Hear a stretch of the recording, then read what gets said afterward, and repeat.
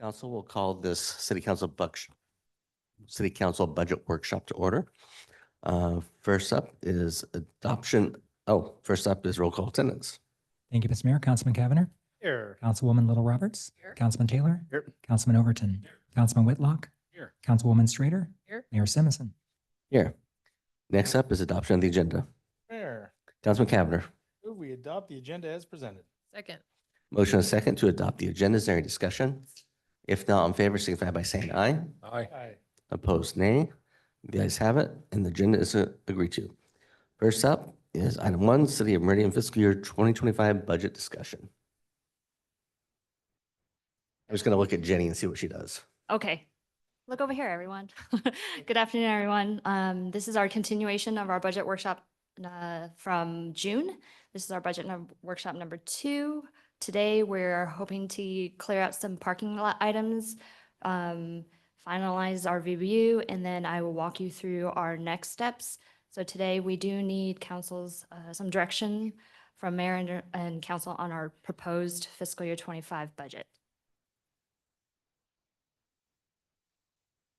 So let's address some of our parking lot items first, right off the bat. Here's a list that we have compiled from our budget workshop number 1. We can go through them one by one, or is there in order? Is that okay with you? Mr. Mayor, Paul? Councilman Cavanagh. I appreciate, it's always a challenge to kind of, it's like we start with a big bucket of Play-Doh. We're trying to kind of form a path for us, right? You got to mold this. So Jenny, Todd, Mayor, what I think probably would make the most sense is if we want to go through, if there's any follow-up information that needs to be presented for any of these parking lot items. There was homework that a staff or a director was going to bring back to us that hasn't been already covered in email. We give them an opportunity to do that. If not, then if there's a continuated conversation about any of these items, council, we can go through that. I think, Jenny, once we've gone through that part, then we can have a conversation about if there's any changes to the budget, additions, subtractions, omissions, et cetera. And that way we can talk first about, here's what we talked about last month, and then where do we go from there? Does that make sense for all of you? Is that council, that jive with you? Councilmember Overton, you're giving me a look. I want to make sure I'm forecasting this correctly for everyone. Mr. Mayor, Councilman Cavanagh, just to be clear, if we don't have concerns with any of these parking lot items, are we then to assume that they are part of the budget moving forward? Mr. Mayor, Councilman Cavanagh. I would never speak for all 6 of us, but I would take it that if we're not talking about this, that means we don't have any additional questions about these. I'm not necessarily taking it that means that they are supported or not supported, but this is the thing more about education as opposed to consideration. Mr. Mayor, Mr. Roy. as a suggestion, again, like where you're going with this, Luke, and again, to kind of address what you're speaking of, John, we could always, in the past, we've voted on each of these items. And if it passes, then we leave it in the budget, or if it fails, it removes it from the budget as a consideration. Also, as a reminder, as we go through this workshop to get to our final number, the public hearing will be in August. We need to establish a budget number next Tuesday for the citizens so we can give them the book so they can review the budget as presented. As a reminder to you, if there's still an item that you're uncertain about, I would always recommend leaving it in the budget, because when we publish and to the citizens, we want to publish at the higher kind of number, because at the budget hearing, you can always remove. By state code, if you were to then at the public hearing make your budget even higher, you have to reset the 5-week process. So again, even if we get to the point where we're uncertain, the safest bet is to leave it in the budget, give yourself another 30 days to chew on it, and then when we get to the public hearing, if you wish to remove it, that meets our noticing qualifications. And I would recommend, if you're still on that uncertain level, just leave it there, talk about it for another 30 days, and then we'll resolve it at the public hearing. Just my few recommendations. If we vote, gives us direction what we need to do. If you say leave it in there, we understand, we'll leave it in there. Just a few thoughts on that.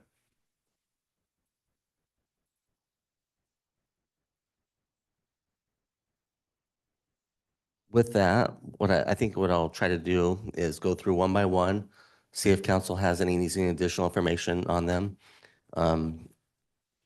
And if you do, we'll have the director come up and chat. If you don't, we'll let you guys have discussion and make a motion. So first item up, we'll look at CCTV ban from wastewater. Mr. Mayor, Councilman Cavanagh. before we jump into that one, just maybe a courtesy request. Sometimes when we move through these, if somebody doesn't have an immediate comment, we're quick to move on to the next one.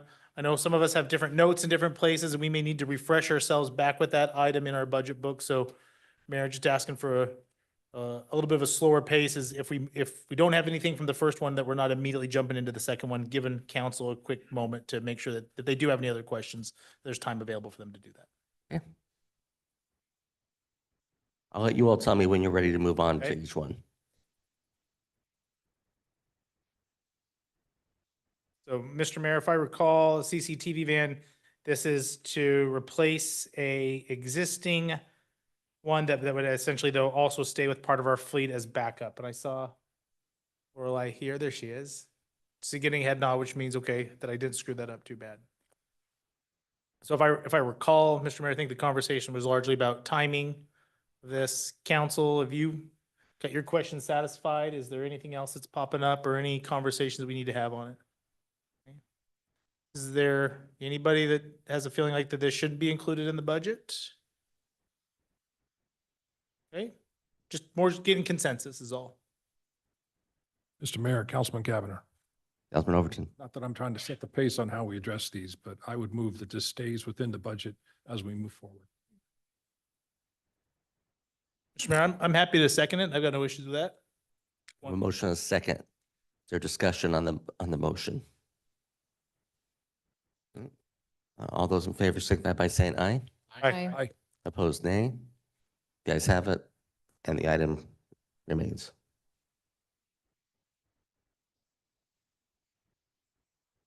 Next up, Deputy Attorney Police. Mayor, Councilman Cavanagh. this one also came up with a lot of questions. Again, this one has a lot to do with timing. Had a good opportunity to talk with some of our command staff who've really assured me that they continue to see this. While it's not housed within the police department, it is a fairly large priority for our police department.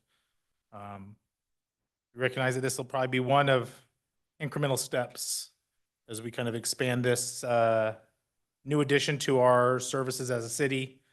But I'm supportive of this position. I've been supportive of it. I can't remember who I talked to, but they felt like we should have been doing this 2 or 3 years ago. I think this is an important piece to stay within our budget. Mr. Mayor, Councilman Schrader. I'm very much in support of hiring a deputy attorney to support the police department. I think that makes good sense. Just to flag a concern, I'm likely not in support of this without some offsetting savings in other areas. That's kind of where I'm landing on that. Fine with publishing it in the budget, happy to keep an open mind. I just think in light of the kind of financial set of circumstances that we're in, it makes more sense to me to try to make this happen by finding savings elsewhere in the budget. Mr. Mayor, Councilman Overton. understand the comments that have been stated, and there may not be offsetting costs for this.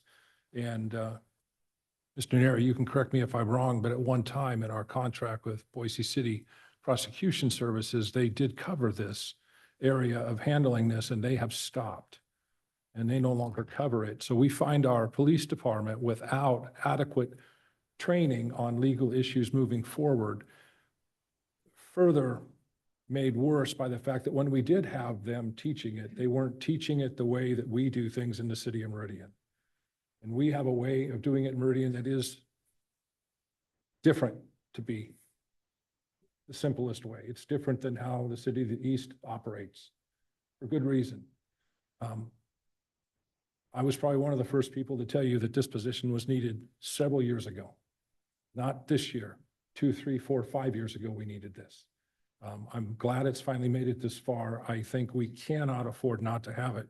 There is an issue called failure to train. And if anybody doesn't understand what the dollar signs are behind the lawsuit for failure to train, it's huge, and it far exceeds what this one cost would be to bring on our deputy city attorney. To me, it's one of the most important parts of our budget moving forward, and I absolutely support it staying in. Mr. Mayor. Councilwoman Schrader. I mean, just to add some nuance to the discussion, I think our existing legal staff are very capable of providing the training that would be needed in the coming fiscal year. The team is stretched, but I don't think it is an emergency by any means. Again, I'd like to try to find a way to fund it. I'm just looking for offsetting savings elsewhere in the budget to try to do so. Don't doubt the need for it long-term. I think the challenge is part of the position is stepping into a gap under our contract with Boise, and part of the position frankly is a little bit of an expansion into a future prosecution team, which is important, but it is kind of an expansion of what we're doing. So that's kind of how I got to where I'm at with it. Again, I'm not against it. I very much want to try to find a way to do it. I just think we owe it to ourselves to try to look for some savings opportunities in the budget. Mr. Mayor, Councilman Taylor.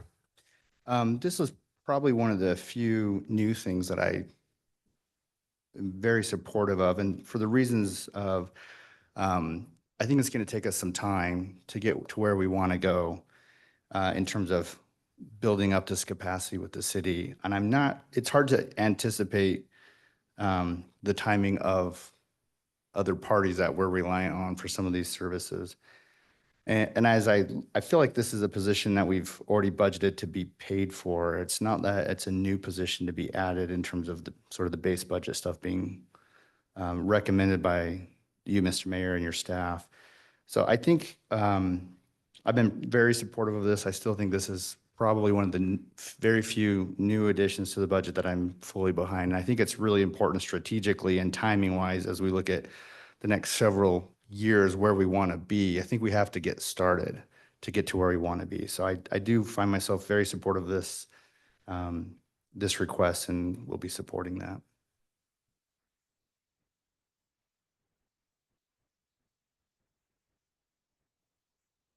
Mr. Mayor, Councilman Whitlock. I would echo Councilman Taylor's comments, and my preference is to be proactive whenever possible. And this is one area where I think if we end up being reactive, we have a huge price to pay at the end of the day. So I'm supportive of moving forward with this proposal. Mr. Mayor, Councilwoman Little Roberts. I also concur after talking with several on command, after we had the discussion on it. I think it's even more important than kind of what was brought to light.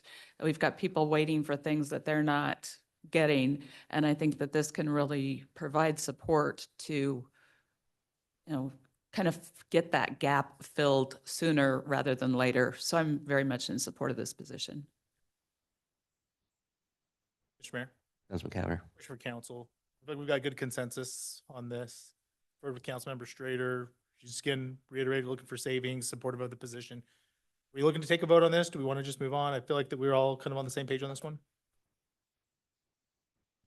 Yeah, I don't need you to take votes. It's only if you all want to take votes. I was, Yeah. Mr. Mayor, I was asking more of the council as opposed to you, so. I guess I'm interested in us being consistent on how we approach each of these items.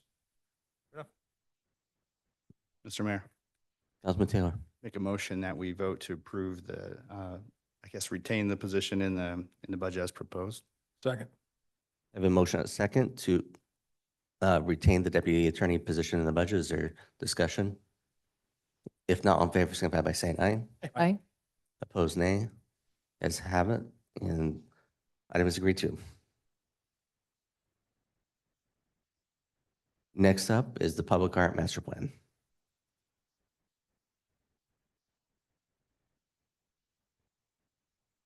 Mr. Mayor, Councilman Cavanagh. I recall this one kind of just came up more about timing, concerned about cost. Council, you'll have to forgive me. This is not one that I've had any conversations, I think, with any of you all about. I don't know if there's anything additional that you need to hear from our Parks Director or from Cassandra, or if there's any existing questions that remain.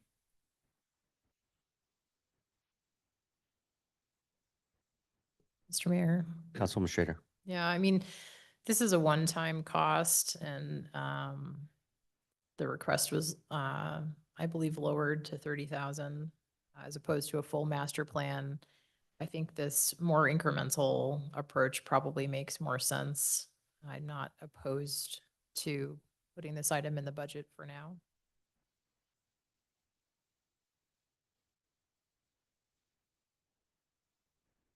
I'll go ahead and move that we put it in the budget for the purposes of discussion. Second. I have a motion, and a second, to retain the public art master plan in the budget. Is there any discussion? If not, all in favor, signify by saying aye. Aye. Opposed, nay. You guys have it. And the item is retained. Next up, transportation projects.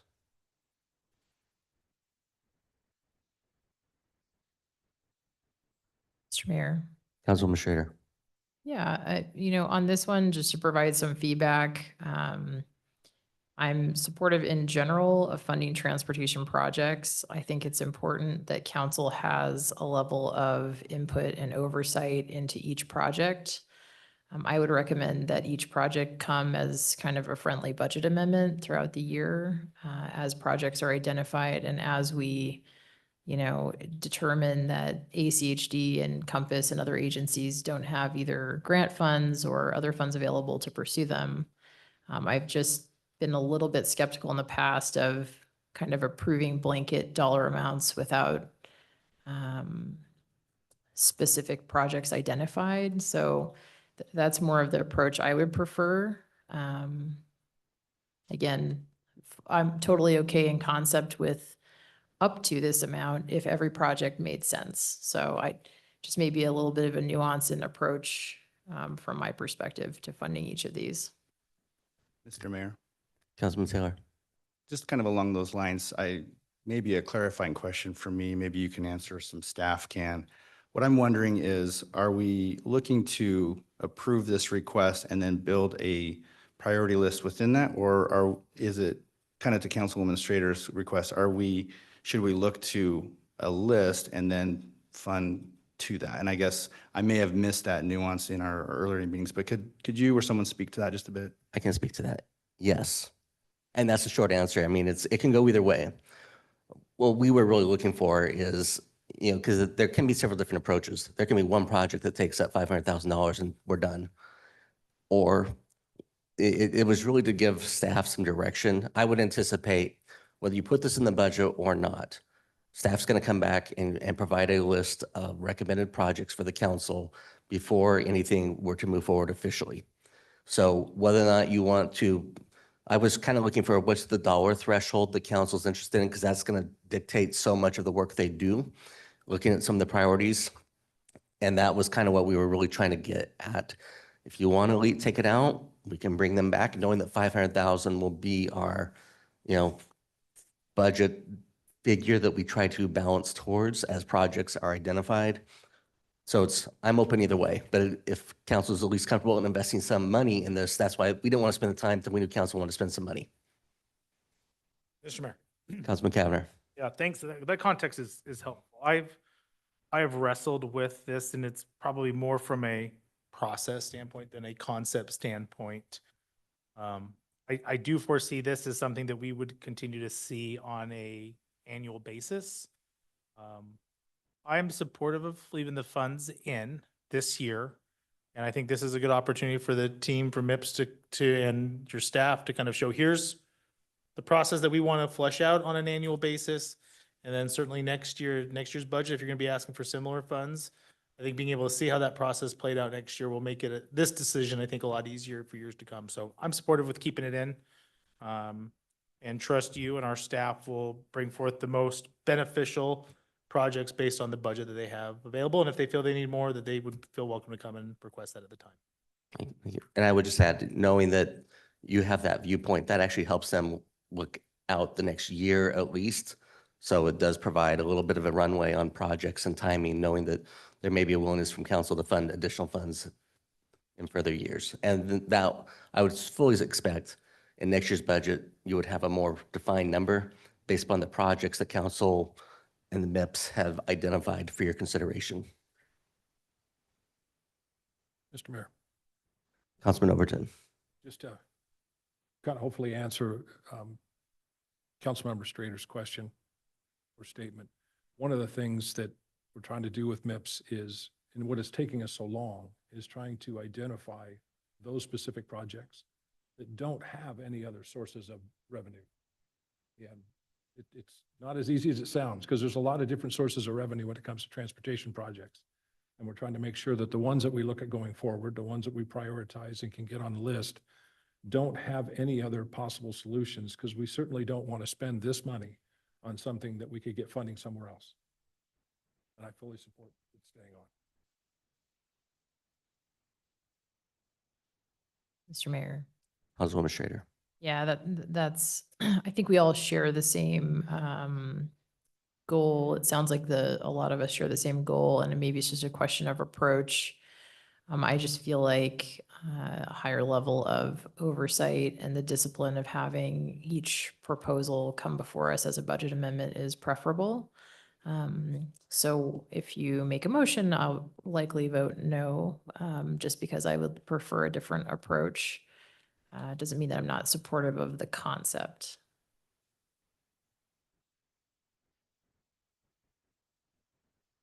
Mr. Mayor, Councilman Overton. I'd like to make a motion that we move forward with the transportation project request at $500,000 in this year's budget. Second. Have a motion and a second to include the transportation project, or retain the transportation projects in the budget. Is there further discussion? All those in favor signify by saying aye. Aye. Opposed, nay. Nay. Ayes have it. And the item is retained. Next off is the tenant improvements. We'll take these up one by one. First will be the fire department tenant improvement.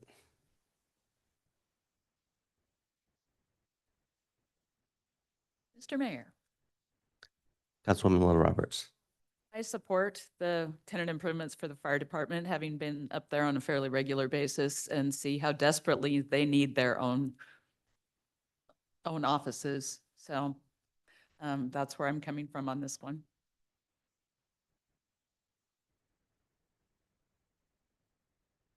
Mr. Mayor. Councilwoman Schrader. Yeah, maybe to kind of make a blanket comment about the tenant improvements. I think there is some good thought behind it. My concern with many of the tenant improvements is that it feels like a little more of a Band-Aid approach as opposed to studying longer term what tenant improvements make sense for City Hall as a whole. I don't really like this approach and also like the dollar amount being the same for each one is a little bit of a maybe red flag for a couple of us. I think we would be better served by taking a year and, perhaps doing some consulting work, or at least making a more holistic plan for City Hall as a whole. So I'm a little bit hesitant about this one. There's a ton of space. We don't lack for space. That's the great news. City Hall should serve us well into the future. I think it's how the space is being utilized, and I'm just not convinced that creating more offices is the long-term solution on this one. Mr. Mayor, Councilman Taylor. I think I share a similar view as Councilwoman Strader. Not that I don't, as we walked through and looked at the tenant improvements, certainly I felt that I understood why we were looking at making some of these changes. What I'm just struggling with a little bit is in a year where we're trying to find savings here and there and trying to piece together some stuff. And I feel like where we don't know the exact dollar amount of some of these tenant improvements makes me just pause a little bit to wonder if it's the right, approach. Would it be better to say, here's what it would cost versus here's an amount, work within that? I'm not sure that I really prefer that approach. To some degree, that's the last item we just voted on with the transportation stuff. Certainly think it's needed and don't disagree with that as where we want to go. But as to whether or not it's better to have more clarity or not is kind of where I'm at. So I would prefer having a better feeling about where we want to go with the tenant improvements as opposed to what feel like kind of generalized budget marks. Again, not to say that they're not needed, especially in the fire department scene. Clearly, I felt like that was justified, but it feels like the way we're going about it, I would prefer a much more clarity if we're going to appropriate, you know, hundreds of thousands of dollars for these tenant improvements. So I'm still debating in my mind where I ultimately want to come down on it. I'll probably support keeping it in the budget for now with reserving the opportunity to maybe look at removing it later. But I agree with sort of the general approach. That's how I would personally feel about it. Well, I do want to come, at least talk about the dollar request, because two of these are definitely at different stages financially with what we know versus the other two.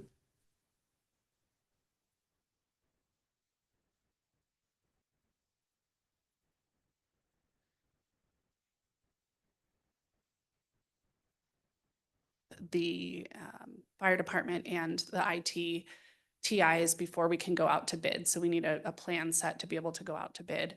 We could certainly bring those back as budget amendments once we have an actual dollar figure for what those will be. Both the mayor's office and the HR TI have not been designed yet. So the work that's been done so far has either just been done internally by staff or kind of pro bono for some drawings. So we would need some funding to design those if we want to move forward with those, to be able to then come back again with a actual dollar figure of what the bids come in at. So I know it's a little bit hard to not have a specific amount. These are the best guesses that we've gotten from several contractors in the valley, but until they go out to bid, we won't have a number, and until we finish design, we can't get those bids.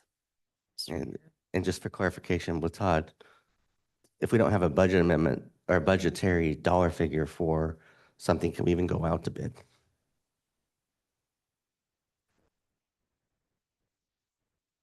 Mr. Mayor, you're correct. We would need to, again, you can go out to bid, but in the bid docs, then you'll have to clarify that you have no appropriations and the project may not occur because there are no funds available. We don't like to practice that because that puts us in a very awkward situation. So we'd rather have the funding available for the bid, but even my guess is, Laura, we should be able to get an estimate after we do the design work of what the bid should be. So you can still put in 50 grand for insert number for design, then that would give our team a lot better data to get an estimate that then we can present to you for a budget amendment. Is that kind of how you're thinking? So we do have money to finish design on fire and IT. We do not have any money allocated to do any design on HR or the mayor's office as it stands today. Mr. Mayor? I Councilman mean, Taylor. Lorelei, how much is needed to do design work? Because I'm seeing kind of two different pots of money, what's needed. So can you answer that? I would have to get that for you, but I can. Is it in the tens of thousands or hundreds of thousands? Tens. Yeah, I believe the design work for the IT and fire was, I think, somewhere between 30 and 50,000. Mr. Mayor, Councilwoman Little Roberts. Mr. Mayor, Lorelei, I don't know if you can answer this or if maybe somebody else can. It kind of seems like the projects are a little bit stacked, like in order to do fire, we have to move council, do HR. And I think there's been more concern about some of those projects rather than fire and IT. Where can fire, is there a plan B where fire and or IT can go during the remodel if council doesn't move out? Councilman Roberts, we haven't gotten to that stage yet. I mean, I think there's some conceptual ideas of using that space. I don't know if Chris has other thoughts for where his team could go, but I think it's something before we move forward with construction, we would absolutely have to figure out interim spacing for these places. But I think all of these could happen together or independently. We would figure out where they could go. And if I could echo that, I don't think that any of these are wholly dependent upon one another. I think they all can stand on their own. There's just, if some are done, they have otherwise benefits for the construction process, but doesn't mean that should drive the decision, in my opinion. But yeah, Mr. Mayor, Councilman Overton. I know we were addressing we started with just the fire department, but it sounds like we got holistically on all of them. And with that said, kind of tailing off of Councilman Taylor's comments, I'd be fully supportive of continuing to keep this whole thing in the budget on all the TI improvements as we continue to try to get the best numbers forward. So it doesn't just look like it's an estimate that we're throwing out there. Mr. Mayor, Councilman Cavanagh.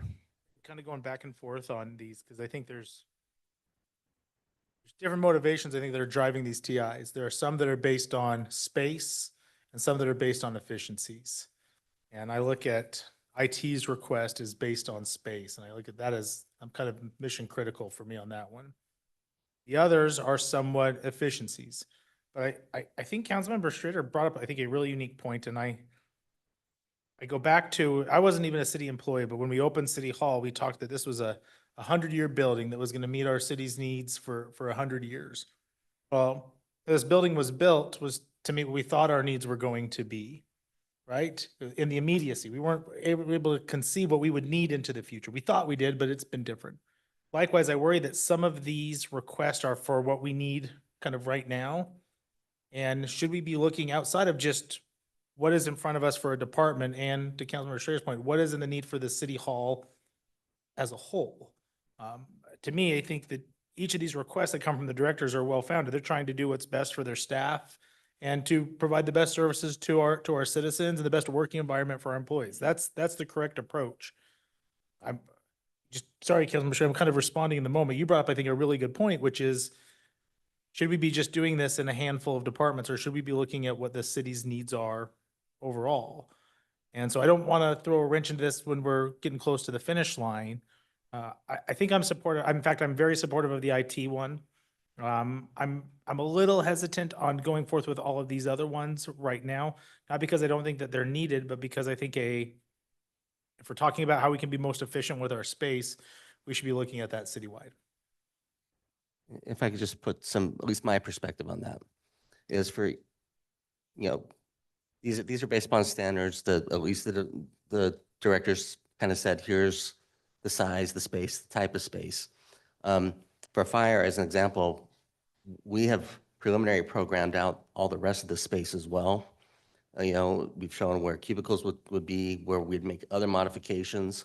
So we have done some of that. Now, you may not like what we decided, what we've said, here's what makes sense, in that context, but we have holistically looked at this to at least expand it out. And I think the other thing is, if you look at the 5-year CFP, 10-year CFP, both in human resources and fire as of right now, I don't know if there's any more admin positions in those or that are being contemplated. So really, in some regards, the time frame for what you're going to get these to last in theory is outliving your current CFP. So I don't know how much longer, how much, the anticipation that we could be, and Debbie can correct me if I'm wrong, but is it one human resources person per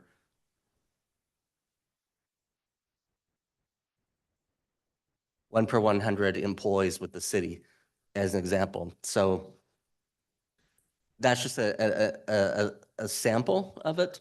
And we have taken into consideration the conversations where this was, when this building was built, and I was newer at the time. Mr. Neri can probably remember this a little bit, but the thought was this building could hold about 300 people. But that was getting rid of all the community space in this building, art gallery, et cetera. And so that is all part of the concept moving forward, is we need to keep doing things. But I guess that becomes the question mark, is like, we could go through and design everything, but by the time we get to making those improvements in 10 to 20 years, what's the workforce needs going to look like at that point in time? And so is there that value, that ROI? So that's a short answer to the conversation, that these tenant improvements are based upon what our current needs are based upon what's in the CFP, based upon the standards that are there. And in the case of fire, they could continue to be built out over time if we did stuff like move the counter forward, put in more space behind them. And those are all things that are like contemplated, but we didn't want to do a full everything all at once because it wasn't needed at this point in time, trying to keep the costs in line with the needs of today. That's my best answer for these. Mr. Mayor. Councilwoman Schrader. I think what might be more productive for us is could we go through all the tenant improvements and have a discussion on them and then maybe see where we kind of end up on them? What I'm leaning toward is we can appropriate, an amount for design that makes very good sense. Discuss that with Lorelei. Maybe we can appropriate some of the request to get going on the work. And then throughout the year, you guys are going to iterate through that, right? You've got authorization, whatever it ends up being, if it's 250,000 or something, you're going to get some authorization from us on a number. You're going to work on prioritization and staging of when you're doing your improvements. We'll appropriate some for design. And I feel like that should give you plenty of dry powder to get that process going without kind of just writing not that they're blank checks, but sort of writing checks without a lot of direction makes me concerned. I have less concerns about this one particularly, but again, right, when we toured fire, they have a huge amount of open space that's not being utilized that in the future, I would hope we're going to be utilizing. I think I want to see some more specifics. And again, my overall preference is actually, I would much prefer to make a plan for City Hall holistically. But if you feel like, this kind of an approach is better, I'm okay with iterating through it, maybe a little bit differently. So I don't know, I would suggest that we just move on to the next TI and unless anyone has a fire specific question or concern. Is okay with that? Let's go on to IT, since that's another one that's at least been further along the process.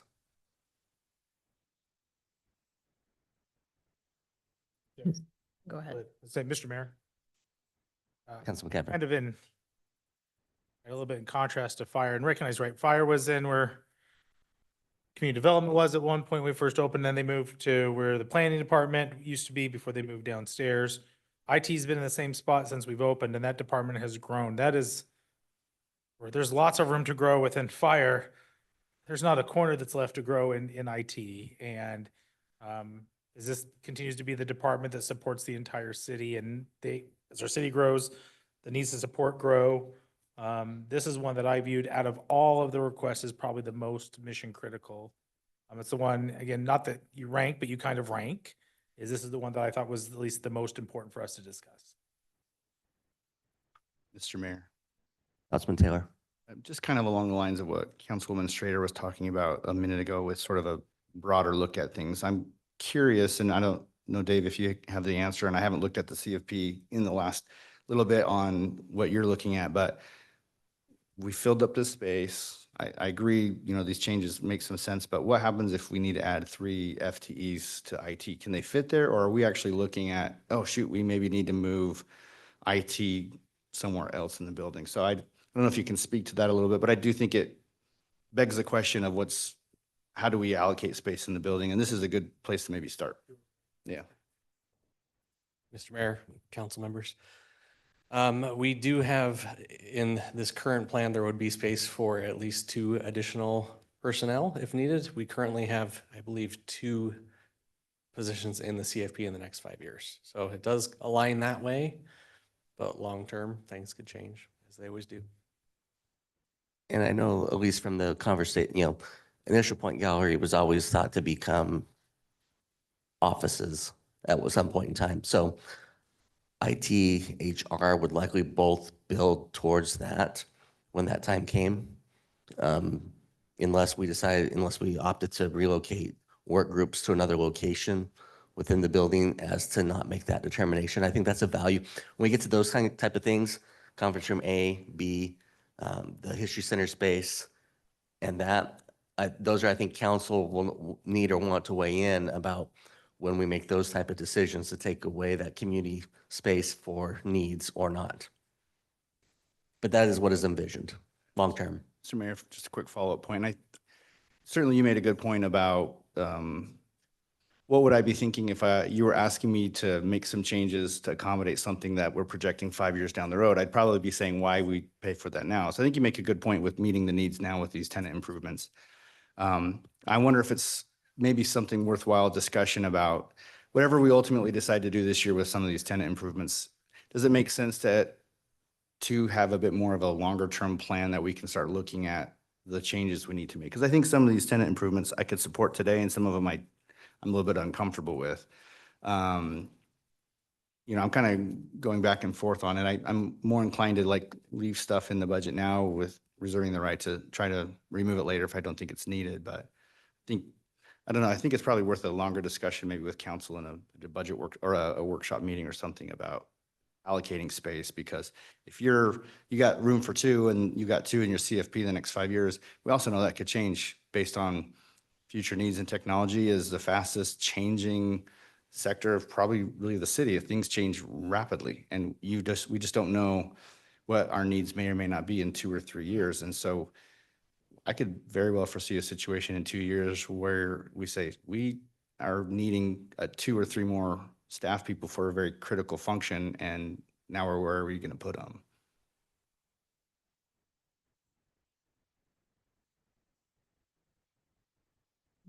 Mr. Mayor. That's what we share. Yeah, I mean, to that point, hard to know the dollar figure, but I'd be very supportive of allocating like $100,000, even if we needed to, or an amount that would be appropriate for a consultant to help us come up with a longer term strategy for our space at City Hall. I think that might be an approach that we could get the most benefit from. And maybe we could identify these items that are critical now and try to fund some of them. Lorelei, is that, I don't know, I just made up that number, so. Good, very good ballpark. So we did get some estimates from consultants, and it would likely be in that $75,000 range. Could do some planning for all of City Hall.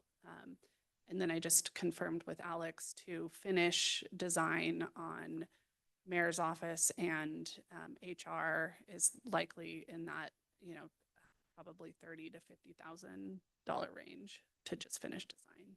So. Sorry, and that was designed for HR and the mayor's office. Okay. Well, maybe we'll talk about, should we talk about our third TI first before we kind of hash out something that'll. Yeah, like I said, these two are in two different places. So Mhm. is there any further comments on the two that at least have design? Okay, then we'll move on to the next one or two.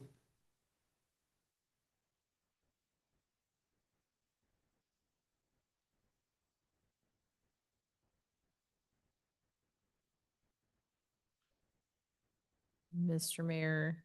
Councilwoman Schrader.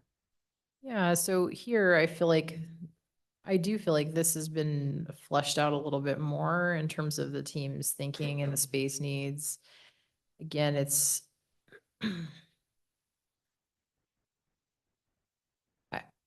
I was not super convinced about needing the space for community development, specifically.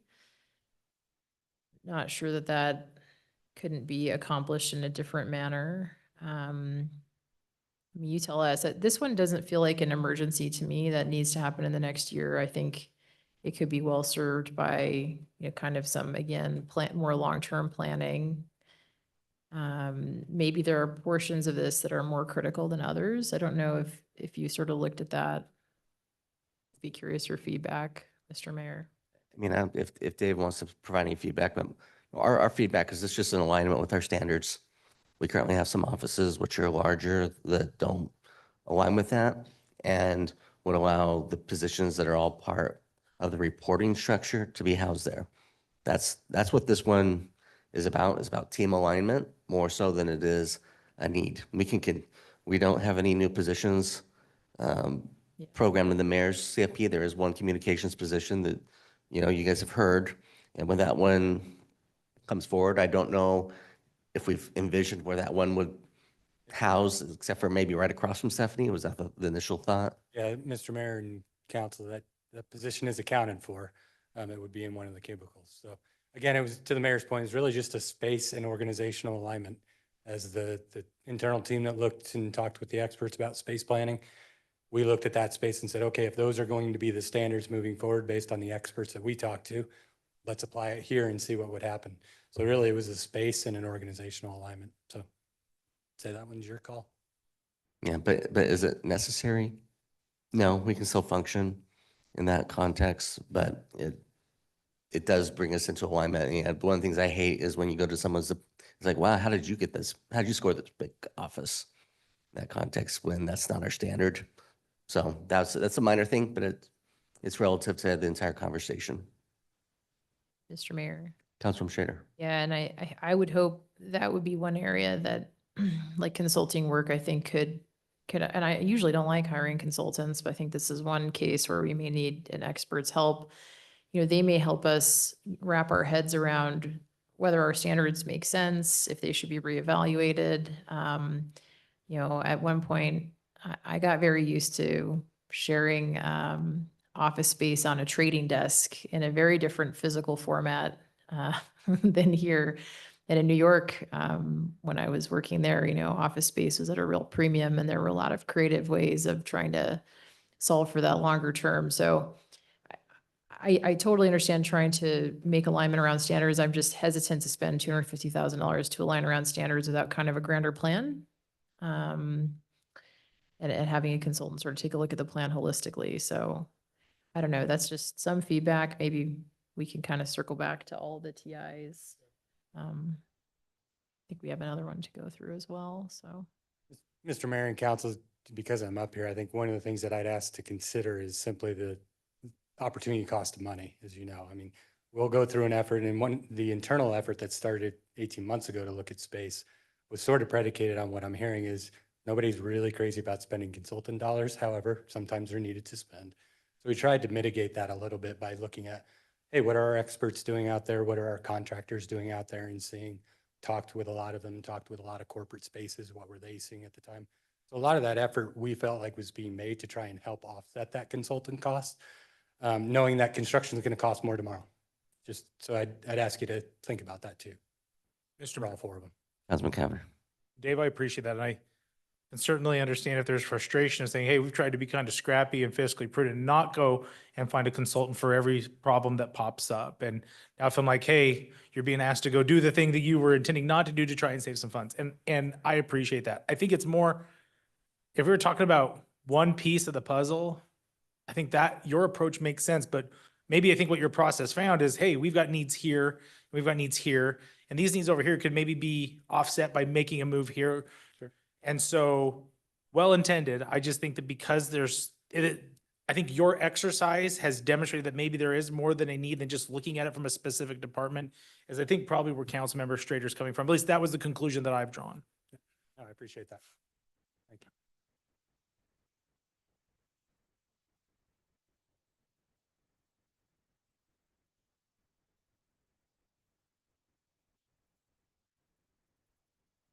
Council, Mr. Mayor, sorry. Councilman Cavanagh. How do you want to move forth on tenant improvements? We've kind of talked about them all. We got one more. Oh, the HR piece. Sorry. I'll stand back then, Mr. Mayor. Sorry. Mr. Mayor, Councilwoman Schrader. kind of, I think maybe Anne might have things to add, just to call her out a little bit. But we did do a tour together, and what was interesting about the HR one, some components of what they wanted to do cost much more than others, so I don't know if you wanted to add anything, but. Mr. Mayor. Councilwoman Lil Roberts. Anyone on the tour with me heard my concern about the second door and creating a $30,000 door inside a door. So I definitely think I would not support this one as it is, but I can see the need.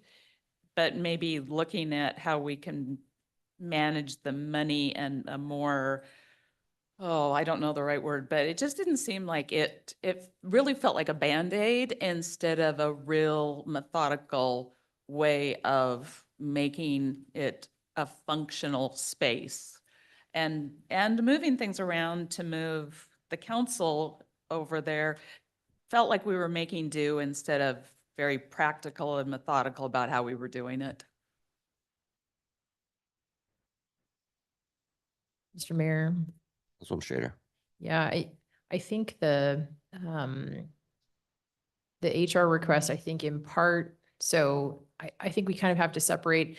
We have some folks throughout the city in offices that may not align to our standards or that it may not be appropriate. So we do need to figure that out, but it's not urgent.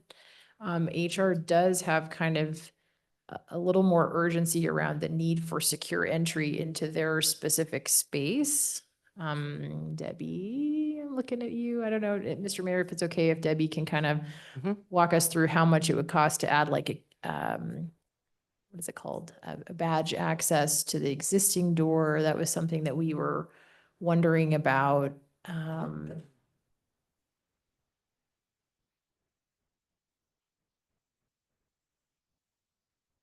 Mayor, City Council, appreciate the chance to get up here and answer these questions. And as you can see, I brought Lorelei because she really is my money person. So, and we did talk, we've got that one door on that side of the office space that could be closed, and we could add a badge reader to that, which would take care of some of the security concerns on that side. And I know this is going to sound shocking, but with the electrical work, it takes almost $3,000 to install a badge reader on a door. Was that 3 or 30? 3. Okay. I was like, oh. Well, in council, this came up from the conversations I had with Councilman Cavanagh when he brought up a place for council potentially to have a space. And so this was not Debbie saying, I want to make all these improvements and changes to HR. These were kind of, I don't want to say forced upon her, but in a lot of ways, I challenged her to say, how could you work this? What would work well if we were to make these decisions? This is the most poorly designed part of City Hall by far. It's the most challenging with that conference room space in the middle that really limits a good layout. And so this is a Band-Aid. I mean, in all sense and purposes, it's a Band-Aid for this one. If you want to look at the full element about, this is one where I think having a consultant does make perfect sense. But it's going to become much more expensive because I think it's going to be a complete removal of some sections in order to make it work. It's my 2 cents. I don't know. I could be wrong, but it's probably worth the value towards some of that if that is what council would want to do. Mayor, City Council, I will say we co-opted this because I think there was conversation about moving office space for City Council to the backside of our office area, but we also had conversations about securing human resource from public just walking back, which happens upon occasion. So I think it was kind of a joint effort in looking at that space. Mr. Mayor, Councilman Cavanagh. I think some flavor is probably important too for council. That conversation was really built around better utilizing that space for operational needs. It wasn't, hey, council needs, we need to move someplace else. It was really posed as, hey, what do you think about utilizing some of this space for ongoing operational needs, and how would the council feel about moving? And certainly of all the people that are in this building right now, the 6 of us are in here the least. And so when it comes to office space, I do view us somewhat as having a lower party. That said, I think it is an expectation that we do have space to work out of, space to meet with constituents, with department managers, directors, et cetera.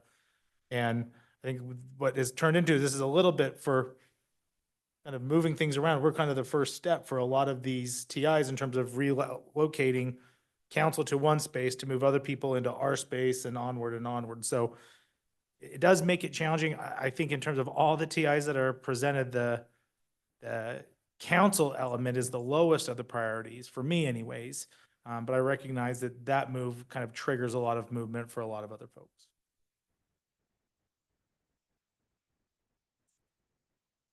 Councilwoman Little Roberts. One thing after you said that you can add a key lock or a badge to that door, that is not contingent upon doing the TIs. Can that just be done and happen? Because that's a security issue. Mayor, Councilmember Little Roberts, that is correct. We would just add the card reader. I don't know if we'd have to replace the whole door, but that would be an easy fix for that side of the office space. Thank you. Mr. Mayor. Councilwoman Schrader.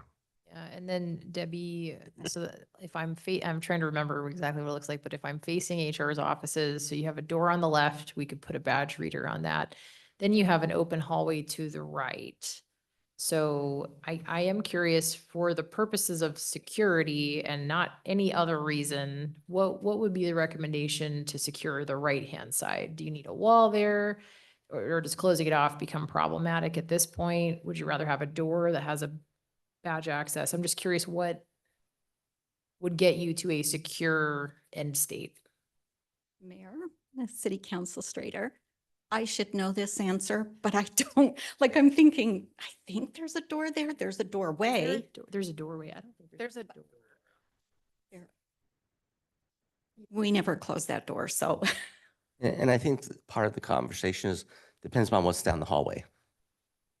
You know, if it's who's utilizing those spaces may have a different answer that you would want to put in from a wall versus door with card reader. All that could be impacted by that decision. Lorelei said there is a door on both sides, which I didn't know. Mr. Mayor, Councilman Schrader. let's assume that's the case. We'll double check. Then I guess you would need $6,000, right? Because you want to you'd need a badge reader. If you have one issue on the left-hand side, you have the same issue on the right-hand side, right? So, That's correct. yeah, okay.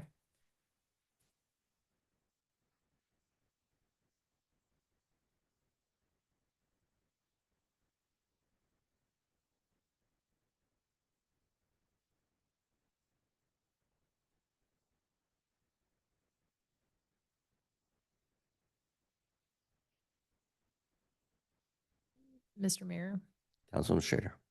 yeah, maybe just,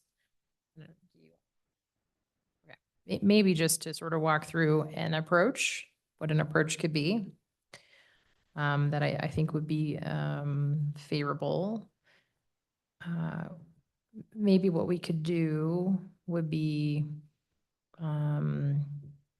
appropriating up to $100,000 for a consultant to study our future space needs at City Hall. We could appropriate a further $50,000 for the design needs that you just mentioned, Mayor. We could appropriate $6,000 for HR to have badge access so that we do solve an immediate need that they have. And then maybe we do $250,000 for now of tenant improvement money. And as you kind of, spend through it, identify the most immediate needs, I would hope that we kind of wait for the consulting work to take place to sort of inform some of our efforts. But I think maybe that might be a better, more iterative approach. When you add up all of these tenant improvements, each one does seem manageable, but when you add up all of them together, it's a very significant amount of money.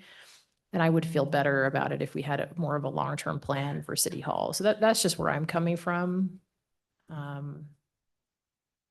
I'd make a motion to do that, or at least to get feedback on that idea and see what people say. Mr. Mayor. Are you seconding No, making a comment before. well, let's see if there's a motion, just follow up proper. I didn't hear it as a formal motion. Okay, Saying I think she Discussion. would be willing to, but okay. I said, hey, let's Sorry. have a conversation. I was coughing over here. It's okay. It's all okay. We're all a team. Okay, Councilman Overton. Well understood. The trouble with this request is, again, it's like some of the others. We don't have an exact list of exactly what all this money is going to do. We have an idea, we have a goal we want to get to, We don't have those exact numbers yet. But I gotta say this because I know the comment was made about when City Hall was built, it was gonna be a 100-year plan. I remember walking into a brand new city building and they said we had a 20-year plan. And in those 20 years, we must have done 4 or 5 full remodels within that police department because that 20 years was not the correct vision for where this city has gone. And I think we have to be aware that that doesn't just apply to our police department, it applies to all different parts of our city, especially IT, as they've probably grown exponentially to the days of former Councilman Keith Bird. There's a real need in all of these areas to do these improvements. I just want to make sure that we're all on board, that we're doing the right thing with the right money at the right time. And I think we need a little bit more information before we pull the trigger on all of them. Mr. Mayor, Councilman Taylor. kind of a question for you or maybe council or staff. I'm just wondering, is it, and maybe even finance, maybe this is even more for you. Can we allocate an amount of money for tenant improvements, but let you tell us which of them are the most important first to work towards it? Because I do think there's some that seem more ready and more needed now. Just kind of wondering, when we allocate money, can we allocate it generally and allow you to come to the council and say, this is the project, here's the exact dollars? Or do we have to just sort of fund this amount for this tenant improvement? Well, it depends on what latitude you give us. You know, if you were to say, here's $500,000 to go do the fire and IT tenant improvements, I'd say done, sold. Let's go get that done, because those have been out there for years and needs, and we've invested money in design. The other two, we're happy to wait and have a conversation if the council wants to do another 100,000 for design, because there are definitely some, you know, quite frankly, community development is probably the biggest next area that needs to be looked at in that context. And what that conversation leads to may lead to some of the design questions or some of the staffing questions that might trigger some of the other stuff. As was mentioned, the mayor's office, we're fine without it, but it was part of the conversation that we were looking at. HR, they're fine without it. It just means we're going to let them stay the way they are until a larger TI is proposed that makes sense, because we either need the back hallway for IT staff or we need the back hallway for something else. You know, there's going to be something that's going to push every one of these decisions at some point in time. There's just currently nothing that pushes us to require to do those other two. But if you say $500,000 for the TI, it's $100,000 to do a space study, we can go forward and make that happen. Because I think that gets us what we need for right now in this upcoming budget year. Mr. Mayor, just to follow up Councilman Taylor. on that, I'm a little bit more comfortable with the idea of that direction of allocating something towards where the design work has already been done, assuming council is generally supportive of doing that. I'm not as supportive of the idea of allocating large amounts of money for something where it seems like it could be pushed off for a few years. I do think we're looking at how to prioritize needs, immediate needs today, and I'm not that interested in trying to fund things that have not been identified as immediate needs today. So still kind of grappling with it. I hate the idea of spending money on a consultant when that money could go towards the construction. I really struggle with that. But it also could save us money. But I would hate to come back and say, thanks for telling me what I already knew. And that's certainly a very real possibility. They could say what we've already been talking about. So,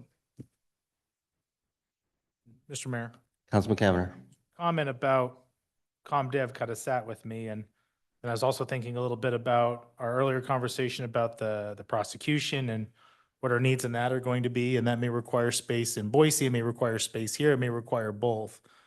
I'm coming more and more to the conclusion that the harder decision is probably the right decision, which is a larger scale review of the needs of the city, not just today, but kind of Councilmember Overton's point, the future. So we're not redoing this 5 or 6 times. Let's make sure that we're trying to hit the mark as best we can now with how we're growing and where we're going to go in terms of expanded services. Again, I maintain, I think the IT need is there. I'm not opposed to the fire piece. I see that as more of efficiencies as opposed to a space need. But I trust that if the department's asking for it, it's because they view it as critical. The other ones, I think to Councilmember Taylor's point, probably are less critical. I'd almost want us to have a space study or a city hall efficiency study completed before we move forward with the construction on any of this stuff. I mean, that's something I would support, a budget amendment coming ASAP to get that process rolling. So when the new budget year hits, we've got dollars ready to go to start implementing some of these projects. It's kind of where I'm sitting.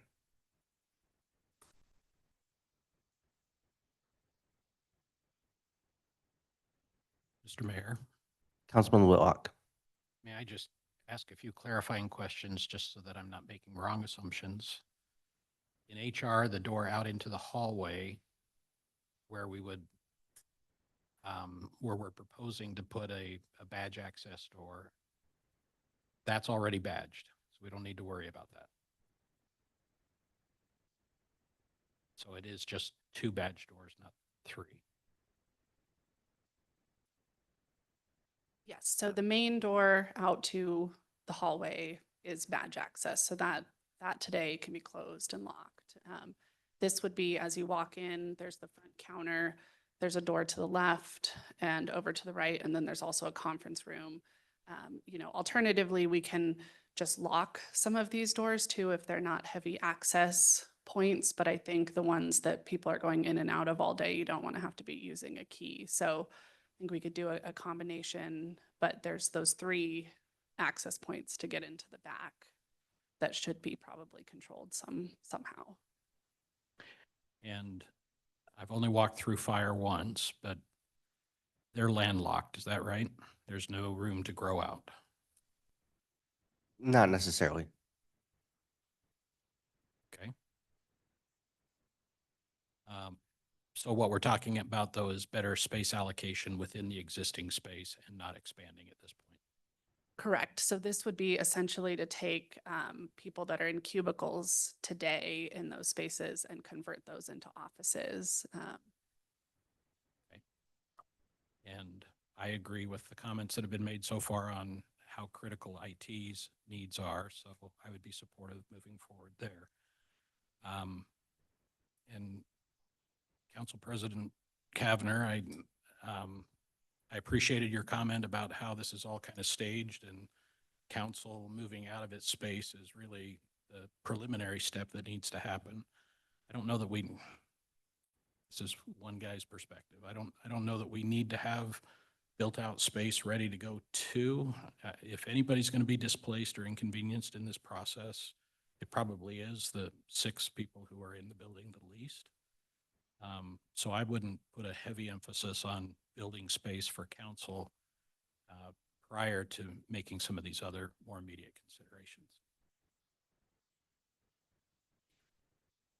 Mr. Mayor, Councilman Taylor. I would just make a comment along the lines of what Councilman Whitlock said. It seems to me like we could be a little bit more flexible. We don't need a dedicated space built out for us to move. I think if we need to reserve a conference room or do something, we can find a way to work with. I think we're the most flexible because we don't have to be here to perform our functions as much.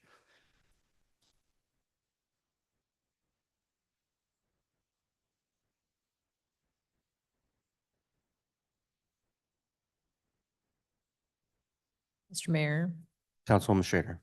maybe I'll take a crack at it. Yeah, and I think I totally get it. I actually hate spending money on consultants too, because they might tell us what we already know. But then again, we might spend a ton of money and then have a consultant tell us there was a better way to do it, right? So that one goes both ways sometimes. So I don't know. I'll make a motion. I think we should spend up to $100,000, hopefully less, Lorelei. I know you're really good at negotiating. Hopefully it'll be 75 for a space study. 6,000 today for HR to figure out their badge access situation, and go ahead and put 50,000 toward whatever design needs are needed, and up to 250,000 for immediate TI needs that you think are of highest priority to be authorized this year. I think our expectation would be that we complete the space study unless something is really an emergency, in which case I think we could go ahead and spend. And it doesn't stop anyone from bringing a friendly budget amendment throughout the year as things kind of play out. I think that approach might be a little bit better. I'll second. I have a motion second. Do I have discussion on the motion? Mr. Mayor. Councilwoman Little Roberts. Where 250 would fund either IT or fire, I really struggle with one and not both of those potentially getting completed because I think they both really need to happen. So I'm not sure if I would be supportive of this motion or not. I'm kind of leaning toward not. Mr. Mayor, Councilman Taylor. if I could ask a question and maybe Councilwoman Strader, if you can clarify. The 100,000 for the next year's budget, or would we consider a current year budget amendment for the 100,000? I'm sorry. Yeah, we should consider it as a current year budget amendment. You're absolutely right. Just wasn't thinking about that when I was making my motion, but yeah, we want to get going on that as soon as possible, And if it's possible. Yeah. The other thing that I would add is you had in there $50,000 for, I would take that out. I would rather put the money towards immediate construction rather than design for the other areas. If we're going to do a space study, that to me would make more sense. Rather than moving forward with that, because I'd rather see the money going towards at least getting a couple of projects built out. Mayor, point well taken. Yeah, let's go ahead and restate the motion. I think, so $100,000 of a budget amendment in this current fiscal year for a space study to get started on that as soon as possible. $6,000 for HR to add badge access. And then, we could go ahead and do up to $300,000 already authorized this year for TIs, with the understanding that when the space study is completed, you're gonna start on things you think are critical. You could come back. I think that probably makes the most sense. It's fine. Second's going to agree, but probably seek some clarification. Councilman Cavanagh? Thank you, Mr. Mayor. Councilmember Schrader, your last part of your motion, the $300,000, you said in this year, or you meaning as part of the fiscal year 25 budget? That is correct. Yep. With that, Mr. Mayor, I am in agreement, and maybe just a quick comment. I really appreciate where Councilmember Roberts is coming from. It feels like, or should we be talking about either or when we really maybe should be talking about both and? And I think where Councilmember Strader's coming from is, it's not a disagreement that both aren't important. It is, would we benefit by a larger study about, could a larger study tell us information about fire's needs that maybe didn't come about from the internal process? Could we build a better mousetrap? And what I think I was also heard from Councilmember Strader's motion, it wasn't necessarily that the city is going to go and do IT, or the city's going to go and do fire. This city's going to evaluate what the best process is moving forward, hopefully in conjunction with, once this study comes back, there is revenue ready to go. And if that study comes back and there are 2 or 3 additional projects that fall within a certain financial threshold that the department directors and the mayor thinks is appropriate, they would feel comfortable able to bring that as a friendly budget amendment for us to consider. So as I understood, I think the dollar allocation in the budget is to help with the bidding process, not to necessarily prioritize one project over the other.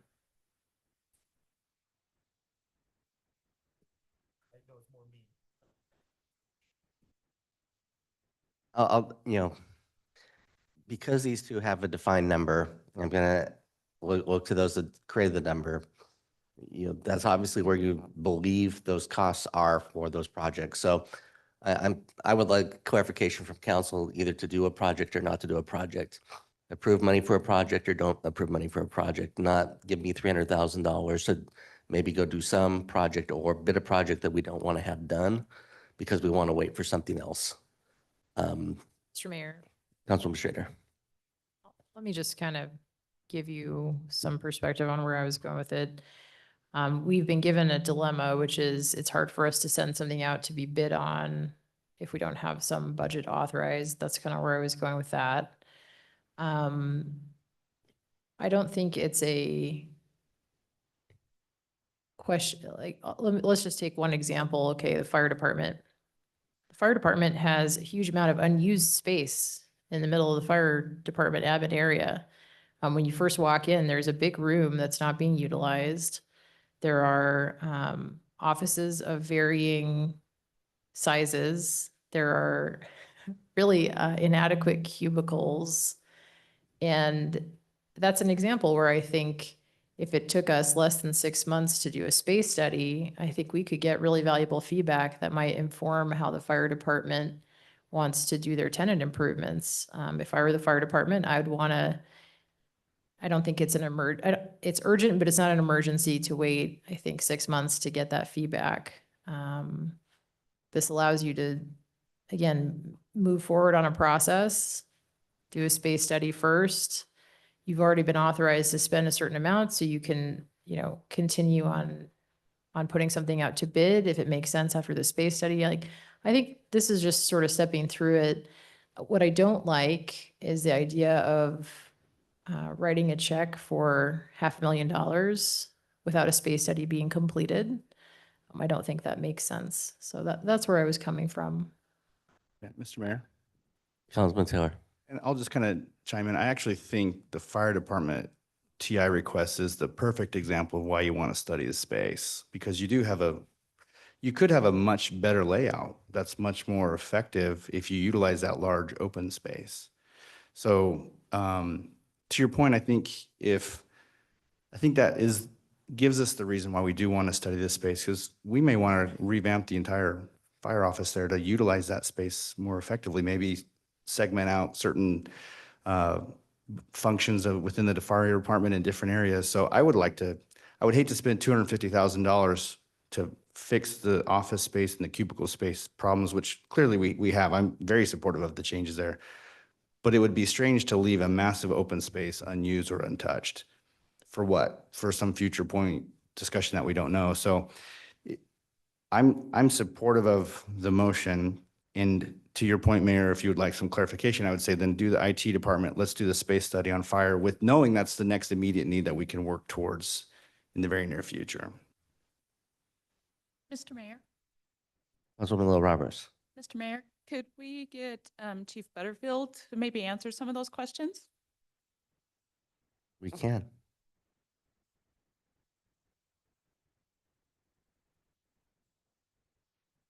Thank you.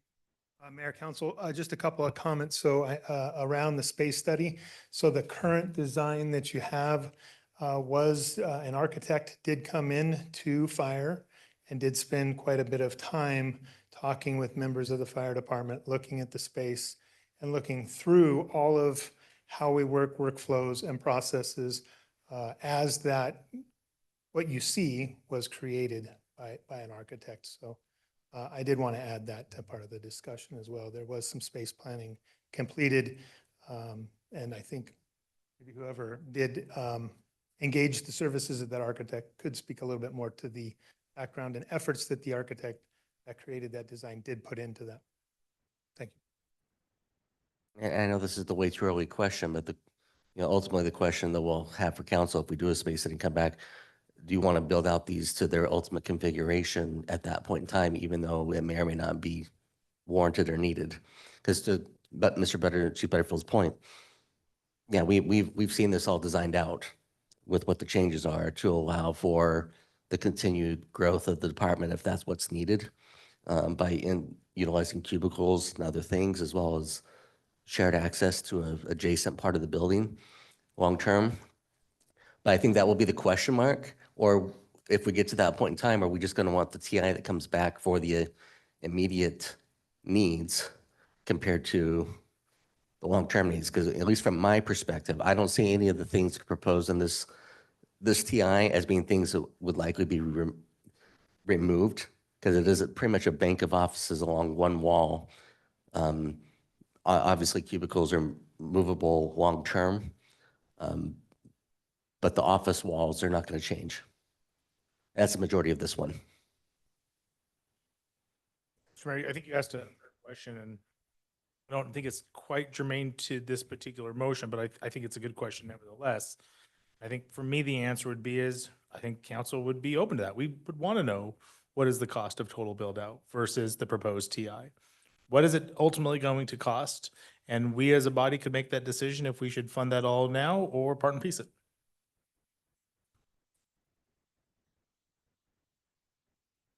Mr. Mayor, Councilman Overton. just, I guess I need the point of clarification now as we keep discussing this. If I understand the motion and the discussion that's happened after the motion was made and seconded, priority is the IT TI. It hasn't been said, but it needs to be said, is that priority is we need the IT TI, and then all the other aspects that we're looking at are going to be part of an overall space study, and that this would be a 300,000 plus 100,000 plus 6,000 approval. Maybe I have those numbers wrong. Mr. Mayor. Councilwoman Schrader. Yeah, so this is authorizing up to $300,000 of tenant improvements. And that amount, in theory, could be used at the same time with multiple projects. I mean, if we needed to. It sounds like the IT needs are more pressing in most folks' opinion. This would allow, after the space study is completed, us to move forward on that. I wouldn't recommend that you build out the IT space if a space study is only going to take a couple of months. I would suggest that I don't want to tell you how to run the city, Mr. Mayor, but I would definitely suggest getting the space study, evaluating that, and then kind of taking it stepwise, one step at a time. It sounds like IT is the most logical step, but I'm not tying the motion to any specific project.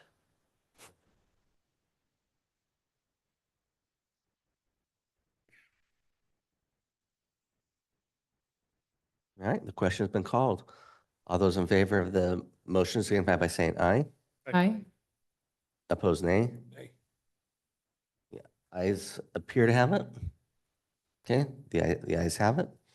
And Mr. Mayor, I have a clarifying, just so that we're tracking with the numbers.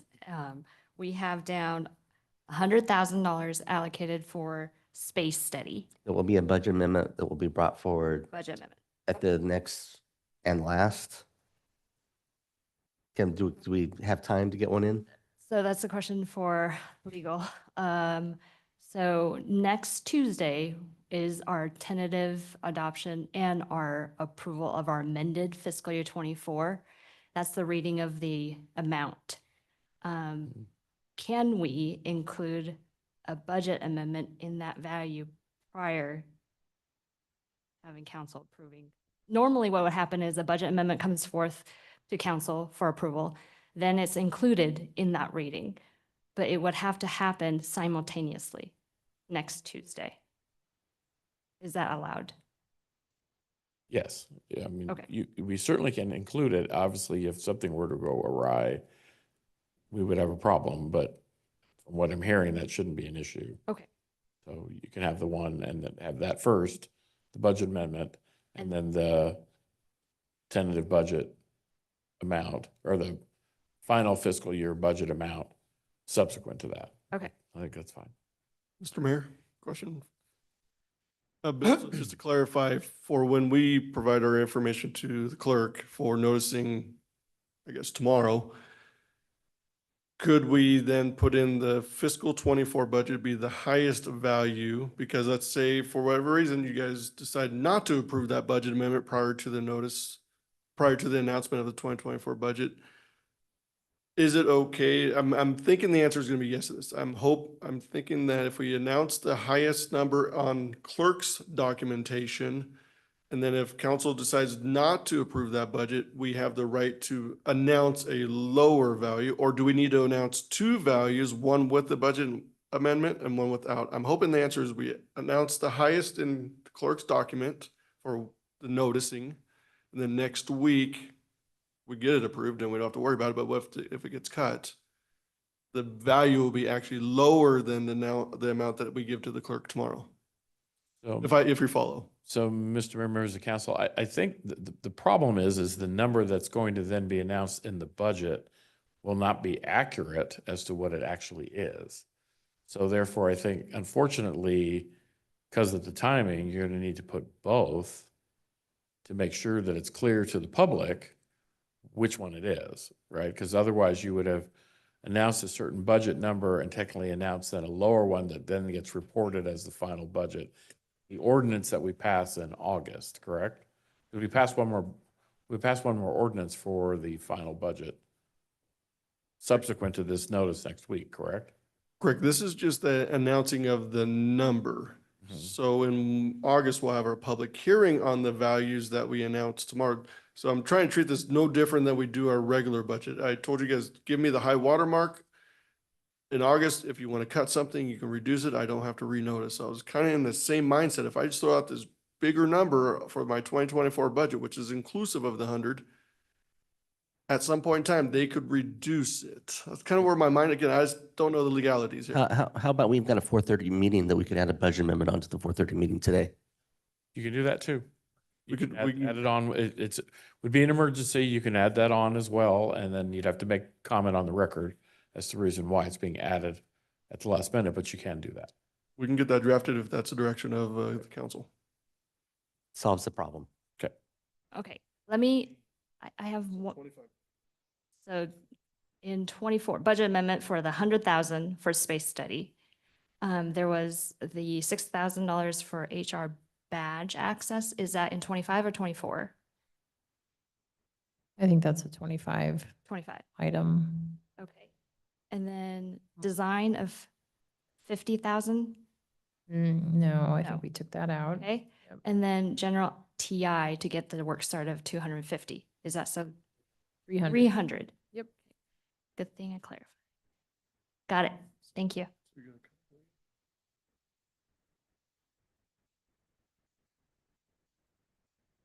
So we're replacing all of that we said, we're removing all of the TIs that are currently in the proposed budget. 816,000 is removed and we're adding 300,000 and 6,000. Okay, That's right, Jenny. Yeah, thank you. thank you.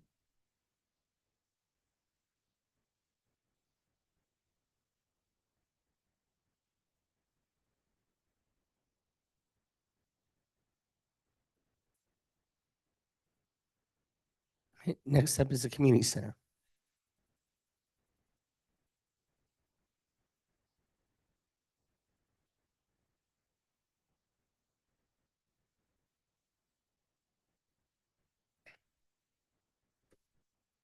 You're pulling up the PowerPoint. Mayor, members of council, I did put together a few slides because I know there were several specific questions asked at the end of the last budget workshop. And I thought I would just, for clarity's sake, put them onto some slides with answers to those questions. Just waiting for the slides to come up.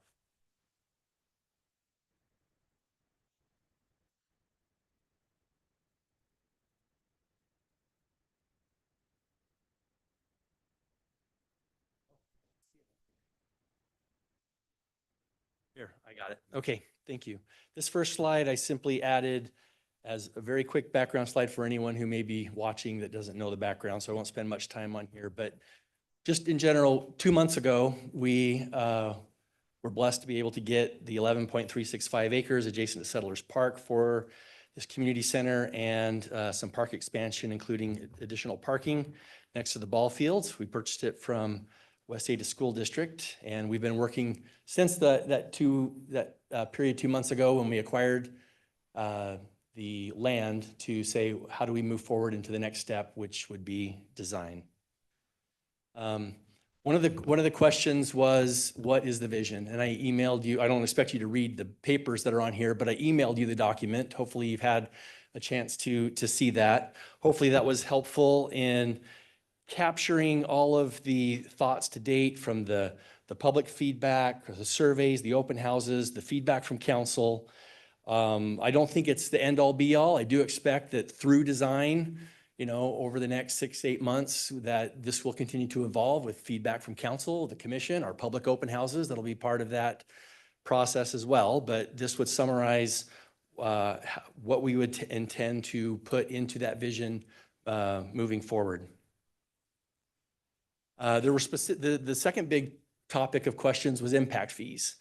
To be clear, the construction project, the design, the construction is all 100% impact fee eligible. So there's no general funds being requested with this budget amendment. And I know, Councilman Taylor, your specific questions were around the O&M in future years. So I will get to that.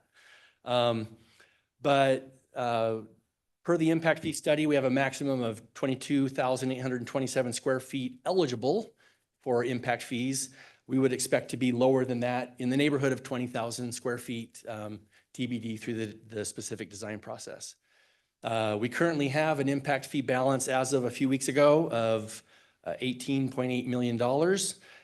We anticipate, again, we don't have a fully designed building to get a construction estimate, but we're going into it with anticipating around a $15 million total project costing, not just for the building itself, but also for the park expansion, the construction management, the design, the soft costs. That's kind of where we're aiming. So all the funds that we need for this design and construction project have been collected and are in the bank today. The next question that was asked is what happens if we don't spend those collected funds soon? So the more immediate impact is that finance is going to commission a new impact fee study in a couple of years. And so if we want to have these funds obligated by 2026, if not, they will be subtracted from the impact fee eligible funds that can be collected for future projects during that next impact fee study. Mr. Mayor, Councilwoman Schrader. I don't mean to interrupt, Steve, but on this topic, it might be more efficient to ask questions now about this. Absolutely. If that's Please do. okay. Mr. Mayor, if you're okay with it, just some questions. I'm not understanding the timeline. So the funds need to be obligated by 2026. Or how many of the impact fees disappear per year? It's not all at once, right? I mean, it's help me understand that dynamic. And what I'm getting at, what I'm hoping is the easier answer is this is when we need to start. That's what I'd like to understand, because we're looking at something for fiscal 25. You have a construction process that's going to take a period of time. And then the concern at the end, and I'm sure others have concern is, we're not just building buildings, right? We need to build buildings that are functioning with people in them and Sure. understanding that. So help me understand the timing. Like, what's the guardrail of I have to start here because otherwise impact fees disappear? What's that date? I'll do my best, and Todd may have a better explanation, but I'll give you my best shot. What the reason for the what happens if they're not obligated by 2026? The funds don't disappear, but what happens is, as part of the study, all funds that are in the fund balance, that are the impact fee fund balance that are not obligated, get subtracted out of the impact fee calculation for what can be collected, potentially permanently reducing the impact fees for the future. Would that be true, Todd? So let me just ask, maybe an example would help me even more. So what if we waited 1 year?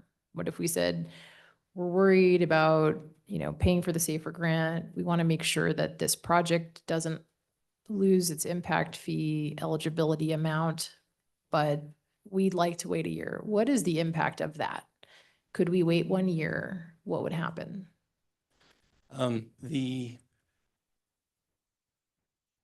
In terms of the community center itself, it just waits a year.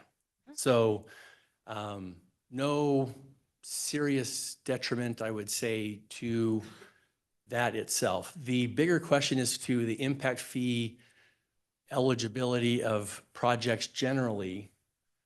I'm looking over you, Todd, because I feel like I'm not explaining it very well, but it has more to do with the study and how the future impact fees are calculated for other future projects.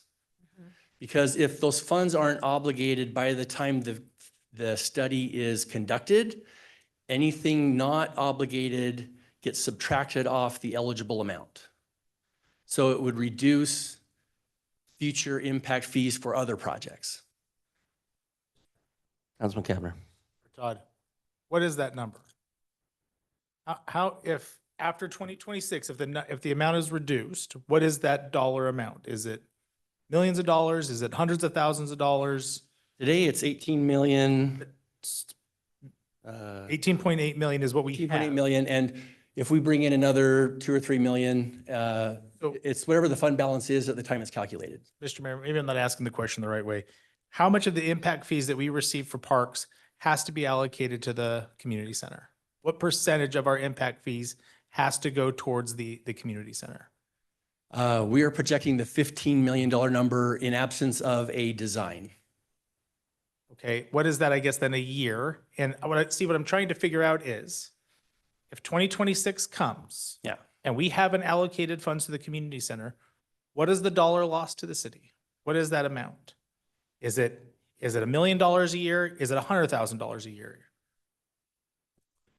Mr. Mayor, Luke, again, that's a great question. That would be a full study mathematical calculation, because what we have to do is we have to look at the next 10-year CFP request or CIP request for the parks when we do the study at that time.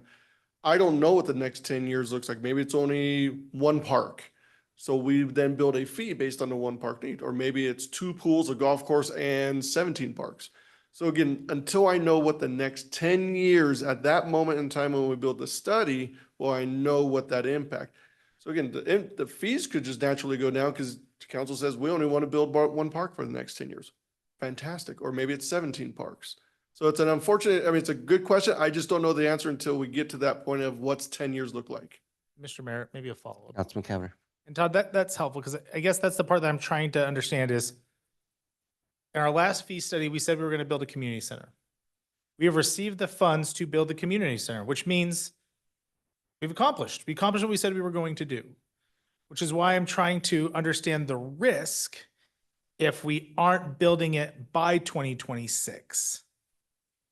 And I haven't been able to figure out what that risk is. What is it that we're losing? If we said in our last fee study, we were going to build a community center, we received the revenue through impact fees to build the community center, well, then certainly that number would drop off because we've achieved the revenue that we've had, that we said we were going to receive.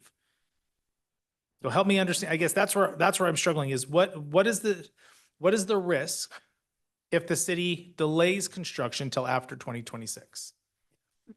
Mr. Mayor, your math is accurate.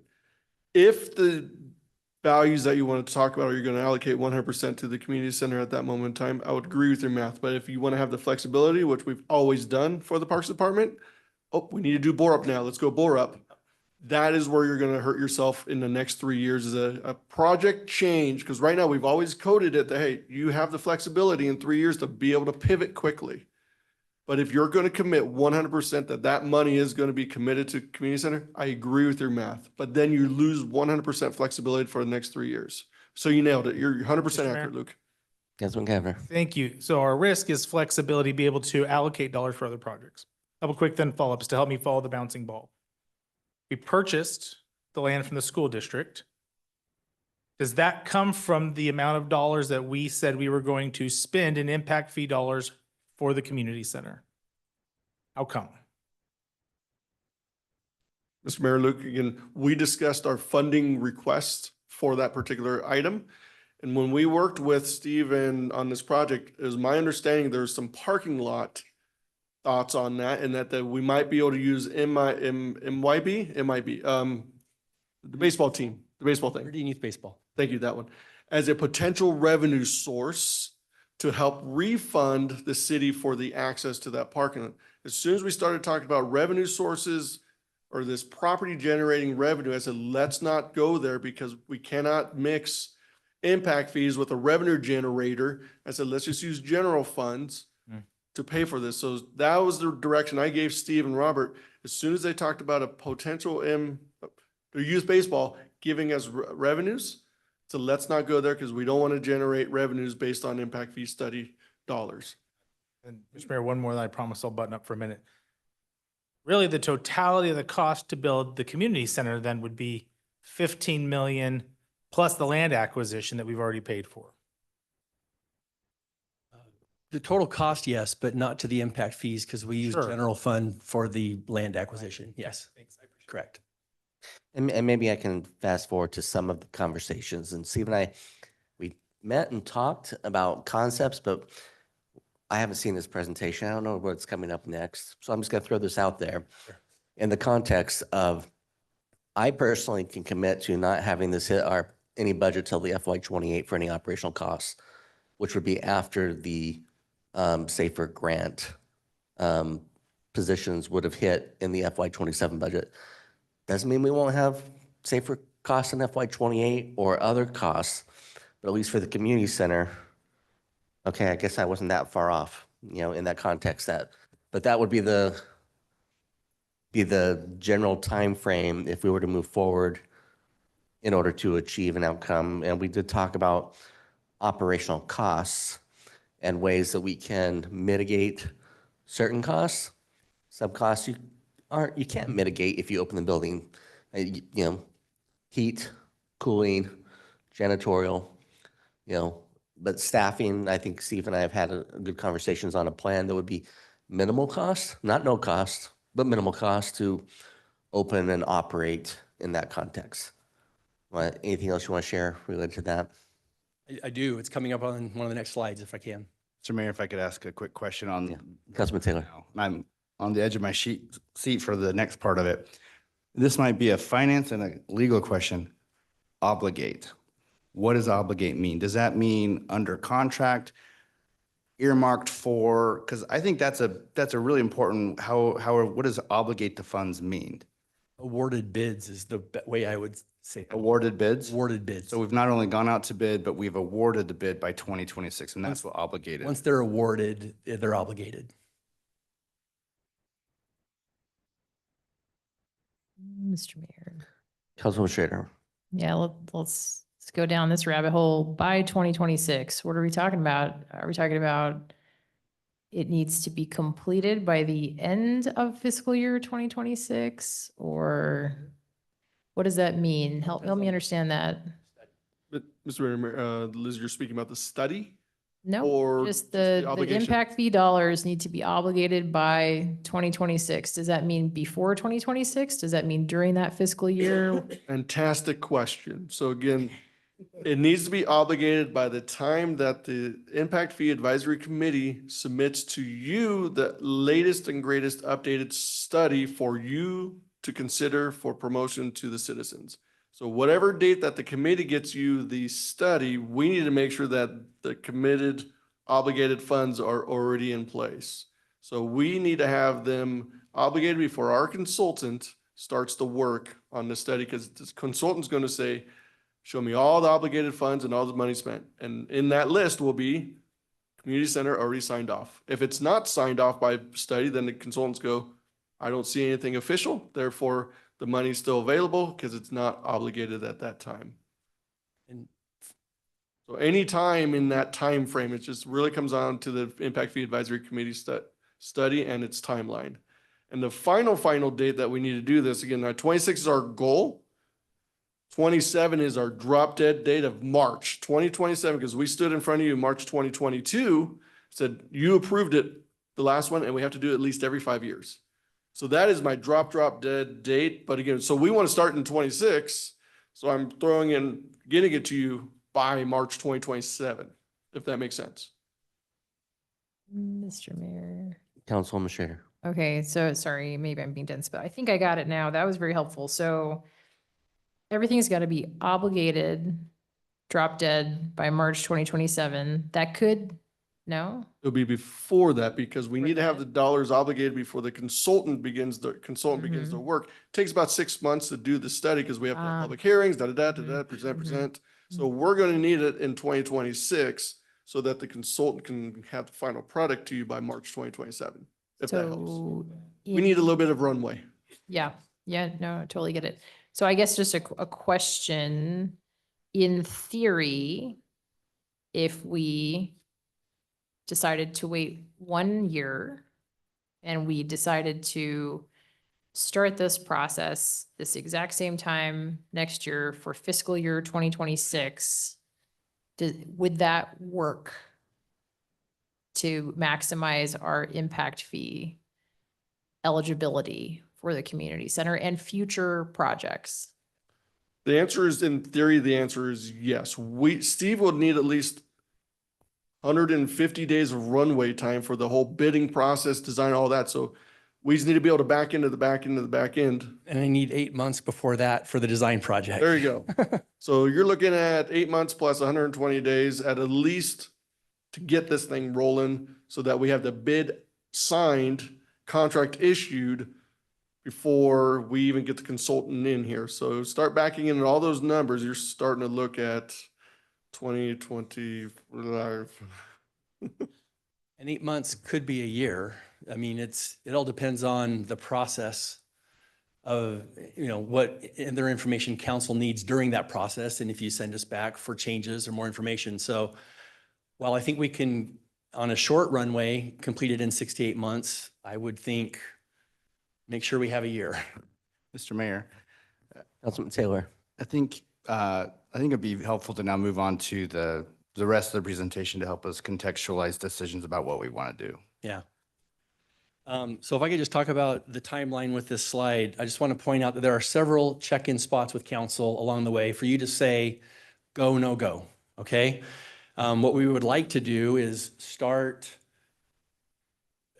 now, soon, with schematic design, start designing on the site that we now have. Finalize the programming, do an operational cost pro forma, check in with council after doing that, and then make sure that we are on board before moving into final design and construction documents. Then we would check in with council again to, before going out to bid. And then that contract comes back to council again before any funds are obligated. The winter, spring for final design, I mean, that's best case scenario. That is moving fast. It can take a little longer, but I'm trying to give us a little bit of runway to not hit the deadline that's coming with the study that Todd's described. But if that happens, then we would begin construction in 26, complete construction in 27, open a community center in 28. And we don't need any of the staffing or the operating costs until the 28 year that Mayor Robert said. Now, this is a draft schedule. There's a lot of things that can happen between now and 2028. So please take it with a huge grain of salt, but it's my best guess looking for today. Just a quick reminder that I don't need to spend much time on this, but we're not coming to this in a vacuum, but I know we have some new council members that don't know the previous 3-4 years of history, and we have completed 690 surveys. We've done focus groups and stakeholder interviews. We've held multiple public open houses and public meetings.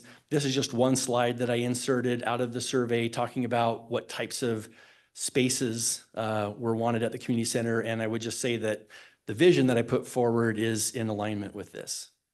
Now, to the operational costs. Specifically, I reached out to finance and said, we need to do our best job that we can right now at not just at a truly undetailed swag, if you will, but as much as we can get today to what the operational cost would be. So I asked them to look at janitorial, office expense. I won't read the whole list to you, but these are the categories of things, including electricity and gas and furniture and alarm services. I would say the biggest moving target, if you will, is the janitorial. I mean, those costs continue to go up. But I had Jenny run some analyses, and this was her email to me last Friday, so this is pretty new. We had her look at all the recent buildings, including Home Court, City Hall, Fire 7, Fire 8, and the new police station. And out of all of those categories, what is the cost per square foot? So then I can apply that to what we intend to build. You can see the 327, 497, 478, 418. Now let me give the Police Northwest Station a pass because I don't want you to get down on them for the higher number, because that is higher because there are one-time costs in there associated with just having opened. And finance didn't have the time to go invoice by invoice by invoice and be able to pull out one-time costs. And I didn't feel like cutting it off was genuine I just wanted to show you the whole email. So, but based on that, I think that somewhere in the neighborhood in today's dollars of $4.50 to $5 a square foot is reasonable. 20,000 square feet, $4.50 a square foot would be $90,000. $5 a square foot would be $100,000. Those would be the ballpark for what we would expect the operating costs ongoing to be minus staffing. Staffing still TBD. I would say that we will need staffing to use this new building to its full potential, but we do have the ability. We've been talking about how do we grow into that? How do we get it open with some smaller modifications to existing staffing and get us in there and at least operating it and then see what we truly need in terms of additional staffing. I put in there, not to shoot myself in the foot, but there hasn't been a lot of questions about the park expansion, but I would just point out every park we build has O&M costs also. So this doesn't include those. So my request, quite simply, as far as the budget's concerned today, is to approve the reduced budget request. I know, Councilman Taylor, you asked, are we officially reducing the request? Yes, we are. Talked with Jenny. We've gone over the numbers. We've got good numbers back from what we expect the design contract to be, and it would fit within this reduced budget request of $350 in addition to what council's already given us in the past.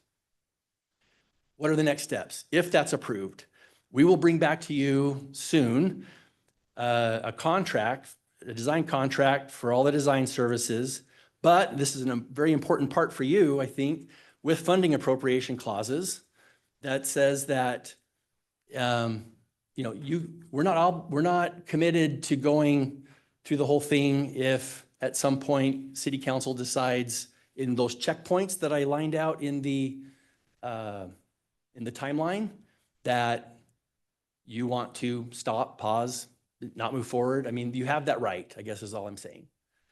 And we would be committed to doing so would allow us to move forward the rest of this summer and fall with schematic design and design development, a more detailed operational cost pro forma, and digging into these staffing scenarios further, and then come back to council prior to moving into the final design and the construction documents. I am prepared to discuss other options, but that is what I see as the most efficient way to move forward. So let me just maybe stop there and ask for some discussion on that. Mr. Mayor. Councilman Taylor. Steve, thank you. Answered a lot of my questions, really got in on the weeds, which I was looking for, which was great. One of the big black holes, though, of mystery in this is the staffing of the facility. Because my biggest concern is how the timing aligns with how we're trying to address this fiscal scenario with the SAFER grant ending. And I don't want to find a situation where you're competing with the personnel we already have hired in the fire department, because you're probably going to lose for that. I don't want to build a big, beautiful building and then it's not functioning or, it's not operating. Certainly, I don't want the building to be full on day one. That's not going to happen in terms of classes. So we're going to grow into the building to some degree.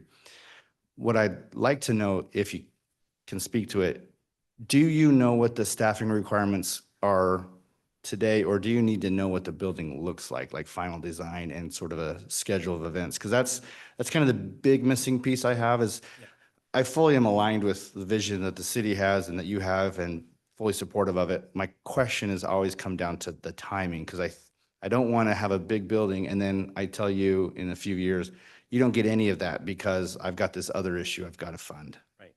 And I appreciate that. I honestly do, because if we can't open it, we shouldn't build it, right? I mean, I'm on board with that. So, so I do think that we have a path that would involve probably a reclassification of an existing position and a current half-time position going to full-time, that it would at least get us into it. Now, our ideal scenario would be 3 new positions, one at a facility manager level, one at a recreation coordinator level, and one at a site supervisor level that could be there in the evenings. But we don't have to have all of those in 2028 when we open to open. We will need additional staffings along those lines, we think, over time to fully program and use that new building to its fullest potential. But we can open and start using it without those 3 new positions. So, Mr. Mayor, if I could have Councilman Taylor. follow up. You just mentioned 3 new positions. Are those in your CFP? They are. Okay. And then, because that's what I'm looking for is, and I probably haven't not articulated this yet.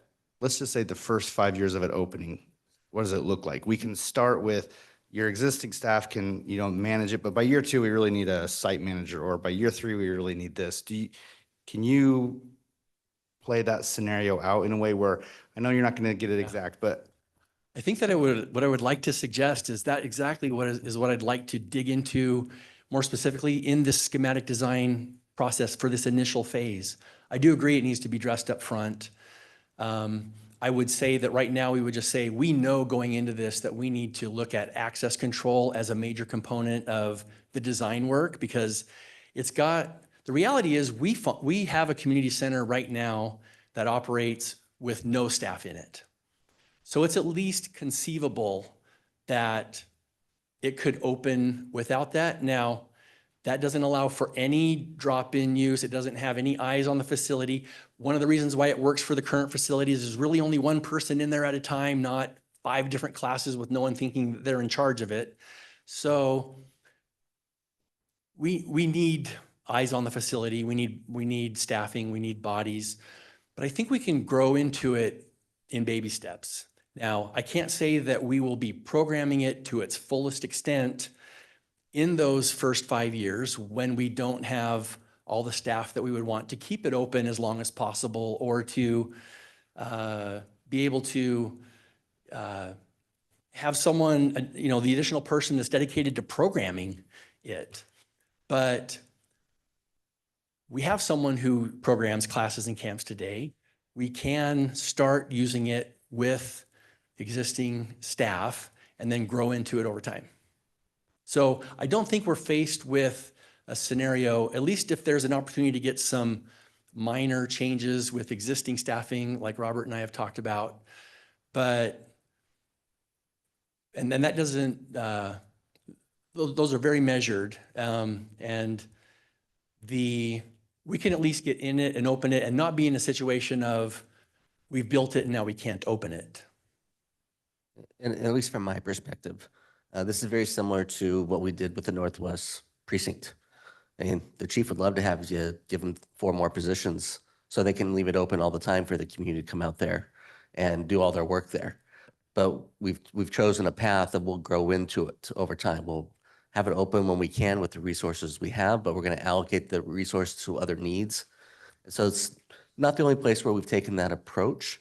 But there are times of the day where we'll be open. Steve does have staff that can be over there tomorrow to be a presence to have it open 8 to 5. It's really those evening hours is where you start to get into the larger needs and demands that take more resources to accommodate that. Mr. Mayor. Councilman Overton. Steve, quick question for you. Do you have, I know it's far out because we haven't even started yet, any level of cost recovery associated with operating this community center? Yes, so that is what I would propose that we dig into in that detailed operational cost pro forma. I would say that in the pyramid, the community center exists in the lower quadrants that are mainly community benefit. I should have looked this up, but I think it's in the neighborhood of 20% cost recovery or things like something like that. It's certainly not 100% cost recovery because it's mostly community benefit and not mostly individual benefit. But we would commit to coming back to you as part of this first phase with the staffing scenarios and the detailed operations with the cost, at least, a cost recovery philosophy for it. Yep.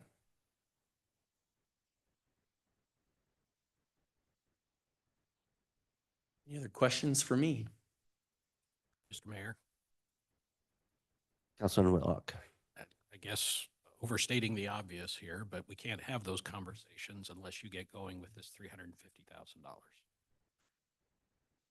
Well, without going with the design contract to get us started moving forward. And we would have the appropriate funding appropriation clauses in there. And they've already been through purchasing and through legal. They've already been reviewed, and we're prepared to bring that forward, as early as next week to get that approved because we already have enough funding to get us moving now, and then the 350,000 that's part of this picks up after October. So we don't want to pull the trigger on anything until we know where we are with council.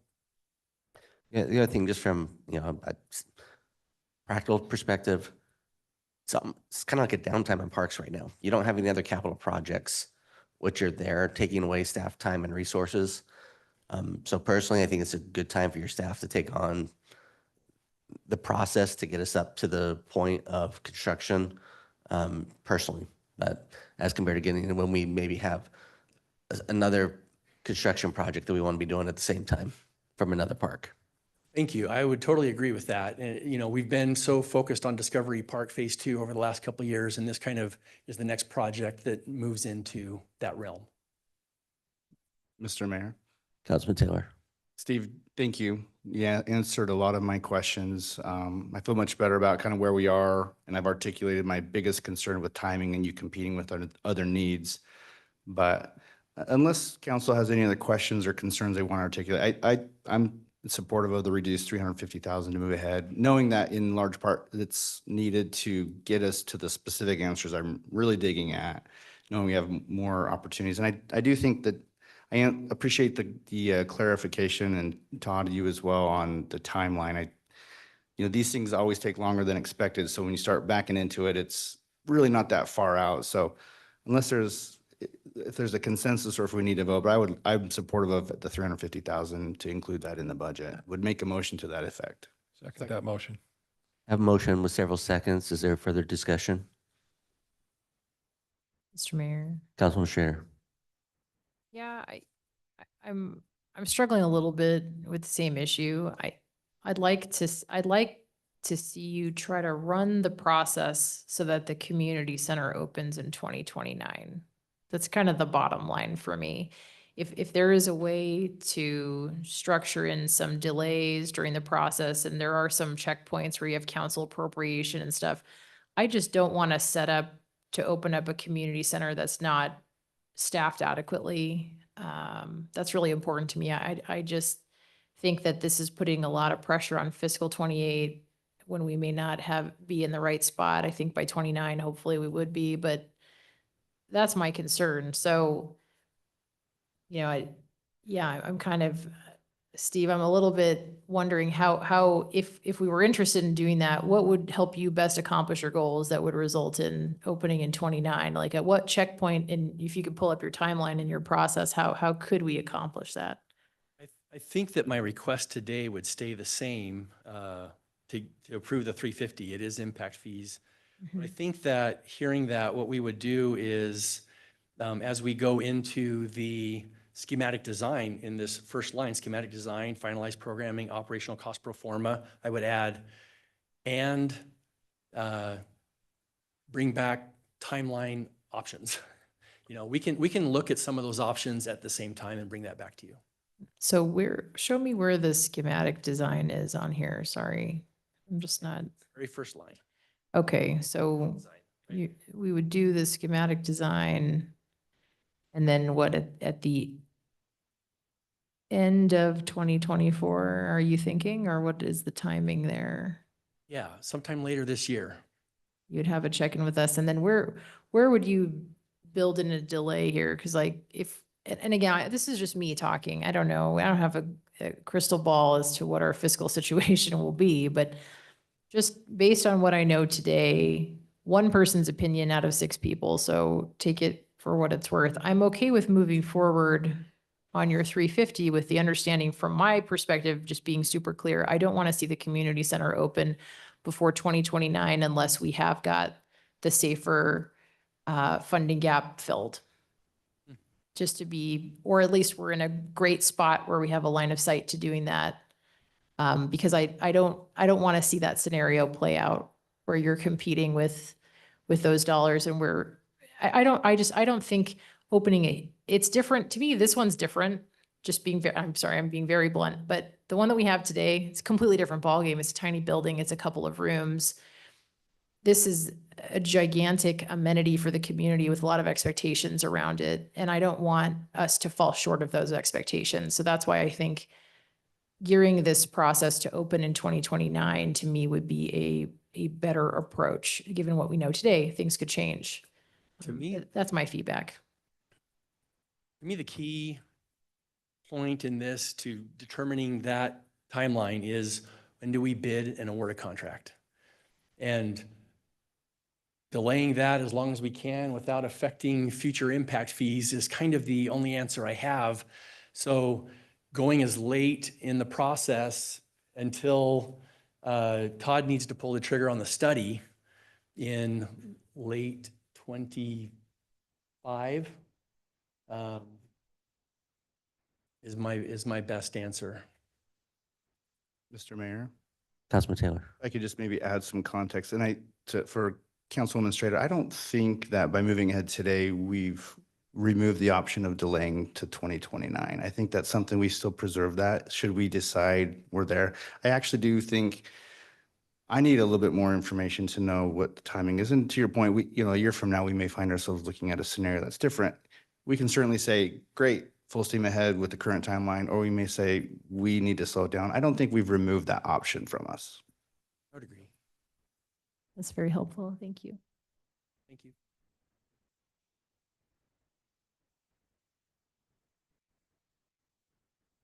Mr. Mayor, I can call for the question. I don't think there's any other comments or questions. Good All right. debate, discussion. Question's been called. All those in favor signify by saying aye. Aye. Opposed, nay. The ayes have it. The item is agreed to. So we'll go ahead and take a 20-minute, 15-minute. Mr. Mayor, if we say 15, we'll end up taking 20. If we say we'll take 20, we'll take 25. So let's opt for 15. Okay, well, we'll come back at 3:25. Thanks, Mayor.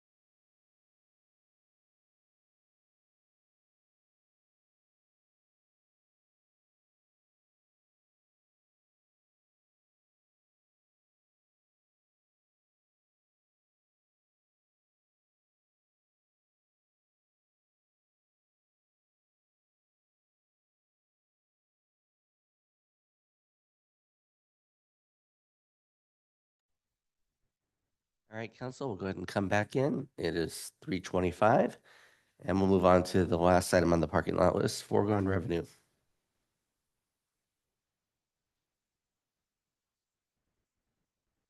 Mr. Mayor, Councilwoman Little Roberts. I guess I will kick off the discussion regarding foregone because I would like to see us take foregone and have it specifically dedicated to funding for the SAFER grant.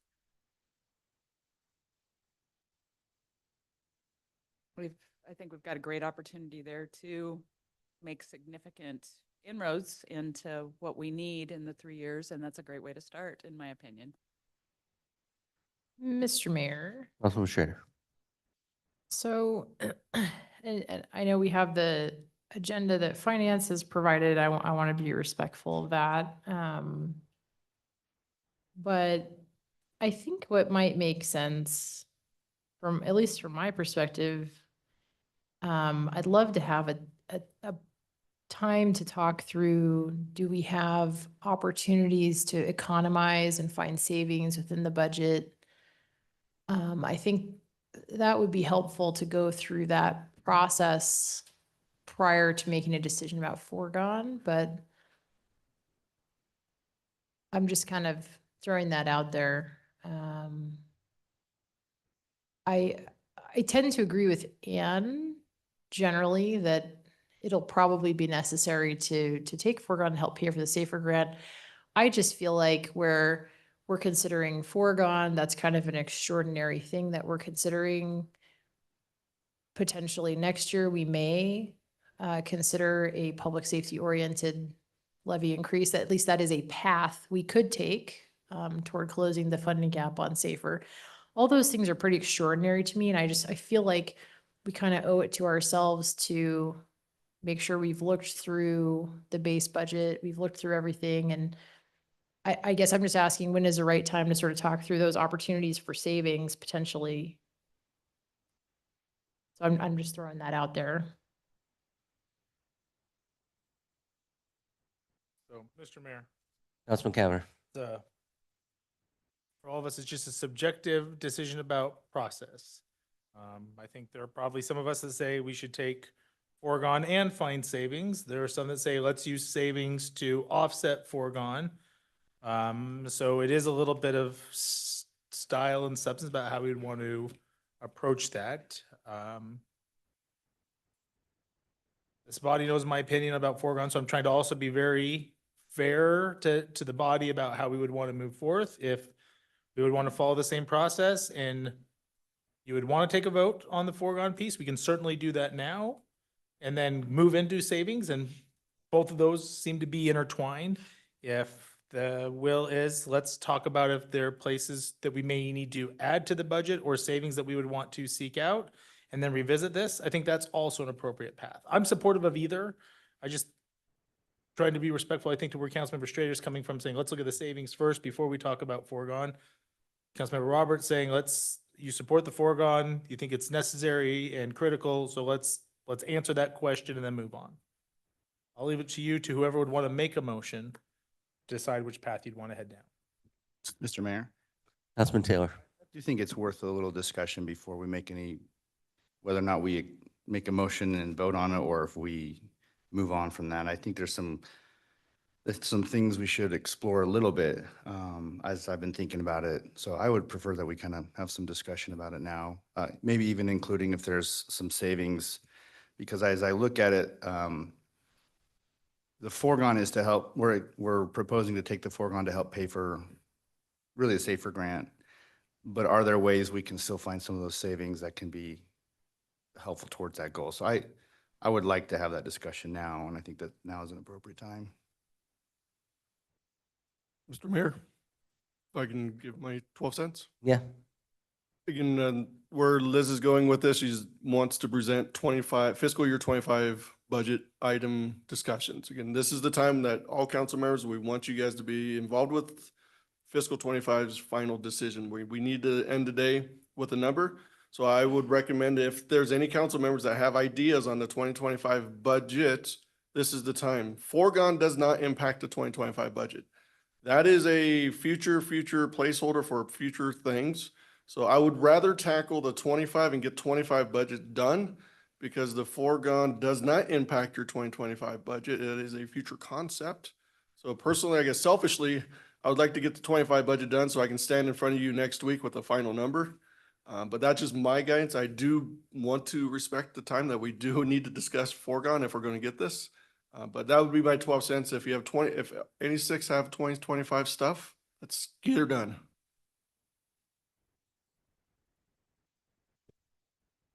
And to help you, Liz, if you're talking about the items that you presented to us on the Excel file, we do have a slide ready for you if you want us to present it. Mr. Mayor. Councilwoman Scher. Yeah, that'd be really helpful, Todd.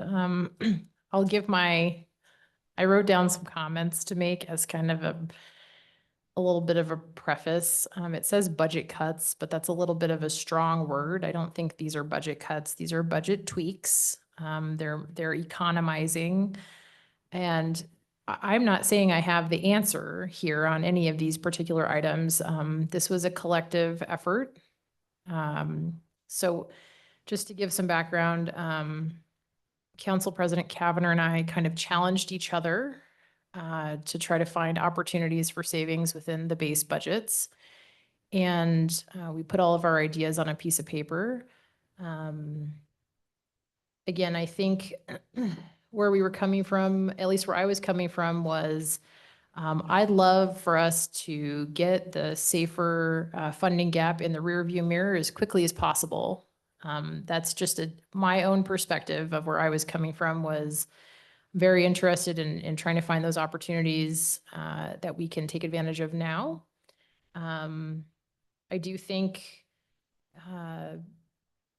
economizing where we can and kind of leaving no stone unturned puts us in a really good position to answer questions in each of our districts. And so I'll kind of walk through these a little bit and kind of where I was coming from on, and maybe Councilman Kavanagh will chime in as needed.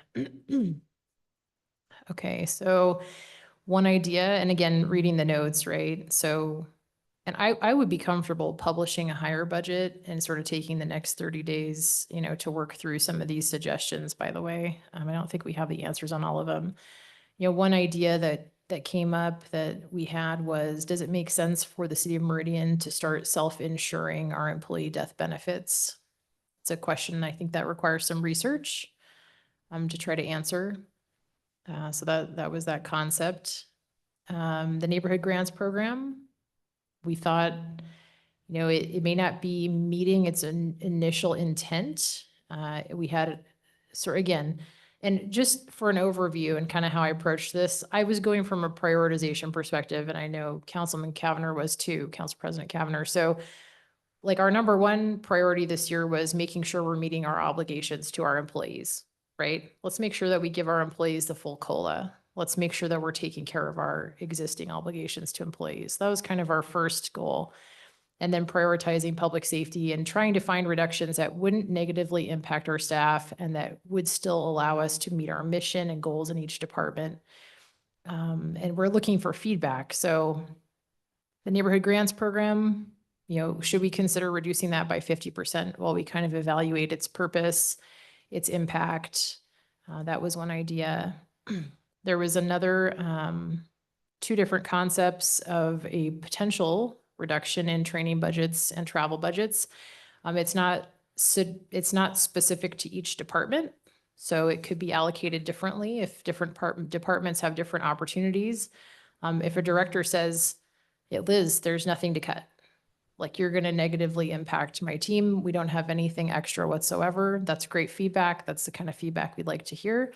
Maybe your department has another opportunity to find savings, right? So that was kind of just to be a conversation starter with the different departments to try to understand, could you take a finer pen to your base budget, try to find savings there. Fire department overtime. I know, and I mentioned, I think Todd has concerns with regards to the feasibility of a reduction in fire department overtime. And speaking with Chief Bloom, he seemed like he was open to trying to commit to kind of a goal here in a further reduction in overtime. The fire department does have additional staffing flexibility that You know, I think for accountability purposes, expecting a reduction in fire department overtime makes good sense. Another one, and again, no pride of authorship, but just things that came up. Does it make sense to remove or reduce our lobbying fees out of the general fund? Currently, we have a contract in place. We pay for lobbying services that are kind of reactive in nature. They're not necessarily proactive in nature. You know, should we be paying for those as urgent situations arise? I think that's a question.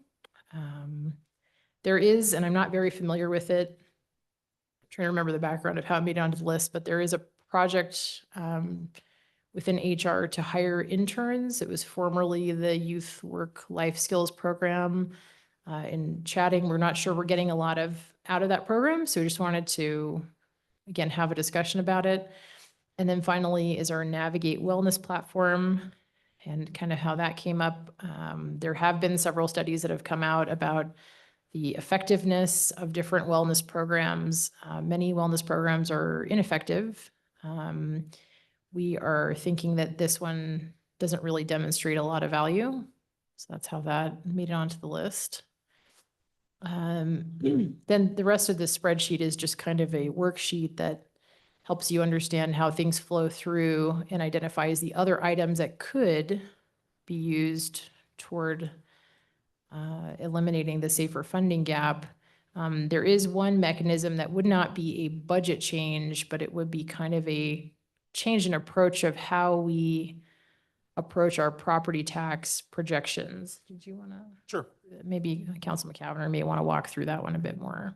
So I'll sure finance will correct. Thank you, Council Member Strader and Mr. Mayor. And certainly staff can correct me if I speak out of turn, which will likely happen. But we have been fortunate that over the last, 7, 8 years, that our property tax revenue has exceeded our projections. I think by worst, 400,000, at best, close to $1 million. And some of the conversation that Council Member Strader and I had a conversation about is maybe sharpening our pencil a little bit about what that target is and utilizing those savings, should they emerge, to offset, essentially those be allocated towards safer costs. So as is determined there in red, we will find that number out at a later point in time. But in the past, those funds just go into our general fund. We use them for budget amendments. This, we would essentially say that those dollars that would come in would be allocated directly to safer. I get some clarification from Todd on this one, just because I want to make sure I understand. Is that a one-time money, or is that one time added to the base ongoing that comes from the county when that number hits? Mr. Mayor, the property tax value that we put in the budget is actually controlled and calculated by the county. Right. So any excess revenues would be a one-time function, because the county then recalculates what your property taxes will be next year, regardless of what you collected. Example, we have $970,000 in outstanding property taxes over the last 20 years that we're still trying to collect monies on. Let's just say we had a windfall collection because everyone paid up due and it's awesome. We're not going to say here's $975,000 extra that you're going to get every single year. So again, the county actually calculates our property taxes for us. We don't determine that. What I ask for you every year is, what percentage of the 3% do you want? What percentage, or with the new annexation and the new construction? They actually fill out the form for us. They actually send me the number, 52 million, da, da, da, da, da. So any savings or any profit or any, call it excess revenues, it's irrelevant because the county is going to tell us what the revenue is next year. Now, whether or not they take that into consideration, probably not, because it's going to be mathematical based on the highest amount of calculated over the last 3 years plus the property tax valuation. They will determine that for us. So just because we have a profit or an excess revenue situation doesn't mean it's automatically implied that you're going to get that the next year. County has to calculate that for us. So there is no one-to-one direct correlation. Could there be something? Sure. But we won't find that out until the county determines that for us on an annual basis with our L2 calc. Mr. Mayor, Councilman Schrader. Yeah, just to think through this, I think it's important. The concept that we had was kind of a property tax true up in the sense that to the extent that excess revenues are coming from the county in excess of our projections, theoretically, those get added to the base for the next year as a source of ongoing revenue, right? That I think is the piece that we're looking to capture. So instead of that automatically being added to the base for next year is sort of taking those funds to the side. And whenever it comes to fruition, if it's January, February, whatever it is, if we've identified out of these funds, we have a certain amount of ongoing capacity coming in the form of revenues, put those aside for safer. That was a concept, at least you and I bounced off the phone about. And Mr. Mayor, council, you have every right to go ahead and say allocate, call it $400,000 from excess revenues from the fiscal year. I can commit those monies into next year's calculation. So whatever the math is from the county, I'll just automatically take 400 grand and not show, well, I'll show it to you, but not show it to you or not make it available to you. So I have, you can do millions, you can do hundreds. We have every right to do that. Council has the right to commit. And we can work with you on that. But I was just trying to refer to, is it a guarantee? No, because the county determines our valuations and all that. But could you commit? You have every right to commit any dollars of the city's budget. Yeah, I guess I'm just so, it is, whatever that nexus is an ongoing revenue added to our base from the county. If they tell it's $1 million and it's actually 1.2, that 1.2 becomes an ongoing forever number, not a one-time $200,000 number, correct? That's the only way the math works. If it's not an ongoing revenue source to sideline it, it's no different than, we outperformed at the golf course, and you're never going to tell me that's ongoing revenue. It's a fair question. I've never reconciled every single highest levy, every single year's highest property tax calculation versus what was collected versus what was previous year old monies finally collected. I've never reconciled it because we missed the target by 1% or less. So to me, it was always, okay, I've never reconciled. I could do that for you. I don't know what it'll be interesting to see if the number is true or not, or if they pull out outstanding payments, because that's not part of the formula because that has late fees. It's an interesting question because we've never analyzed it to that level of detail. Fair question. So I can't guarantee it's ongoing or not. I think that's an important part of the conversation Yeah. in order to even figure that out, because it has impacts both ways. If it is being added to it, if you take this budget and if we were off by $500,000 last year, well, then this budget would not have any of the new positions in it because that revenue would have been swept. So I think that's an important clarifier for council to understand throughout this process, what happens when that money's chewed up. Fair question. Again, this is a proposal by Liz on this and gives us a good 12 months because it's looking at the results of our fiscal 24 results. So then that's when the decision would be made. So it gives us time to do research and make sure that the data is where we want. So when the time comes in February of 2025, when I present your actual results for 24, you go, fantastic, there it is. Make sure that's allocated, boom, boom, and we can do that. So you gave us a little bit of runway to get that research done for you. Mr. Mayor, Councilman Overton. I want to make sure I'm tracking with you, Todd. So if projections are $400,000 less than what actuals are, and we end up with $400,000 more in total property tax revenue, and we come back with a budget amendment later in the year, are we available to do a budget amendment up to that 400,000? Mr. Mayor, John, the answer is yes. We usually use budget amendments on one times. So it's usually fund balance that we tap into, i.e. the $100,000 that we're going to approve tonight for consulting. How did we come up with that? Well, luckily we have fund balance to do that.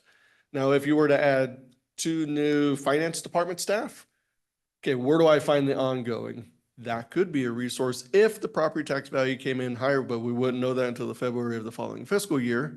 So again, I wouldn't be able to stand in front of you at the day of the amendment, go, yep, I guarantee, I promise you there's ongoing revenues. We wouldn't know until February of the following fiscal year. Mayor, It's very difficult.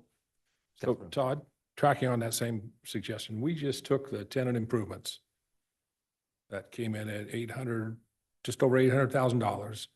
And we dropped it down, besides 100, to about 306,000 going into the 25. So if we swept this money and then wanted to do budget amendments for those TI improvements, because we got everything, but that money's now being swept for a different purpose. It's not there for those budget amendments moving forward in FY '25. Rick, those dollars are one-time in nature, where Luke or Liz was talking about is ongoing in nature. So two completely different kind of funding management approaches. One time, very easy to manage, ongoing, completely different. Mr. Mayor.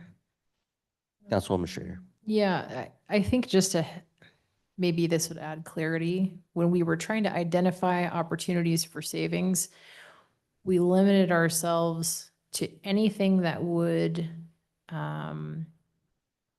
reduce ongoing expenses or provide a new source of ongoing revenue.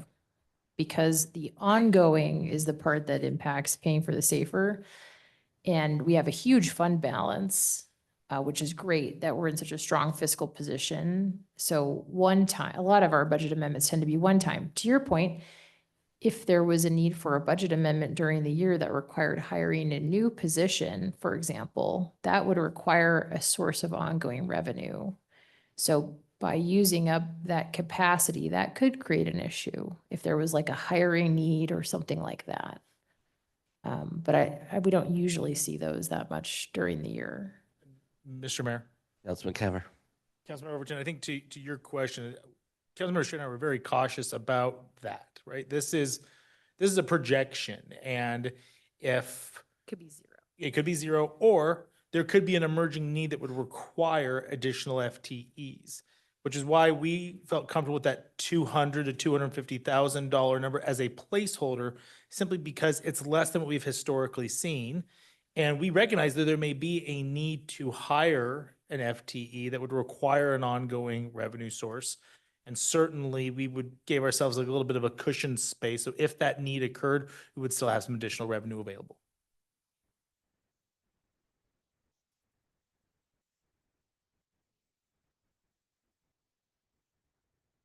Mr. Mayor.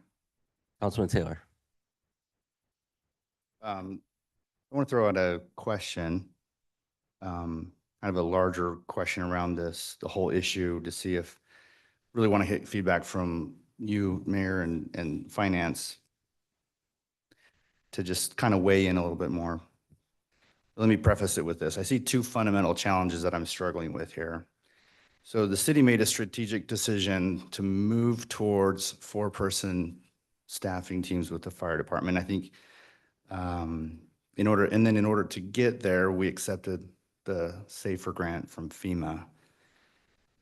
So the challenge is we're considering raising taxes because we accepted the free money. Philosophically, I struggle with that. That's not a new concept for anyone that's talked to me about it. I struggle with that.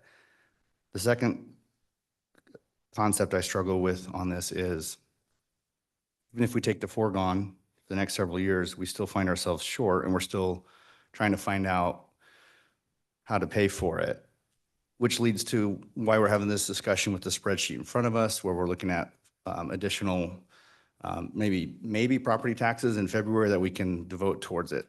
So the question I have, and I'd be curious if Todd can weigh in a little bit on this too.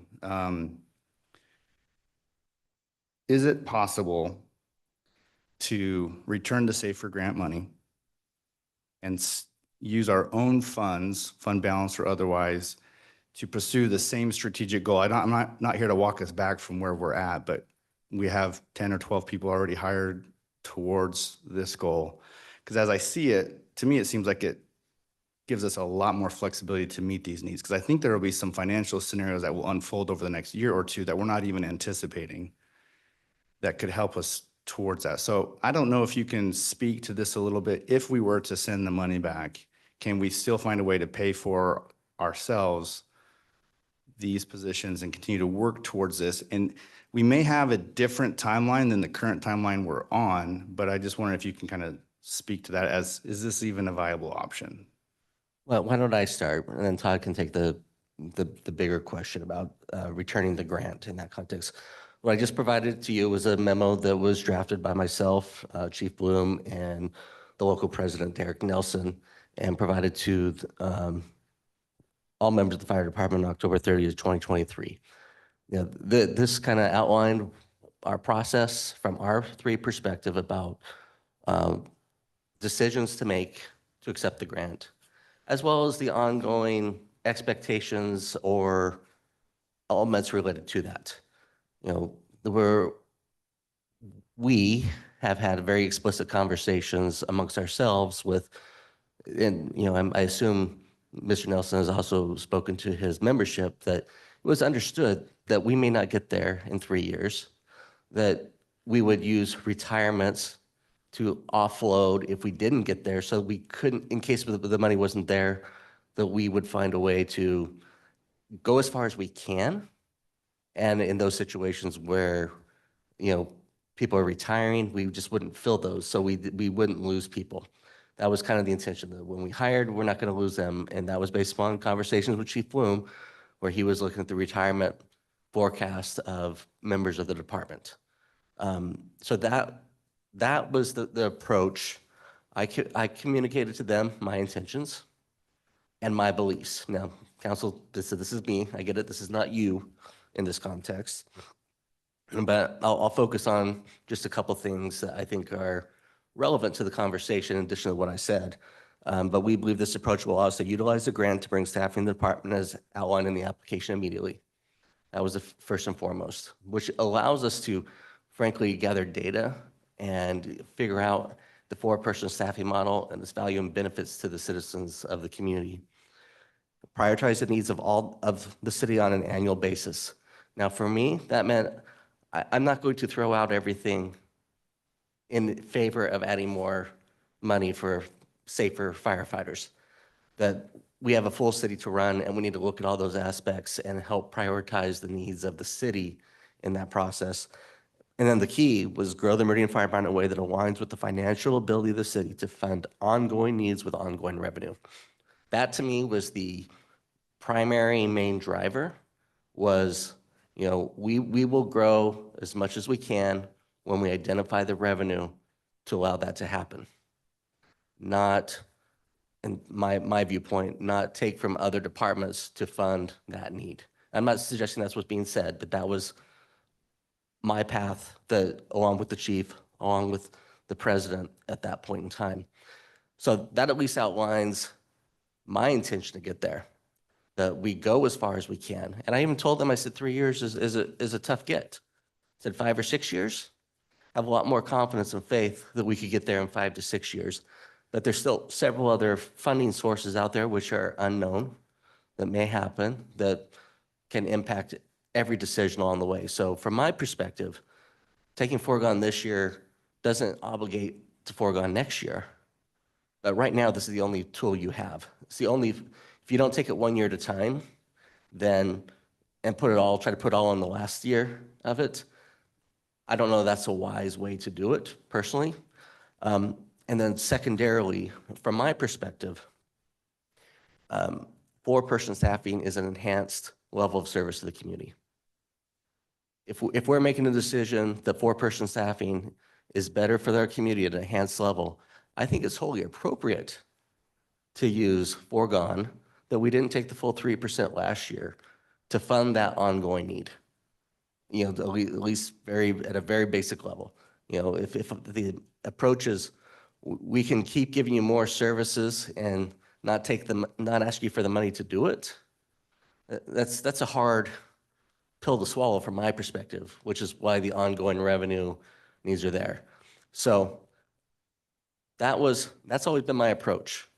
We're going to do what we can as much as we can in the best way possible so that we don't impact the rest of the departments who, trust me, they already feel the impact. Okay? So they understand. They've helped make the last 2 fire stations happen. They understand that this is why, for me, if we don't create additional revenue for these positions, it's really not fair to the rest of the city departments. And frankly, if it gets to me breaking a tie, any issue that takes away revenue from our current department's needs and goals, I won't be supportive of that effort because I think we can go as far as we can when we generate more revenue for an enhanced level of service for SAFER. I think the community will be great for that as much as we can get there. But it's a little bit of an unknown in a long way. So now I'll turn over to Todd for his very simple answer because I know what his answer already is. So Before, Todd, you speak, mentioned ongoing revenue in point 3. Are you also, is that part of the idea that the SAFER grant additional hires there's potentially some new opportunities to receive new revenue, or are you talking property tax revenue when you say ongoing revenue? for me, it goes to the conversation. Foregone, the closeouts of their renewal districts, potential funding from the, Charlie, help me, or Dave, what's the word I'm looking for from the GMT money as Any and all ongoing sources? yeah, especially if it's related, either specifically identified council or related to that service. And that one specifically is related to healthcare and the health services that our fire department provides. So it's a direct correlation and nexus. What that to me allows us to do is allow us to use the other funds that we normally get through new construction, through annexation, through the 3% to invest it into the rest of our departments where they have needs without it being a competition from my perspective. I'm sure everyone would love me to say, well, why don't you do foregone from the community center? There's a competition level that could be there, but that's what I've been trying to do is not create a competition with the enhancement of services and SAFER by looking at new revenue sources in order to fund those positions. Again, longer answer to your question. Todd. Well, thank you, Mr. Mayor. I believe the question on the table is, can the city legally terminate the contract agreement with DHS and the SAFER grant? Based on our research, the grant does have a termination process. So we do have a right as an agency to terminate the agreement with the DHS system. So I think that answers that question. Yes, we can legally do that. We'll follow the process that they deem forward or deem needed. I think the second question was, do we have funds to make up the loss of the FEMA grant or the SAFER grant? Good. The answer is yes. You have one-time monies in your fund balance that could make up the difference of lost one-time monies from a federal agency. Again, how you manage your fund balance is your decision. You have available funds to assign, commit to a said function if you wish to. So I think those are the two questions. Yes, you can legally do it. And two, yes, you have fund balance to make up the one-time funding source from the federal agency using your one-time funding source in your fund balance. I think those are the two questions at table. And Mr. Mayor, if I could, quick follow-up, and I think you kind of already addressed it in the answer, but this would be considered one-time monies because you're replacing the SAFER grant dollars with fund balance dollars, and it would not really count as the ongoing expenses that you would bake into your base budget. You're correct. And what we've been discussing is, or the big elephant in the room is that ongoing bill due in 2027. How do we pay for that ongoing bill due? We agreed that we would use the federal funds of the SAFER grant, one-time funds to gap us until that 2027 year. So you are correct. It's one-time in nature. But if we were to say no to it tomorrow, you'd have a choice, either use fund balance and use the city's fund dollars or eliminate the positions. As compared to continue to utilize the SAFER grant funds to help fund those costs through that next step budget timeframe. Yeah, and Mr. Mayor, if I could, just a comment, and I'm not advocating that we walk back a strategic decision the city made last year to pursue 4-person teams. I wouldn't advocate for getting rid of the firefighters at all. I mean, that's a decision the city made, so that's the direction we're going to go, and I would support that. I'm just looking at wanting to understand all the other options on the table. Mr. Mayor. Councilman Overton. I know this list was read and I don't know what the best way to address it is. I know that Councilwoman Strader and she collaborated to put this list together. This is the list that was given to me when I went through it and said it. And I just want to make sure that everyone has their time, because there were things on this list that I absolutely don't support. And I don't want to see this list up there as this is a collaborative look at what council wants to look at cutting back. I had some real concerns, and I'd like to quickly just go down that list. The self-insure employee death benefits, I don't know enough information. I don't think we have it at this point to make a decision. I'm gonna skip down to two of them. I'm gonna combine them. The 10% reduction in training budget citywide, as well as the 10% reduction in travel budget citywide. Absolutely, coming from a guy who spent the last 2 years in charge of training at the police department, this could have dire impacts across the city if we did this. And I would definitely not support doing that. 10% addition, I'd be in favor of, but not a reduction. The lobbying fees was the only other one. I just don't know enough. I know it's a $60,000 issue. Only 30,000 of it is general fund. What we get for that, what we would lose. Again, it's something that I think would require more discussion and more research before we go there.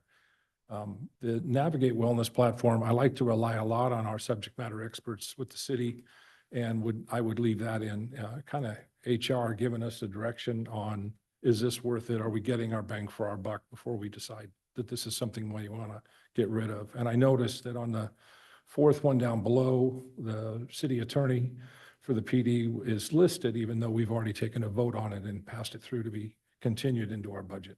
That was all. Mr. Mayor, Councilman Cavanagh. I want to give a little credit to Councilmember Strader. This was you got to look under every cushion, and you've got to, oh, thank you, Mr. Clerk.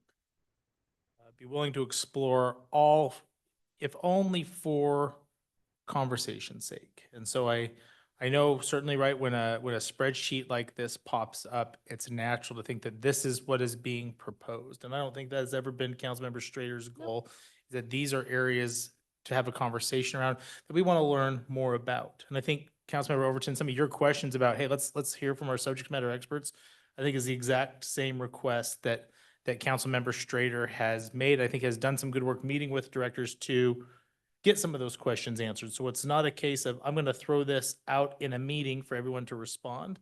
She has shared and circulated this and met with directors to get better context, and credit to her to keep this list up here, not because, again, it's what she's proposing. She's trying to really, I think your goal is to remain very transparent. Say, these are some of the things that we looked at to give council an opportunity to respond. Mr. Mayor. Councilman Strader. I'll defend myself a little bit. Yeah, no, when I put this together, this was a week ago. It's the same list. I haven't updated the spreadsheet. So if we just made a decision about how we want to pay for a city attorney, then this is not updated yet, because this is some spreadsheet I put together with every idea that was mentioned. And if you have another idea to throw out, we'd love to hear it. This is just a list of all the ideas of things we could consider economizing or finding savings on.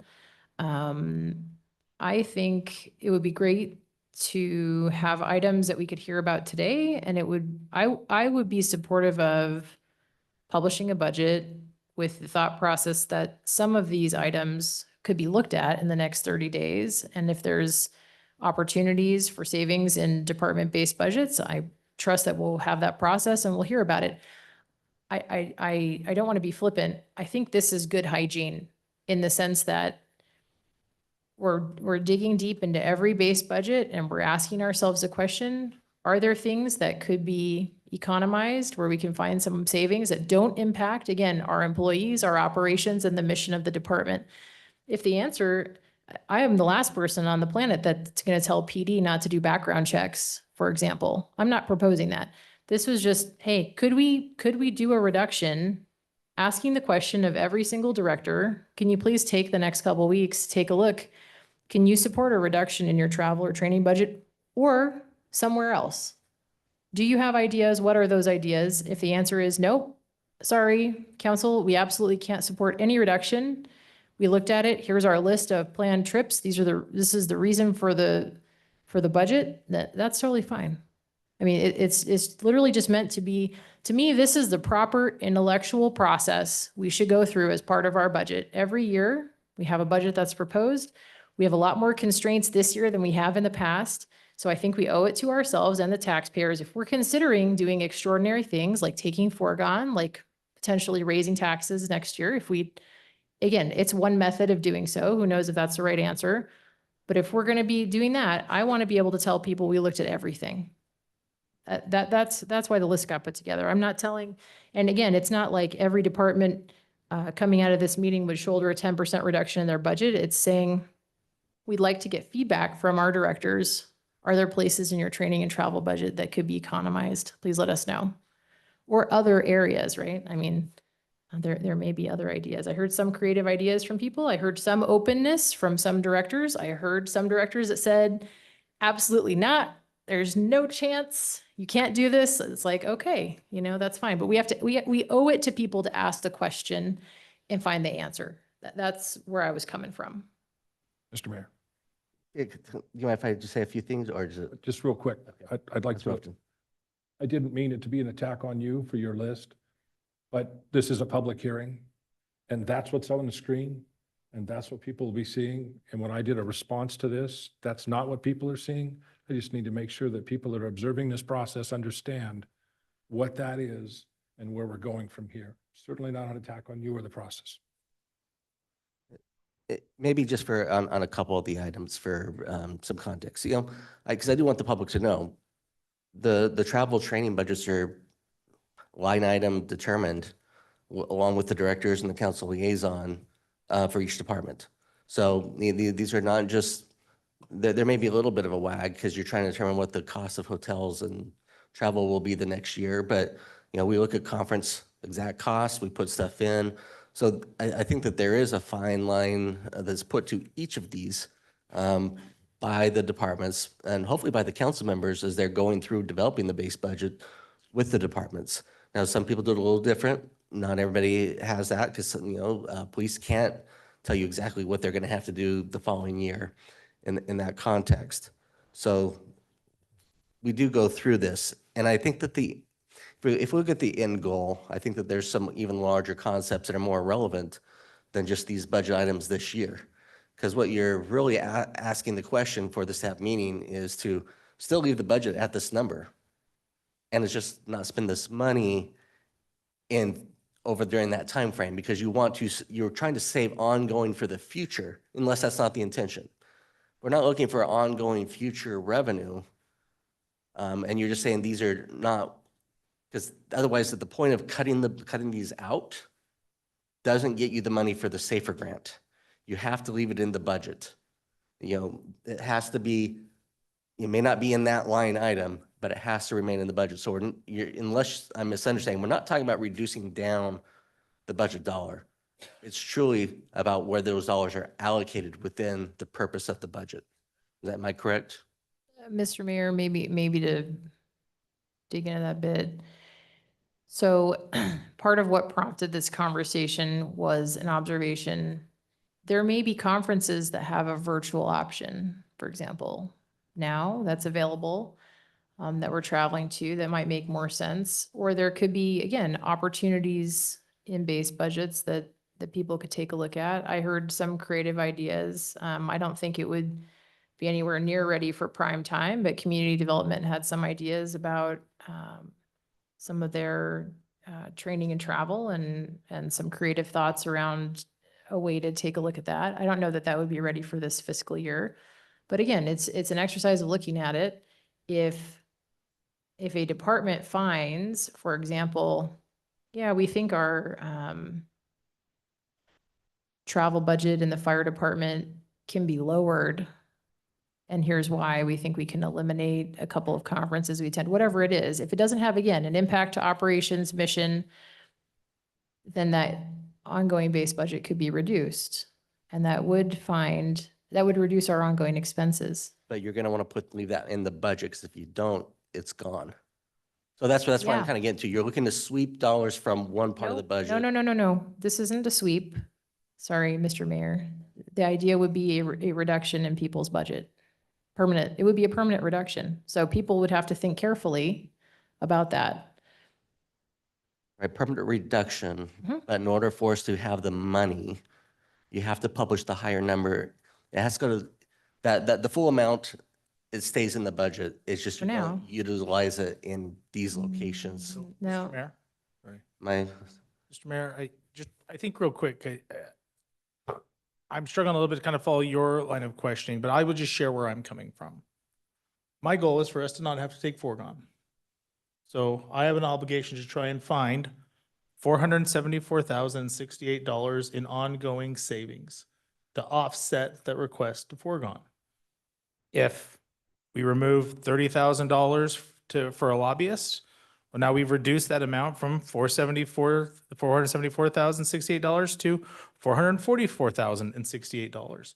So that is my goal. Yes, our general budget number stays the same in terms of what the base budget is. But I'm saying we're not going to use foregone for ongoing expenses. So I think what you're saying is that the numbers essentially could stay the same, but it wouldn't be if we're reducing ongoing expenses.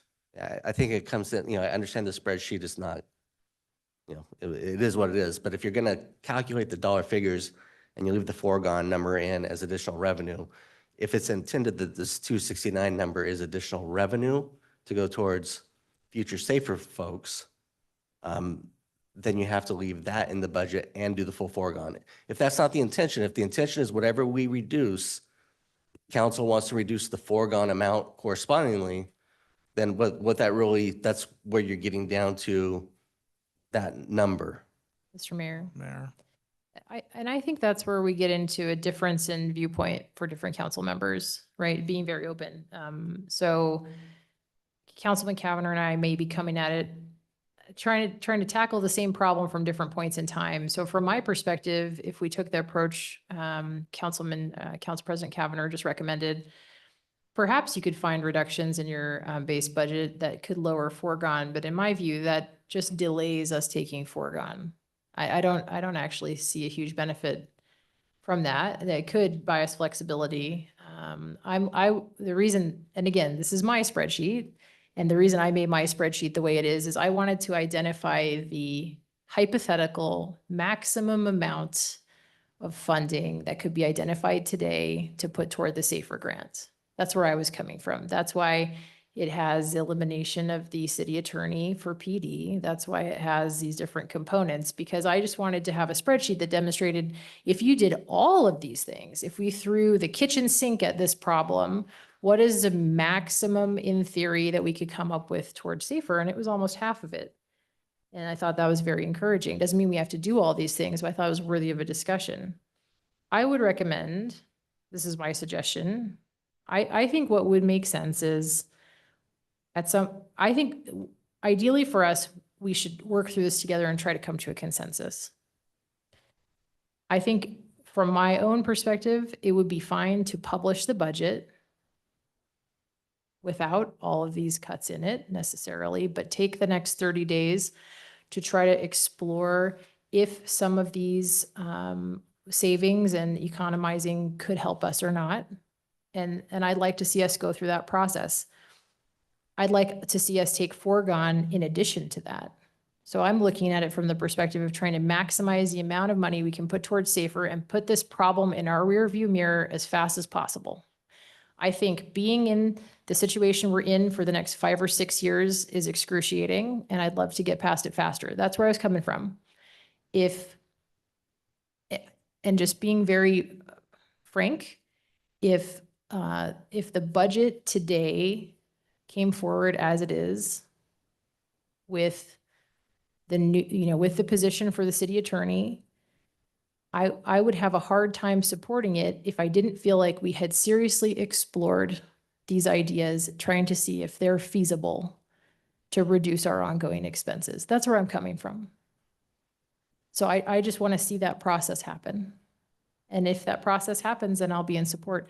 If we take a real hard look at all these things, and it could be the answer is that like we can't live without the Navigate Wellness platform. I really want to understand why. We think that, but that's where I'm coming from. Hopefully that helps. It does, but I think it still gets to, I think there is a fundamental difference between what you two are trying to accomplish. You're not looking to lower the budget. You're looking to lower spending and retain the funds in the budget.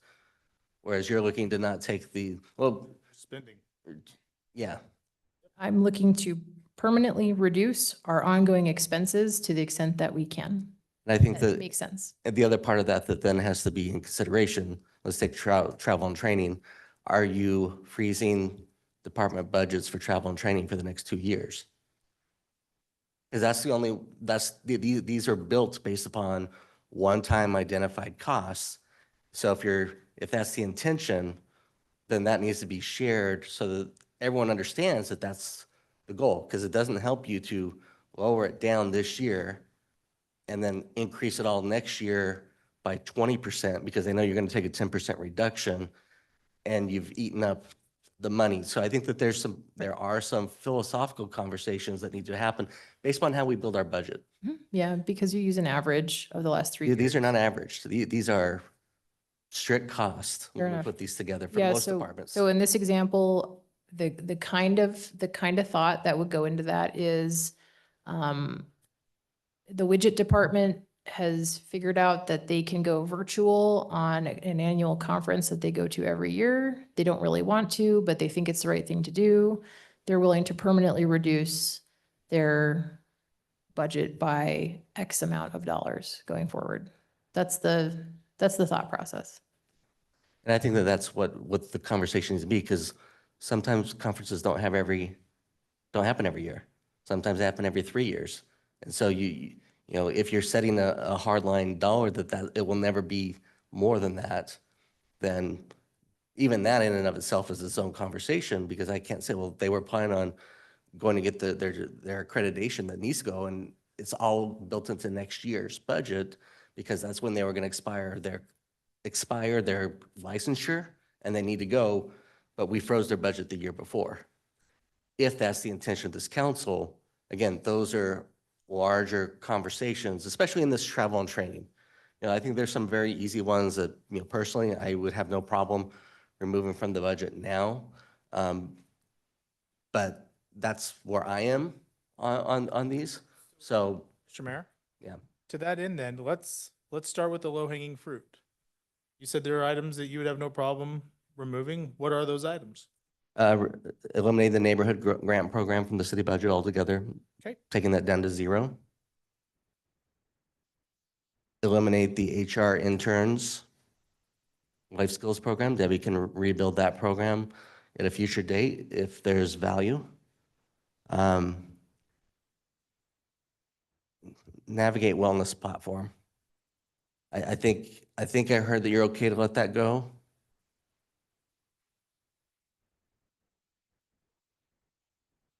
Yes. So I heard that a yes. And then if the fire department wants to come to I don't know if 50,000 is the right number. I don't know if it's 10,000. That would be the other one to what is the appropriate number, understanding certain contractual obligations versus other needs. Looks like Charlie's maybe has a comment, but those are the items on this list that can be supportive of, not knowing what the fire department overtime number should be. Mayor, council, just for your information, I believe that the overtime budget was reduced 18% from this current fiscal year to next fiscal year, which was over $200,000. But we have already reviewed what operational efficiencies we can do and have reduced that budget well over $200,000, 18%. So this would be in addition to a $200,000 cut that's already been in the budget. Mr. Mayor, Councilman Schrader. you guys have had some really good successes recently, I think, in trying to manage your overtime, especially your Chief Bloom had at least indicated to me in a conversation that he could support a further $50,000 reduction in overtime. Do you have that understanding too, or do we need to hear from him? I know he's out of town, so maybe we can follow up with him, but I just want to make sure that that hasn't changed. I'm unfamiliar with what his discussion with you on Okay. more than 18%, Fair enough. $100,000 reduction. Okay. Todd, has your team had any conversations with him regarding that request? Mr. Mayor, no, the only conversations we have is the 18% reduction that we've presented to you in your budget accordingly.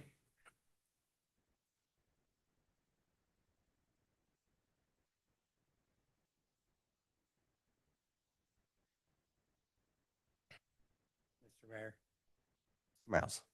Council, just to get a little more flavor on the mayor's comments about neighborhood grants program. I think, as you all should be aware or are aware, the program total is 50,000. I think what's on the screen is 25,000.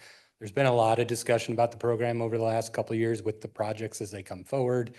The projects, my assessment, are not quite what you all had envisioned.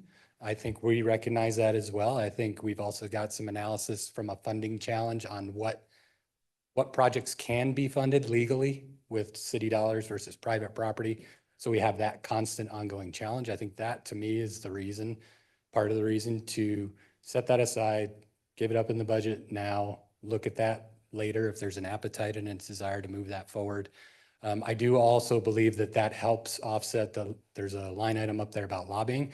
I think that's a very important service to keep. I think giving up the entirety of the neighborhood grants program helps offset that conversation. As you all are aware, with the lobbying efforts that go on at the state, it's important for Meridian to have a voice. I think part of the challenge of discussing and continuing that conversation today into 30 days from now into August, many of you know the discussions start now for what happens in November, December, January in the legislative sessions. So my opinion, with the major changes that have occurred at the legislature over the last few years, this particular election, losing the current Senate pro tem, we have had a good relationship with. There's just a lot of ongoing challenges at the Capitol where I think Meridian owes its community a voice down at the Capitol. And those are the conversations that happen where it's hard to tangibly say, what exactly did they do today, knowing that they provided a very valuable benefit that most people probably didn't even see because they had a meeting with somebody. That's what lobbyists do.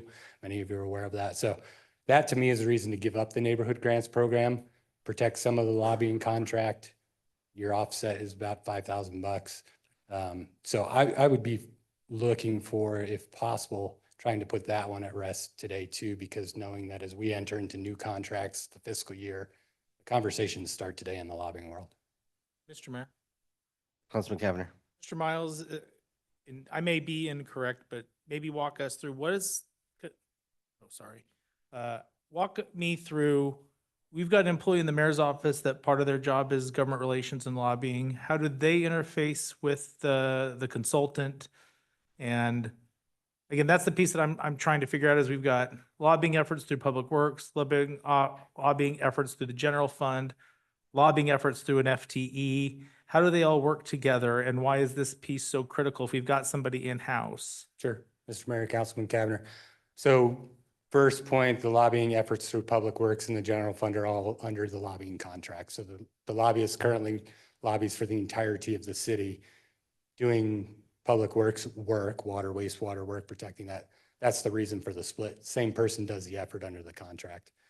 The staff person, Jake, in the mayor's office, that's one of the components of their role, is lobbying. Now, I think there's a fair discussion of what is the council's expectation of that person. However, that's a component of the duties, not the entirety. And I don't think that the position, this is a little bit to the communications conversation. We pull somebody off of the community engagement, the Kiwanis of the world, all the things that that position currently does, in addition to the lobbying contact and the connection points. Now they're just doing lobbying, which is certainly fine, and all the other programs suffer. So it's a divide and conquer approach. Mr. Mayor, a follow-up. Councilman Cavanagh? Dave, I appreciate that explanation. I'm not trying to push back, but those are largely administrative expectations, not the council. The council doesn't drive what staff do or how they should spend their time. That's operations. So it's not our expectation. I guess I would ask then, what is the expectation of the administration for lobbying internal? Sure. You've got a position that's part of their job. And I don't think that the council is necessarily getting into this is what that person should or shouldn't be doing. We're of the understanding that we've got a position that does that.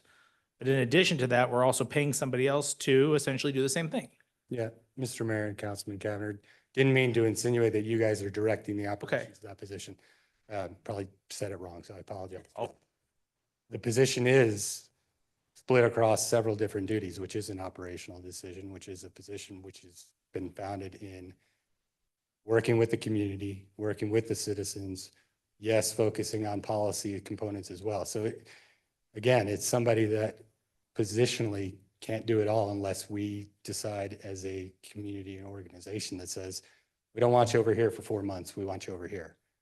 And now what is that gap when a citizen calls and says, hey, my HOA has an issue with the irrigation district where we're not getting the attention that we need. And that position is truly critical to helping navigate those situations. So I don't think it's the right thing to pull that position off and put in full-time lobbying. I also don't think, frankly, right now, that the person in the position is ready for that. And frankly, I think in some of the discussions, I don't know that we're clear on what the council's direction would be when a person, staff is down lobbying, truly lobbying, registered as a lobbyist, speaking on behalf of the city over what issues and what positions are they taking and on whose behalf. So I think that's where the lobbyist gives us some of that buffer to say they're working the issues that we tell them are the issues that are important to the city, giving us the updates in the process, allowing us to have the conversations with you all so that we're all on the same page. Whereas down at the Capitol with the staff person, I'm not sure that we're all on the same page at the same time. And Councilman Cavanagh, you and I have spoke. I mean, what I love at first to have someone then and not have to contract out, you bet. Again, I just don't know that we're there yet. Because to do it, well, you know what it takes to do it well. We have 1, 2, 3 people up here that know what it takes to do it well. And we've not reached a point where we feel like we can obligate that resource to that function for 4 to 5 months of the year as their primary duty. So it's helping and growing and maybe we'll get there, but it's, in my opinion, not there yet. And Mr. Mayor, I appreciate that. Again, this thing comes back to the hard questions. And when I'm looking at each of these, I ask myself, is foregone worth it for blank? And if I can't come up with a definitive answer of yes, then to me, those are items that I think that we need to be having a conversation about reducing. So that's where I'm coming from. Clearly there's a large chunk of our council and any of us in this position, whether we lobby or not, understand the value of government relations, the value of consultants and lobbyists to advocate on our behalf. We've only got so many financial resources.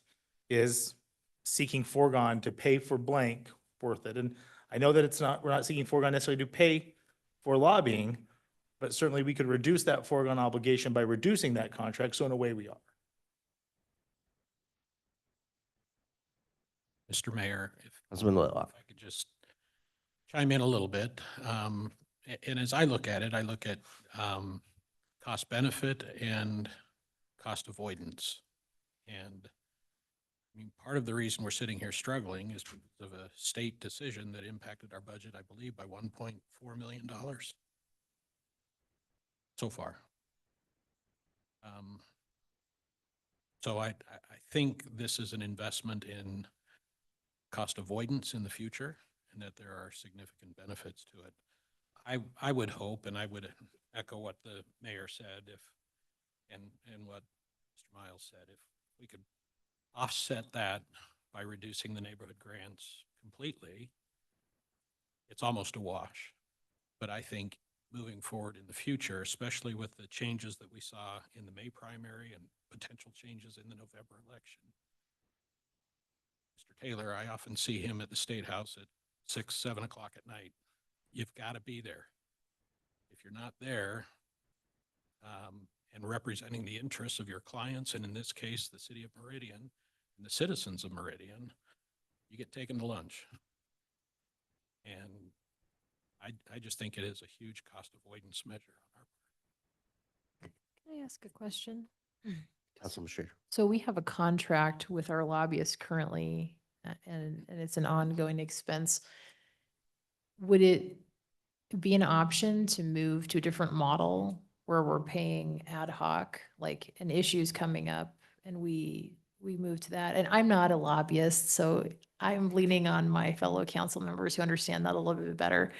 Is this kind of always set up as a retainer type of arrangement, or is there another payment arrangement that is done for this type of work? Mr. Mayor, yes, you can do it either way. You can do it on a retainer basis, or you can do it on a piece by piece basis. The challenge you run into is who then has conflicts in various issues. Most good lobbyists will be on retainers. And when it comes time, if there's a specific issue that comes up, really difficult to go and find somebody that doesn't have a conflict somewhere else.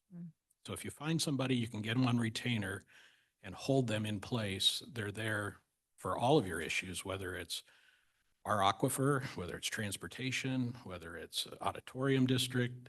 They're there for all of those issues, not on a piecemeal basis. Mr. Mayor? Councilman Schrader. I think that's helpful. I mean, it sounds like there's kind of a consensus that, at least among some of the council, that the lobbying is important. I think how I kind of got to this place, maybe going forward, it would be helpful to have some way of monitoring the work that's being done on our behalf, whether it's a list of here's what we helped kill, or here are the, even if it's just a report like a lawyer sends you, I spent 3 hours on this. You know, I'd love to try to dig into that on a more regular basis. Here's the work that's being done on our behalf, and some way to get insight into it, because it's kind of like we don't see it, you know, directly. Mr. Mayor, Councilman Taylor. as a contract lobbyist who does this kind of work, Mr. Whitlock's right. You can say, we'll pay for just the months of the session. But what happens is, in preparation for, they could go pick up other clients, and then when we need them, they can't work the issue. And that's the challenge. And that's why in some cases, you end up with year-round contracts so that they're always engaged on your behalf. They don't bring on other clients that would then negate their ability to work on it. In some regards, a contract lobbyist is like a little bit of fire insurance. You might not know about an issue until suddenly it's a big problem. So there are ways. I mean, we're certainly able to, I think, in my opinion, you certainly can negotiate whatever kind of contract you want, pay for just the months that they're working on. It will present challenges, and you do have to find someone that's willing to accept it. This is kind of interesting for me. I do have a bit of a struggle with using taxpayer funds to pay for lobbying, but I recognize the value that it brings clearly.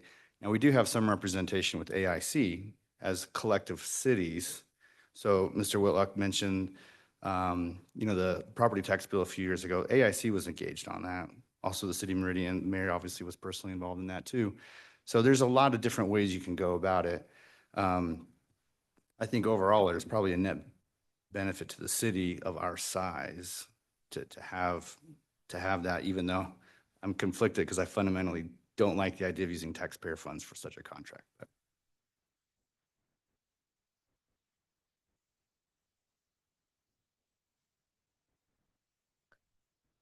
Mr. Mayor, Councilman Schrader. yeah, maybe in the interest of trying to move the group forward, is there at least a consensus about eliminating neighborhood grants, HR interns, and the Navigate Wellness Platform?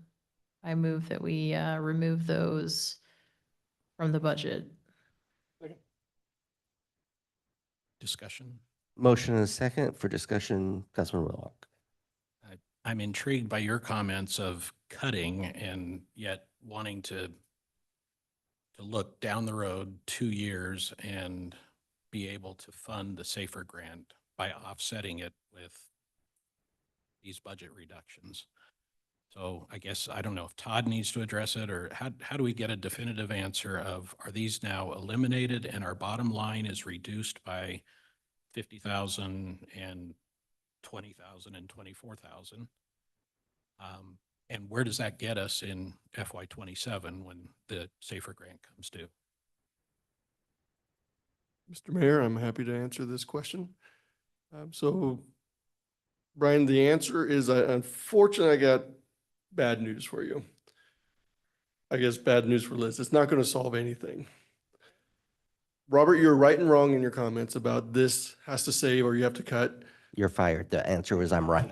There you go. Done. Jenny, you're up next. This is the first year in our tenure, Robert, as mayor and CFO, that the base budget is not funded.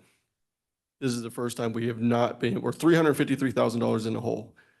I cannot fund your base budget with the base budget revenues. Every other year, Robert, you're 100% correct. If you don't have it in the budget, then we can keep it in the budget and then we get to use it next year. I need you to cut $353,000 still under your base budget before I can consider your 100% approach, Robert. So $40,000 just gets me now into a less deficit in my base budget of only 300,000. So I still need to cut 300,000 before I can play Robert's card of, yes, you leave it in the budget because I'm going to use it next year so that I have it available in year number 3. Unfortunately, Robert, we need to get to that 3. We need to get to a budget, a balanced budget for your base before we can play your card. Because in every other year, Robert, you're 100% correct that you leave it in the budget. I can grab it in the 3rd year and apply it accordingly. I still need to find $353,000 to get to your position. So Brian, to answer your question, this doesn't do anything, unfortunately, because I have a $353,000 base budget deficit I'm still trying to cover, which, again, we discussed that we'd use one-time monies to figure this out, because we knew that in year 3 is where our end game goal was.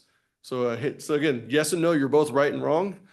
But to answer, normally, Robert, you're 100% correct. If you leave it in the budget, we get to grab it in year number 3. Is that 353 for safer funding? That is base budget revenues with base budget expenses, the total base budget, everything. That's inclusive of everything. But this is the first time in our tenure together that we've had to worry about this. And frankly, it's the first time I'm hearing about it this year. So I think we need to, that's a different conversation because we're increasing positions based upon a balanced budget. So that council, I guess that's a separate conversation if we need to go back and look at positions. Mr. Mayor, Councilman Cavanagh. Mr. Lavoy, isn't that $350,000 offset? That's not ongoing expenses. It is ongoing. So every year we produce a ongoing versus one-time ongoing revenues with ongoing expenses to see how we are doing ongoing. So we do this every single year to figure out where we sit with ongoing revenues versus ongoing expenses so we can make sure we're living within our means. This is the first year because of safer and opening 2 fire stations. But again, we knew this was going to happen when we opened up 2 fire stations. When we opened up the safer grant, we knew we were going to go into a deficit situation for the first 1 or 2 years. So again, to answer the question, you're both right. In a normal year, we're not in the deficit. But in this case, the cuts aren't really going to solve what you're trying to solve because I still need to find $353,000 to get us to that starting point that you're talking about, Robert. Yeah, what I was aware of this, we knew that we'd have one-time money to cover the expenses that the safer grant wasn't covering. If there's other expenses beyond that we're using one-time money to cover, I think it's a important clarification because that's the only thing I was aware of one-time funds were going to cover was safer funds not covered fully by the grant. You're correct on that one. And again, I apologize if that wasn't communicated. Again, you do have you do have a secondary deficit that we're trying to manage as well. But again, this is where we'll use the new construction, the new annexation. Again, do I have the money for it? Yes. But if you ask me the question, does base cover base? This is the first year in our tenure together. The answer is no. Next year, we'll probably be back to normal because it's only 353,000. We'll have the revenue generation to cover that. Mr. Mayor, could I ask a quick clarifying question? I think. Yes. Does the proposed taking of the foregone go towards that 350, or is the proposed foregone to be held in reserve for safer grant payments? The latter. Foregone will be nowhere included in your fiscal year 2025 budget. That is a forecasted number for a forecasted budget in 2027. So then, Mr. Mayor, if I could, a quick follow-up. The 350, you're still looking to balance that. How are we balancing it in the budget? One time. So we're taking the one time to meet that gap for today with the thought that next year we're not going to have this gap on the ongoing. So I guess let me rephrase it. One time in new construction and new annexation. So we still get new revenues coming in. And that's what we're using. We've never had to rely on new construction and new annexation to pay for the base. We've always had enough money in our base to pay for the base. This is the first time we've had to use new construction, and we've done that in your balancing act. We just said, we're gonna take from this. Now you don't get that for new stuff because I need to pay for ongoing base. So again, when you ask the question, does base pay for base? That's the official answer. Are we out of balance? The answer is no. We're still using one times to cover this safer because I used new construction to pay for this new ongoing base situation. And can you identify how much of it is safer versus something else? The difference, how much of one time is covering this? Well, zero, because we determined 250-something thousand was going to be the safer grant. So we've already got you that additional money from the fund balance to pay for that. That's separate from the 350? That is confirmed, yeah. Because safer grants out of Fund 20. Again, we're using new construction to pay for this. So your ongoing revenues is covered. We just try to allocate by base, between base, new, so that we can answer the question, does base pay for base? First time in our tenure, the answer is no. Are we concerned? No, because we have new revenues coming in to pay for this. I just then give you less new revenues to pay for less, or to pay for less new things, if that makes sense.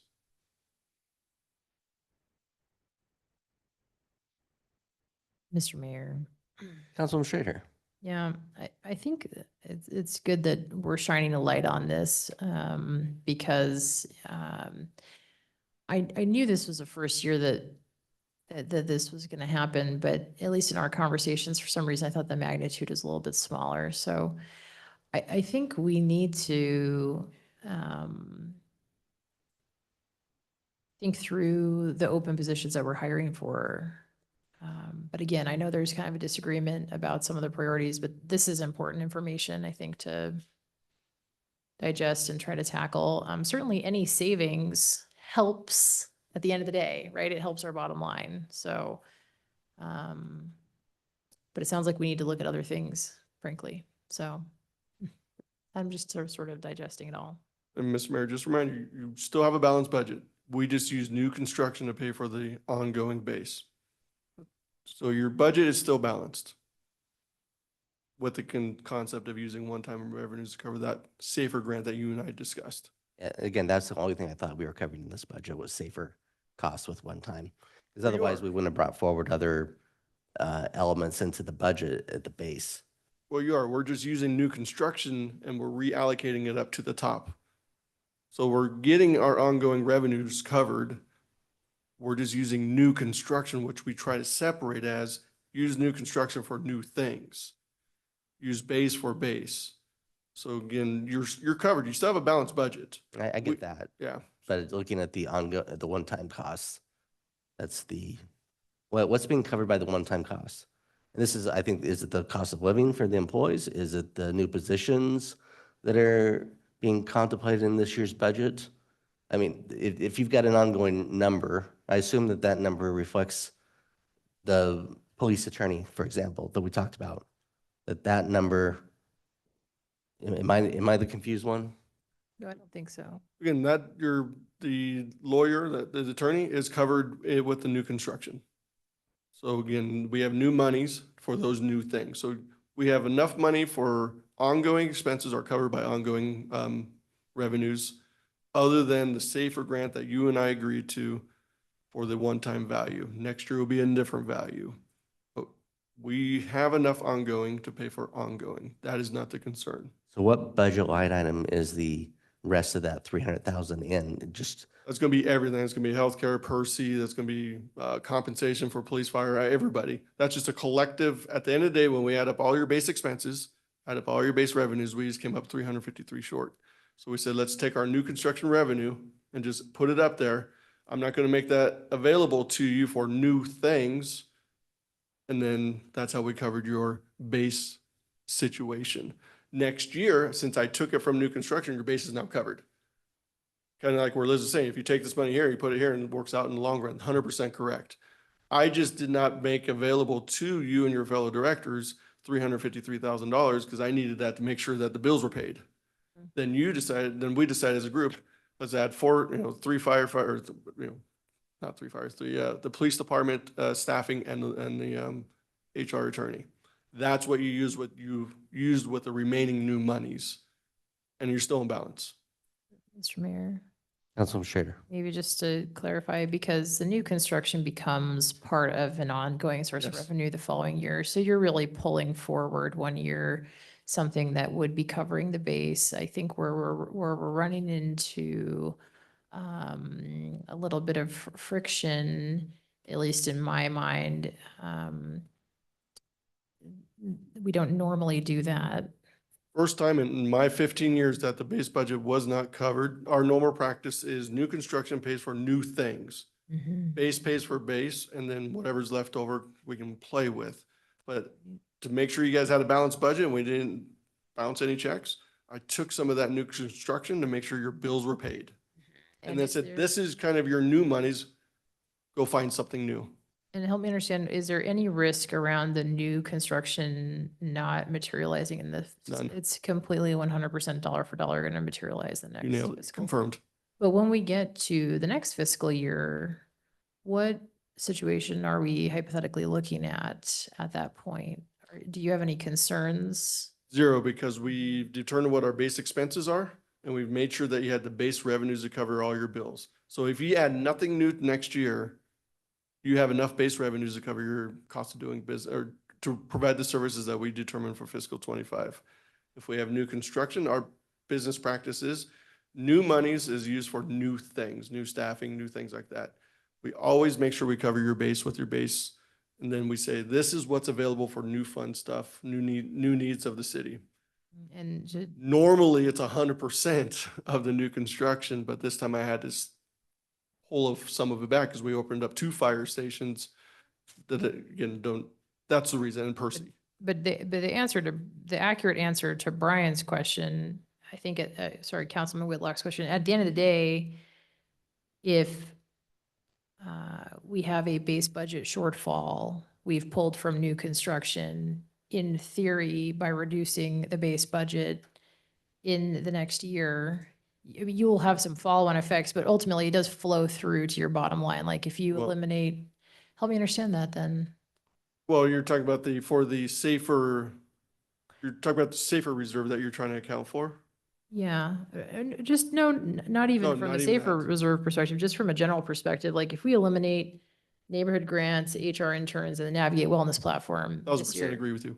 then Cost savings. there is cost savings at the end of 100%. the day, because Yep. you may have pulled from new construction to help fund some of the base, but money is fungible. At the end of the day, you've reduced your ongoing expenses, so. I would And agree with and you. it does make it, in theory, if you also take foregone, which granted, there's a disagreement about that, but in theory, if you also take foregone, at the end of the day, any savings that's identified is a permanent savings, at least the ones that we've discussed. Permanent is the key word. Yeah. Yeah. Cannot disagree with that. Mr. Mayor, Councilman Whitlock. just so I'm tracking, you built a bridge of $353,000 in one-time money, and we're going to be Ongoing. in ongoing money, Yes, sir. but you were going to fund it with, Ongoing. So new construction for the city of Meridian is a property tax function that is allowed for us to have ongoing new revenues. So when new construction impact the city of Meridian, new homes, commercial, we get new revenues from the property tax system to pay for new things to support those new services. So those are new ongoing dollars, which we usually allocate to new police officers, IT, whatever, to continue those services. So those are new ongoing dollars. Since I had a shortfall in my base ongoing because of decisions we've made, I just took some of the new money and put it up there. We're good. Now, Robert and the directors, this is how much money you have to figure out what's new for the city of Meridian, i.e. an attorney, 3 new police officers. And at the end of listen, at the end of the day, the bottom line, ongoing is covered by ongoing, not a concern other than the safer grant that Robert and I discussed. I misheard you. I thought. Apologize. 353 was a one-time, but I No. now understand it's ongoing, but you Confirmed. had to do it this one time to get there. Yeah, and in my 15th budget, this is the first time the base budget didn't cover the base budget. So it's not something we have to worry about. I don't think it's going to happen for quite a while unless we open 2 stations in 1 year. That's the only reason this really happens. We had that in the Percy. that was just a large chunk of change to hit the budget at one time, but we knew that was gonna happen. We just had to kind of take from a different revenue source, which we usually allocate. So again, at the end of the day, you're fine. Your balance, your budget is balanced. And maybe I heard, maybe that was clear. It's ongoing one time, not one time, 343,000 general. You're not pulling from fund balance. No, Okay, then we're on the same page. Okay, that was my, apologize. okay. And basically, the motion on the table knocks off $94,000 in ongoing. Yep, $95,170, I think. Better at math than I am. My spreadsheet's good at math. I won't take credit for that. Yeah. It helps, right? I mean, it's every little bit helps is sort of been the approach I was trying to look at this year. But hey, it sounds like it would help the effort. Are we okay with voting on it? Did we get a motion in a second on that? I don't even remember. It was a while ago now. Yeah. We haven't voted. So are we calling the question? Yeah, all those in favor signify by saying aye. Aye. Opposed, nay. Ayes have it. And the change is made or will be made. Mr. Mayor, Councilwoman Schrader. would you be okay with the other suggestions? I would suggest not eliminating these items in the budget, leave them in the budget. But would it be okay to take the next couple of weeks? I think it would be super if we could research the self-insuring of the employee death benefit. We might get to the end of 2 weeks and say, hey, we just don't have enough time to figure that one out. But I guess my ask of you would be, could we look at that, and could we just revisit again, revisit with the departments if they have opportunities to economize? I think it would make sense just to double check. That would at least make me feel better, that we've kind of done that process. Certainly, I've already gone through, the departments I'm liaison for. I've looked at their stuff, but I kind of want to push harder a little bit and have some more discussions. I just feel like this is good hygiene going through that process. But if the answer back is, nope, there's nothing to cut, then that's the answer. That's my ask. The top one, death benefits, that's part, we're actively working on that. To the point, I don't know if will be a place this year to make a recommendation by the time we get to the budget hearing. Okay. That's in that process. I can ask the directors to take a look at it. There are some philosophical points in this budget that, we trended. Higher or lower, we still trended. So, I mean, I don't know how easy it would be to go back and identify the areas where we trended higher based upon our practice, knowing that it's going to be higher next year. And these are your ongoing costs in that context, but it might be lower this year. I don't know what that really gets you, knowing that with how we do our budgeting, that next year you're going to have savings. Next year it might be more money in that context. Mr. Mayor, maybe it would help to clarify for the directors that if we were to do this exercise, what you're trying to identify are not like, I can avoid this one conference this year, but going forward, I need to still go to this conference. It would be, we think there is a conference that has been used as an incentive, or it's not critical to our operations. It's a nice to have, not a have to have. Eliminating it doesn't impact our mission, vision, et cetera. Those are the kinds of things we're looking for. So we're not looking for a short-term things, it would be more like a justification for long-term reductions, but I don't know, and again, we zeroed in on training and travel because it tends to be something that I think you have more levers to pull, but our CFO made a really good point to me that he thought just asking the general question of each department just to go back and take a look to identify savings is a good exercise. And it may not, you might find something that's not training and travel. You may find an opportunity elsewhere. So that was the thought. My recommendation, if we're going to do that, I'm going to ask the council members to participate because these base budgets were set with the council liaisons as part of the process. And I think that'd be valuable to have that conversation as compared to just having them go through and do that. And it comes back and, so if that's what council's desire is, I'll ask you all to participate in that process to identify any of those base budget items that you think need to be revisited. And I'm going to ask the team to respect what the rest of the team's decisions are in that process about who you see or who you are liaison to. I'm going to trust if police or fire, and I don't even remember who's in charge of police right now. I am. Oh, You were right the first time. yeah. That will be my request. Yeah, So. Mr. Mayor, I think that's an appropriate request. And again, reinforce we're a team on this, and it's not a case of one council member asks and everybody else has to go do the work. We're in this together. And, Mayor, you brought up a good point that the base budget is a collaborative process with liaisons. Certainly the budget where it stands today was much different than when we started the base budget process. And so there are different factors that are in play now that maybe weren't when we were first going through a base budget conversation. Mr. Mayor, Councilman Taylor. along those lines, I think, as I've observed through this process, we see departments too much in silos.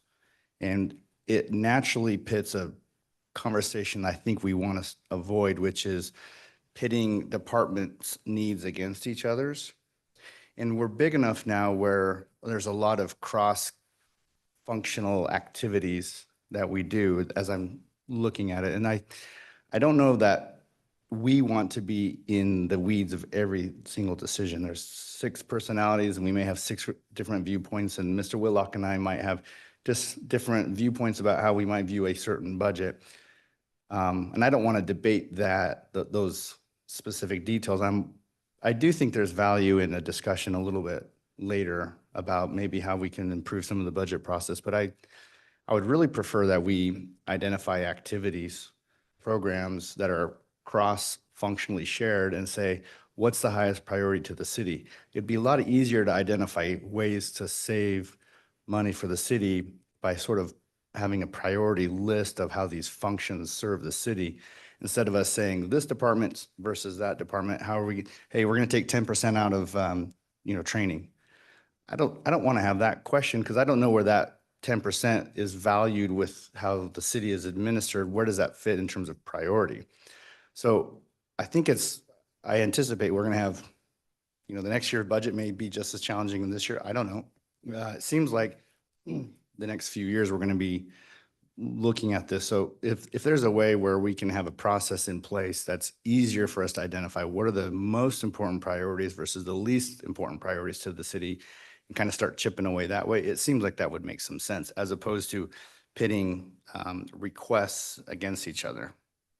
That's for another discussion another day, but I think that's an important conversation. Yeah, I want to understand that more because I don't feel like we do pit them against each other. So I want to understand your viewpoint on that a little bit more.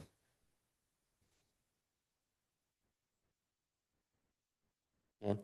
Todd, I know you're looking for a number, or Jenny, you're looking for a number. Yeah, I'm going to pull up a spreadsheet that we're tracking and then go over some changes so that we have direction. Here's the changes that we've tracked today. At the top, you'll see this is your published budget proposal, and then we made some minor changes, list of changes for budget workshop number 1. And then our current budget workshop, we have the following changes.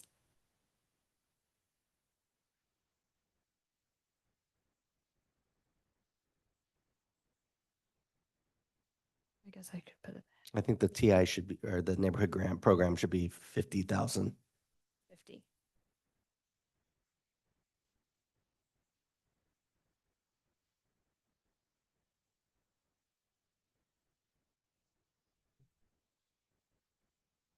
Taken out.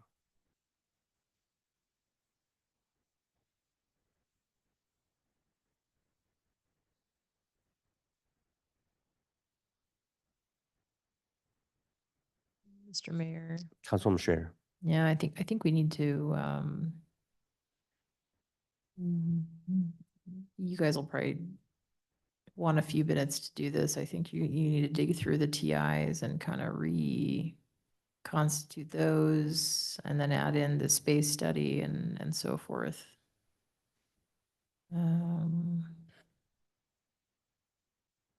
Mr. Mayor, Well- the space study of 100 grand is a 2024 budget amendment. Got it. Yep, you're right. And I keep messing that up. And then I see where you put your TI. Okay, so you're just backing out all the TIs here above and then redoing it. I got it. Okay, sorry, it took me a minute. Mr. Mayor, I do think there's an error on the community center. I think it was originally 750. They only wanted 350. Mhm. So would that be Yeah, so they're 400? No, no, no, no. Oh, no, no. they're reducing it. Reducing what was the original? Yeah, Mr. Mayor, this, It should be 400,000. so this is showing the change request. So if the original request was 750, And they only wanted 350. you only want 350 or you want That's- 400? 350, so it should be 400. Thank you for that, Doug. Here we go. I think we're good. That's why we're going through this. Appreciate it. So it was 750. They want it to, they only want 350. I see. Okay. Reduction.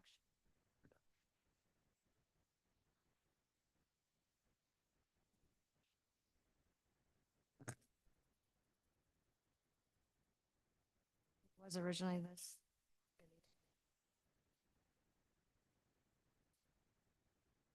No, they want it 350. Yeah, it should be a negative 400 as it shows on the balance sheet.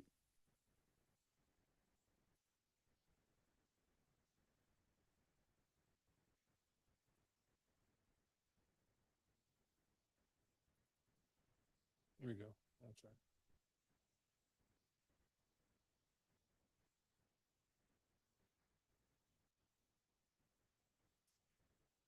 Does it increase?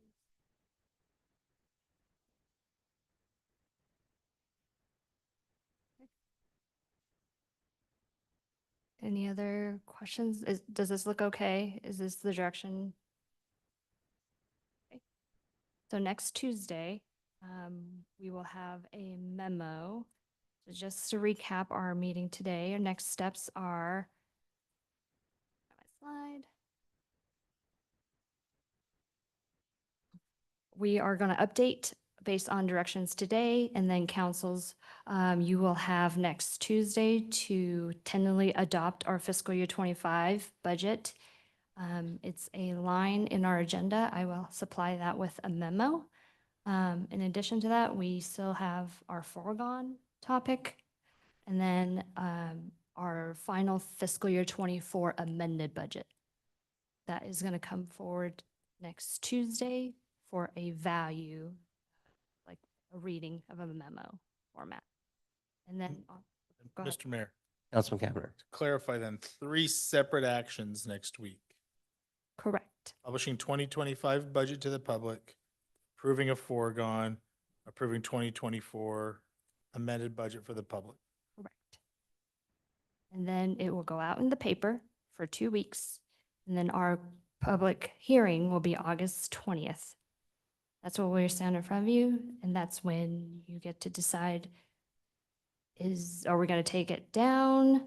And then we formally do a ordinance and resolution to appropriate in September.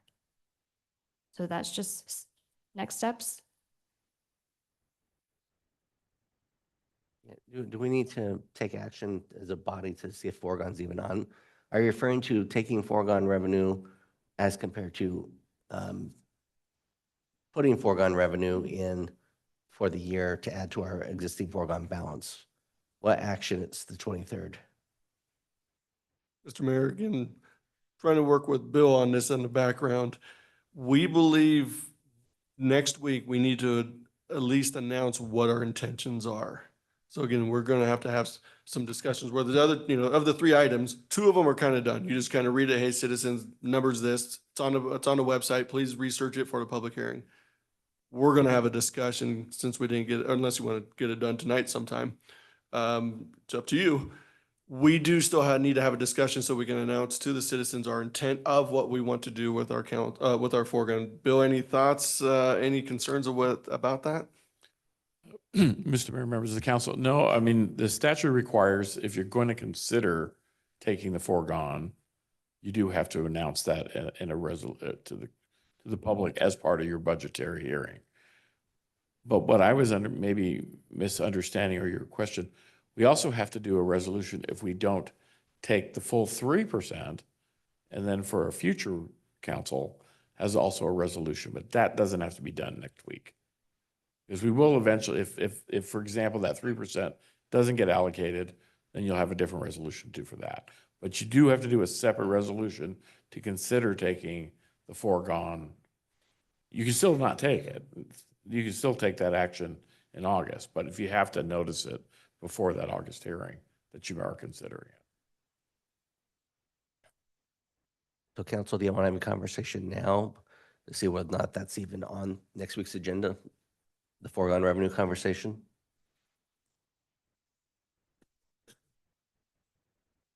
I know Councilwoman Little Roberts already started the conversation with her intentions. Mr. Mayor, Councilman Schrader.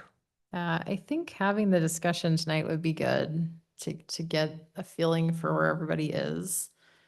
Particularly, I think we may have people traveling next week and we're all here, but I don't want to speak for other people's schedules. I'm open to talking about it tonight. Mr. Mayor, Councilman Cavanagh. I will be one of those that was not intending to be present for this meeting next week. So my preference would be to chat about foregone this evening, although in light of this, I do plan to call in or, teams in to at least this portion of our agenda next week. Mr. Mayor. Councilwoman Little Roberts. Mr. Mayor, I am also one that is traveling next week and completely unavailable, so I would like to go ahead and have the discussion tonight.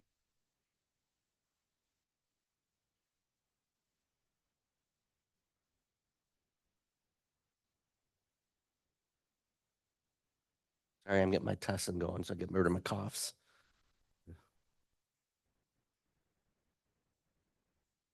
Mr. Mayor. Councilwoman Schrader. Yeah, maybe I'll kick off further discussion that I really appreciate Councilwoman Little Roberts getting it going. My main concern this whole time has also been ensuring that we are responsible in setting aside money this year to pay for the SAFER grant. I think that's very important. My main concern in going through this process was just making sure, again, that we leave a no stone unturned kind of approach, that we're really being disciplined, looking at all of our ongoing expenses. Now that we have eliminated 3 expenses that total $95,000, it helps a little bit. I really appreciate you, Mayor, in indulging me in discussing, some, at least double checking with some of our departments if we have any additional opportunities. With that commitment from you, that makes me feel that at this point I would support taking the foregone, because I feel like we're going through the correct process in examining all of our own ongoing expenses. So at this point, I would be in support of looking at foregone. I hate doing it. I feel like this is what we need to do to responsibly pay for the SAFER grant, and it, I think, benefits us from. I think we benefit by, again, finding all the resources we can to give ourselves a strong start in getting that paid for.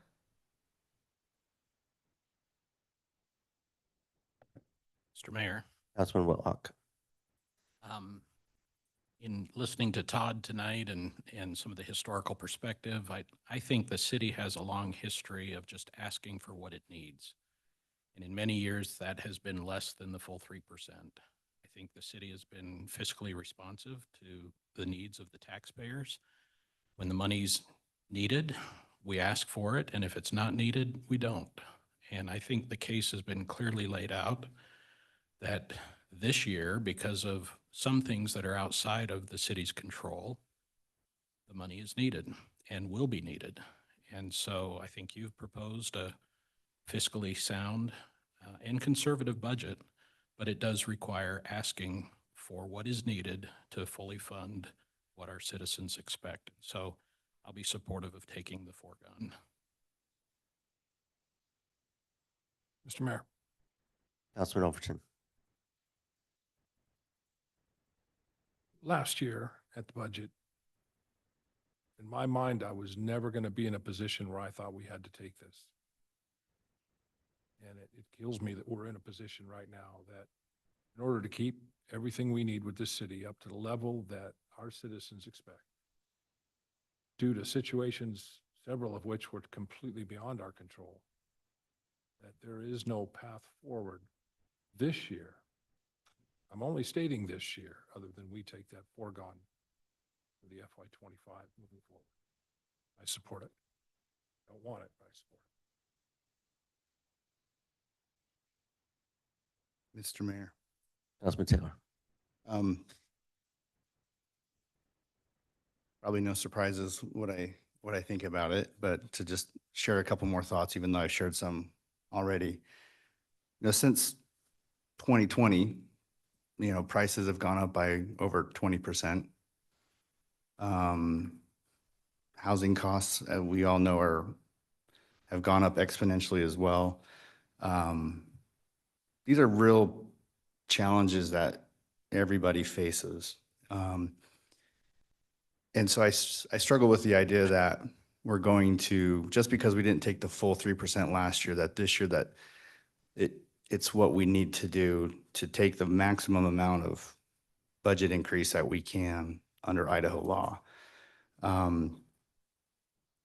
It's $400,000, in real impact on a per person. It's not the end of the world. And a lot of people can absorb the increase for the increased services that we're proposing, but I still struggle with the idea that we don't have to take the foregone and we can still pass this budget. And I would vote for the full 3%. I'd vote for this budget if we didn't take the foregone. I think it's, to your credit, like this is a hard work, and I commend you for your efforts and with your staff and all the department heads. It's a tough job, and I acknowledge that, and I really appreciate the efforts that are there, but I think we can still pass this budget and support it and move ahead, but we don't need to take the foregone. And the kind of the nail in the coffin for making me kind of come to this conclusion is I'm still not comfortable with the plan over the next few years that the foregone is needed today. It doesn't guarantee that it's fixing the real challenge we're looking at. So by saying I accept the foregone as the right way, I'm acknowledging that this is the right plan, and I don't feel comfortable with that. So again, no surprises, and I certainly understand everyone's rationale and don't think we all come from where we are, and in many ways our philosophy about these things sort of informs us. So I'm not going to support taking the foregone budget or the foregone revenues.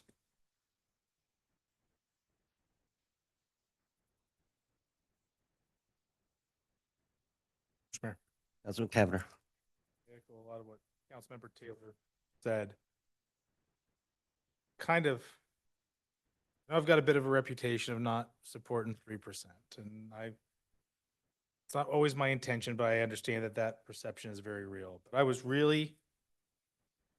looking at this year's budget, really thought, man, this is a budget that I could support 3%, the need, growth, etc. I've always struggled with foregone. Heard me bemoan for years about that. I think it's a 4-letter word, and I've shared this story every year. I'll probably continue to share it. When I got fired for mowing a lady's lawn at 13 because the city raised her taxes. Doug's point, we're debating really about 50 cents. And I think Mr. Mayor, you and I have tussled around that. Are we really going to fight over 50 cents? Well, for me, it's part principle, and it's not just about our 50 cents, and it's not just about our property tax increase. It is about the cost of government and cost of everything that is landing on our citizens' back. And maybe if there's anything that is good that has come from us moving into districts is that we're more localized with our neighborhood. And I have heard more from our residents about this budget than every other budget that I have been on combined. And their commentary has been unanimous. Do not take foregone.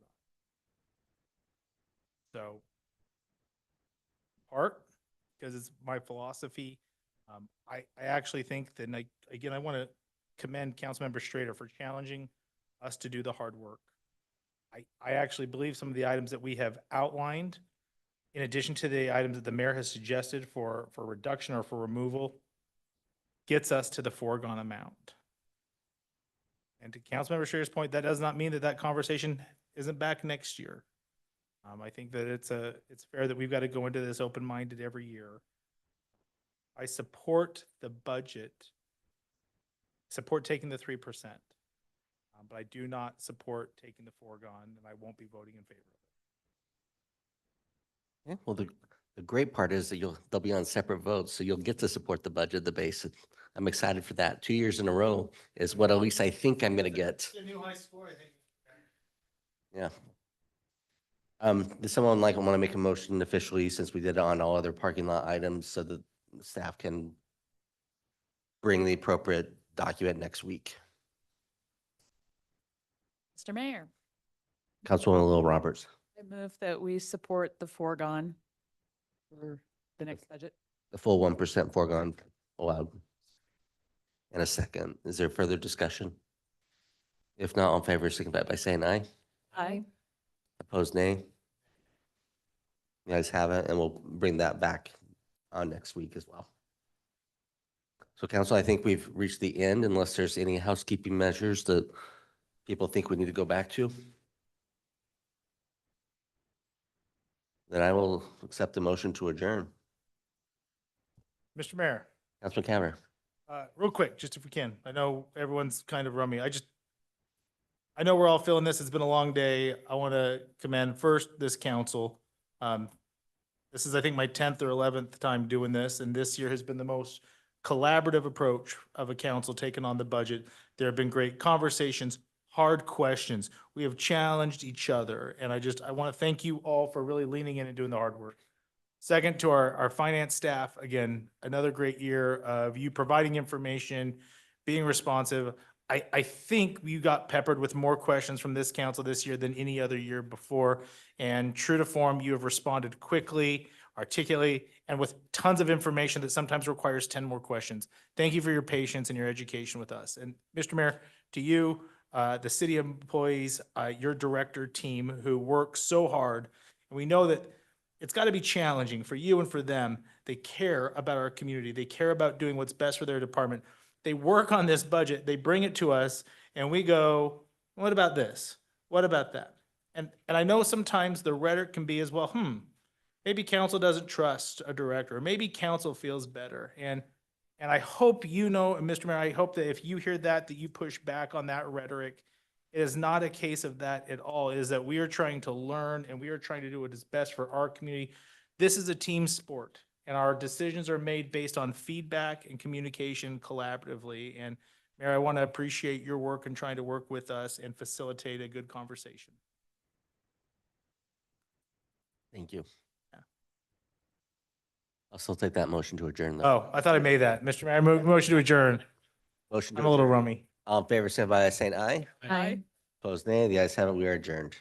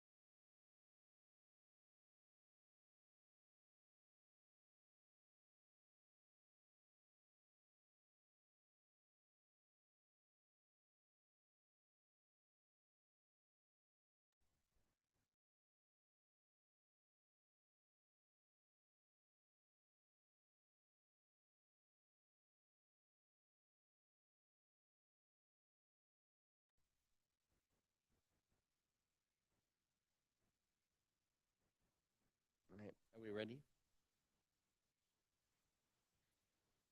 Let's do this. Council will call the meeting to order. For the record, it is July 16th, 2024 at 5:30 PM. We'll begin this city council work session with roll call attendance. Thank you, Mr. Mayor. Councilman Cavanagh, Here. Councilwoman Little Roberts, Councilman Taylor, Here. Councilman Overton, Here. Councilman Whitlock, Here. Councilwoman Strader, Here. Mayor Simmons. Here. Next up is adoption of the agenda. Mr. Mayor, Councilman Cavanagh.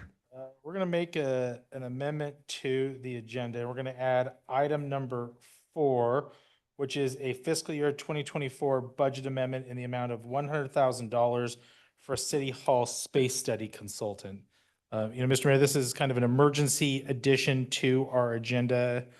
For the few that were here and the millions, I'm sure, that were watching around the globe, our world famous budget workshop, the council made a decision to conduct a space study for City Hall. I think because the way our meetings are lining up with end of the year, required this action this evening.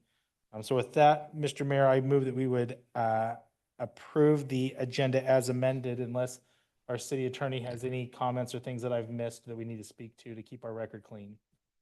Mr. Mayor, members of the council, Councilmember Cavanagh, not necessarily you messed, but just to make clear for the record, what the statute requires is that declaring what the necessity of the emergency, and I think you started to say it, but for the public's perspective, this is the last meeting in which to add an item to the current agenda, or excuse me, to the current budget for the current fiscal year, because it has to be finalized next week. So just wanted to make that one little addition to what you said. Mr. Neri, much more eloquent than I was. Thank you.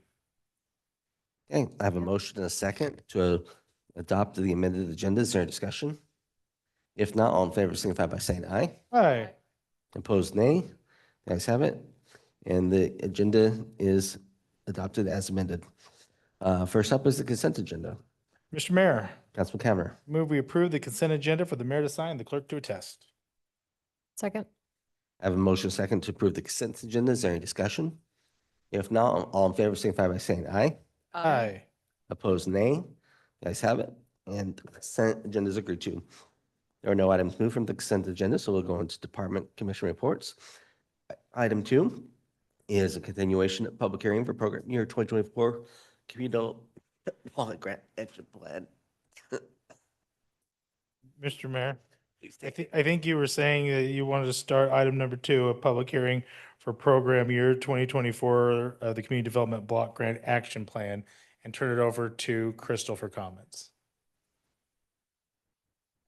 Thank you, Mr. Mayor, members of the council. I just wanted to give you guys a really quick refresher on what was in the action plan before we get going. This is for the PY24 action plan, which starts October 2024 and runs through September 2025. These are for HUD funds through the U.S. Department of Housing and Urban Development, and it's used solely to provide housing stability for Meridian residents with a low to moderate income. The action plan describes what goals we have, how we're going to meet those goals, and what projects we're going to use the funding for. And HUD has said that they anticipate us receiving a little over $524,000. Part of that, the $50,500 will go toward admin and fair housing, and the remainder will go towards the projects. So the projects that we have identified for this year are emergency rental assistance with Jesse Tree to provide temporary assistance with rent so people aren't evicted, youth scholarships with the Boys and Girls Club to provide access to extended care and after school programs, the homeowner repair program with NeighborWorks Boise for weatherization, accessibility, and emergency repairs, and then better walkways to improve lighting and sidewalks in areas identified by the walkability study. And with that, I'll stand up for questions. Thank you, Crystal. Council, any questions for staff? Okay. Ms. Clerk, do we have anybody signed up to provide testimony on this item? Mr. Mayor, we did not. Okay. Is there anybody present who would like to provide testimony on this item, either in person or online? And if you're online, you can use the raise your hand function. Doesn't look like we have anybody, so council will have a motion to close the public hearing. Mr. Mayor, Councilman Cavanagh. we close the public hearing on item number 2. Second. I have a motion, a second, to close the public hearing on item 2. Is there any discussion? If not, all in favor signify by saying aye. Aye. Opposed, nay. The ayes have it, and the public hearing is closed. Thank you, Crystal. Thanks, Crystal. Have a nice evening. Next item up is Dairy Days Board of Directors update.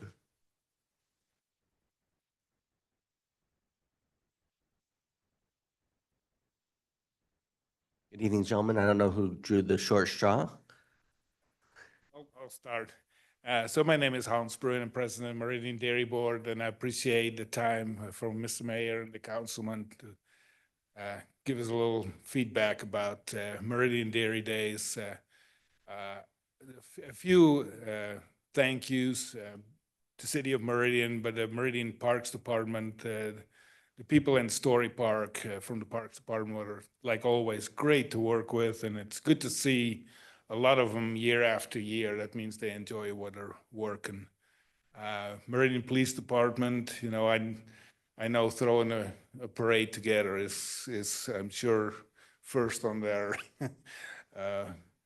enjoyment of the Dairy Days, but we're going to do some tag teaming today. We're going to go through a few items that went really well. You know, the Dairy Princesses, we had 21 applicants this year, which is a record in for a long time. That means there's a lot of interest of young women to be part of this. They'll be not just doing their work at Dairy Days, but also at the different fairs around the state. With the dairy show, we had almost, that was both dairy cattle and dairy goat show. We had over 80 kids showing dairy cattle and dairy goats. And to me, as a former dairy farmer, that is the whole foundation of Dairy Days. And it's great to see these kids coming back. As everybody knows, there's not a lot of farmland around Ada County, and they're still raising their animals and showing them at fairs and then selling them in the end at Western Idaho Fair.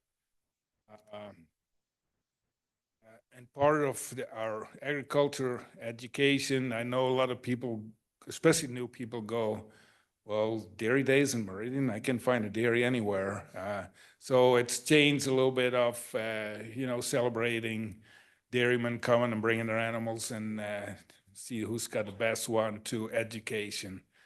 Big part of that education is our old McDonald's farm, which is a local 4-H club, crafty critters that bring in different kind of animals, species, and then they love talking to anybody that come and talk about what they raise, and they go on to fairs and everything.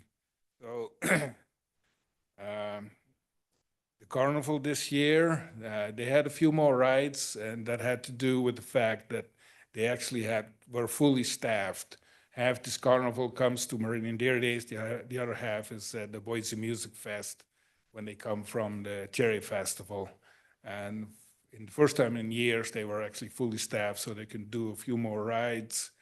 They weren't quite as successful as last year, but all of that, I think, had to do with the heat. When it's 100 degrees and you're on a gravel parking lot, you know, I don't do rides to begin with, but I wouldn't want to do it in 100 degrees. So with that, I'm gonna kind of give it over to Ray Plum, and he's going to tell you a little bit about an event that's very close to our heart, the golf tournament in memory of Keith Bird. Hi, I'm Ray Plum, and yeah, I got kind of the new events with the dairy board. Keith Bird Memorial Tournament is 4 years old now. We had 26 teams this year, so we're growing every year, which is good. I mean, we shoot for 32, so we're getting closer every year. I'd like to thank some of you, Mr. Mayor, for coming out and playing. It was great. I hope everybody had fun. It was a great event. Keith Bird family loved it. They had 3 teams in it themselves. And it was really cool because as I sat there at the golf tournament and looked around, there was probably maybe 3/4 of the people there were all alumni from West Ada, mostly from Meridian High School, all guys that we grew up with, went to school, and and stuff. So knowing that those kids have stuck around, kids are all 55, 60 years old now, but you know, everybody's stuck around and they're paying back. So it's been a good event. It's pretty fun. I'd like to thank Lakeview Golf Course. What you guys have done out there in the last couple years with that course and the clubhouse is amazing. It's a fun place. My family likes to go there and just eat and hit balls. That's been pretty nice. The other event that we did is brand new this year was a car show. We're trying to come up with reasons for more than just a carnival and what we have to offer with the vendors in the park. We put together a car show. We had 110 classic cars, hot rods show up, parked them all in the speedway, had people in and out of there all night. The gentleman who put it together for us, he's shooting for 150 next year. He thinks he can really, there are some really cool cars if you didn't make it out there, you need to come check some of it. It's a free car show. It was pretty cool. So that's what I had. So I think Mike's up. Yeah, thank you. Mike McGurdio, Dairy Days. Yeah, we've put a lot of new events together the last couple of years, and it's really just been a success, you know, bringing in more different areas for the community and people involved, like the car show, be involved in our event. The parade was a big success again this year. We had a little gap before or after Keith Bird passed, in kind of connection with Meridian PD, and Luke jumped in and helped with Meridian PD and us and put some meetings together and got us back connected to where we were aligned in a lot of our safety stuff. So I got to thank you guys for that, and City of Meridian's Police Department. They did a really good job. We did a safety meeting prior to the event and kind of got collectively kind of a plan of action for both of us to work together. So I thought that was really good. Also, we've got a lot of future things that we're going to do for improving safety for next year. So we're really excited to see that's progressing forward in a really good way. Civil Air Patrol volunteered this year, which was fantastic. They did a really good job. So we're trying to find creative ways to save you and us some money for trying to make the safety better each year. Currently, especially puts together some traffic control people, but then we also have some of these other volunteers that we have. Through the course of the event, we had about 100 volunteers through the whole event, organized from trash to safety to, you know, putting different things together, which is really cool. The food vendors and the vendors, we were up this year in food vendors, a lot more varieties and different food to try and give the people something new every year. The vendors were up again this year from previous years. So there seems to be a lot more energy around this event every year, and it's been growing in every way possible.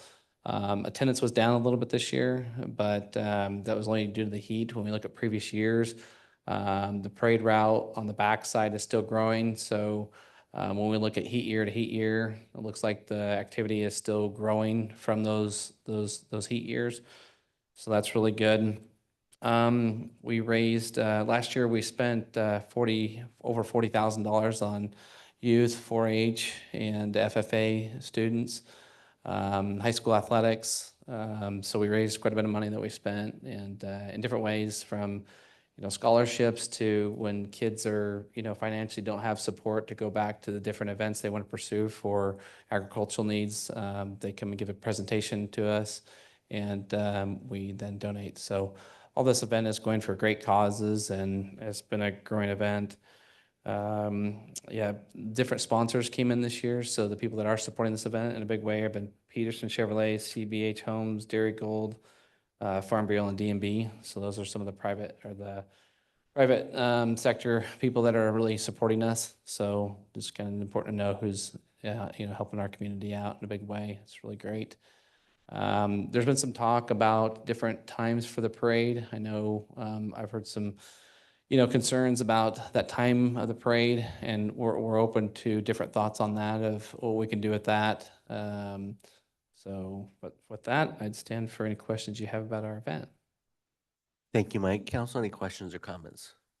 Mr. Mayor, Councilman Cavanagh. just starting good reminder, Hans. I like how you started your presentation because I was one for many years that thought Dairy Days was about a parade, and certainly the parade is the biggest part in terms of attendance.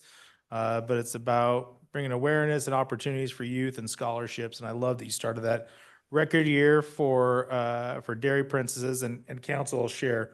I sit on a local school board, and every year, or every month, a student comes in, kind of like we have youth council come in to present. And we had a young lady who came in May and presented about everything that's going on in the school. And she was so poised and confident and articulate, way better than I ever would be. And I asked, like, what do you attribute that to? And she said, oh, I do this, I do that. But really, it's my involvement as a dairy show princess that has given me this confidence. And so to me, that was just a cool moment. That's not something we think about. And so I appreciate you sharing that. And I love that numbers are up. I guess my question would be, is you guys constantly find ways to innovate? You talked about the car show this year. Are there things that you guys have on the horizon for next year that you're thinking about that you want to give us a sneak preview on, or anything that you're excited about?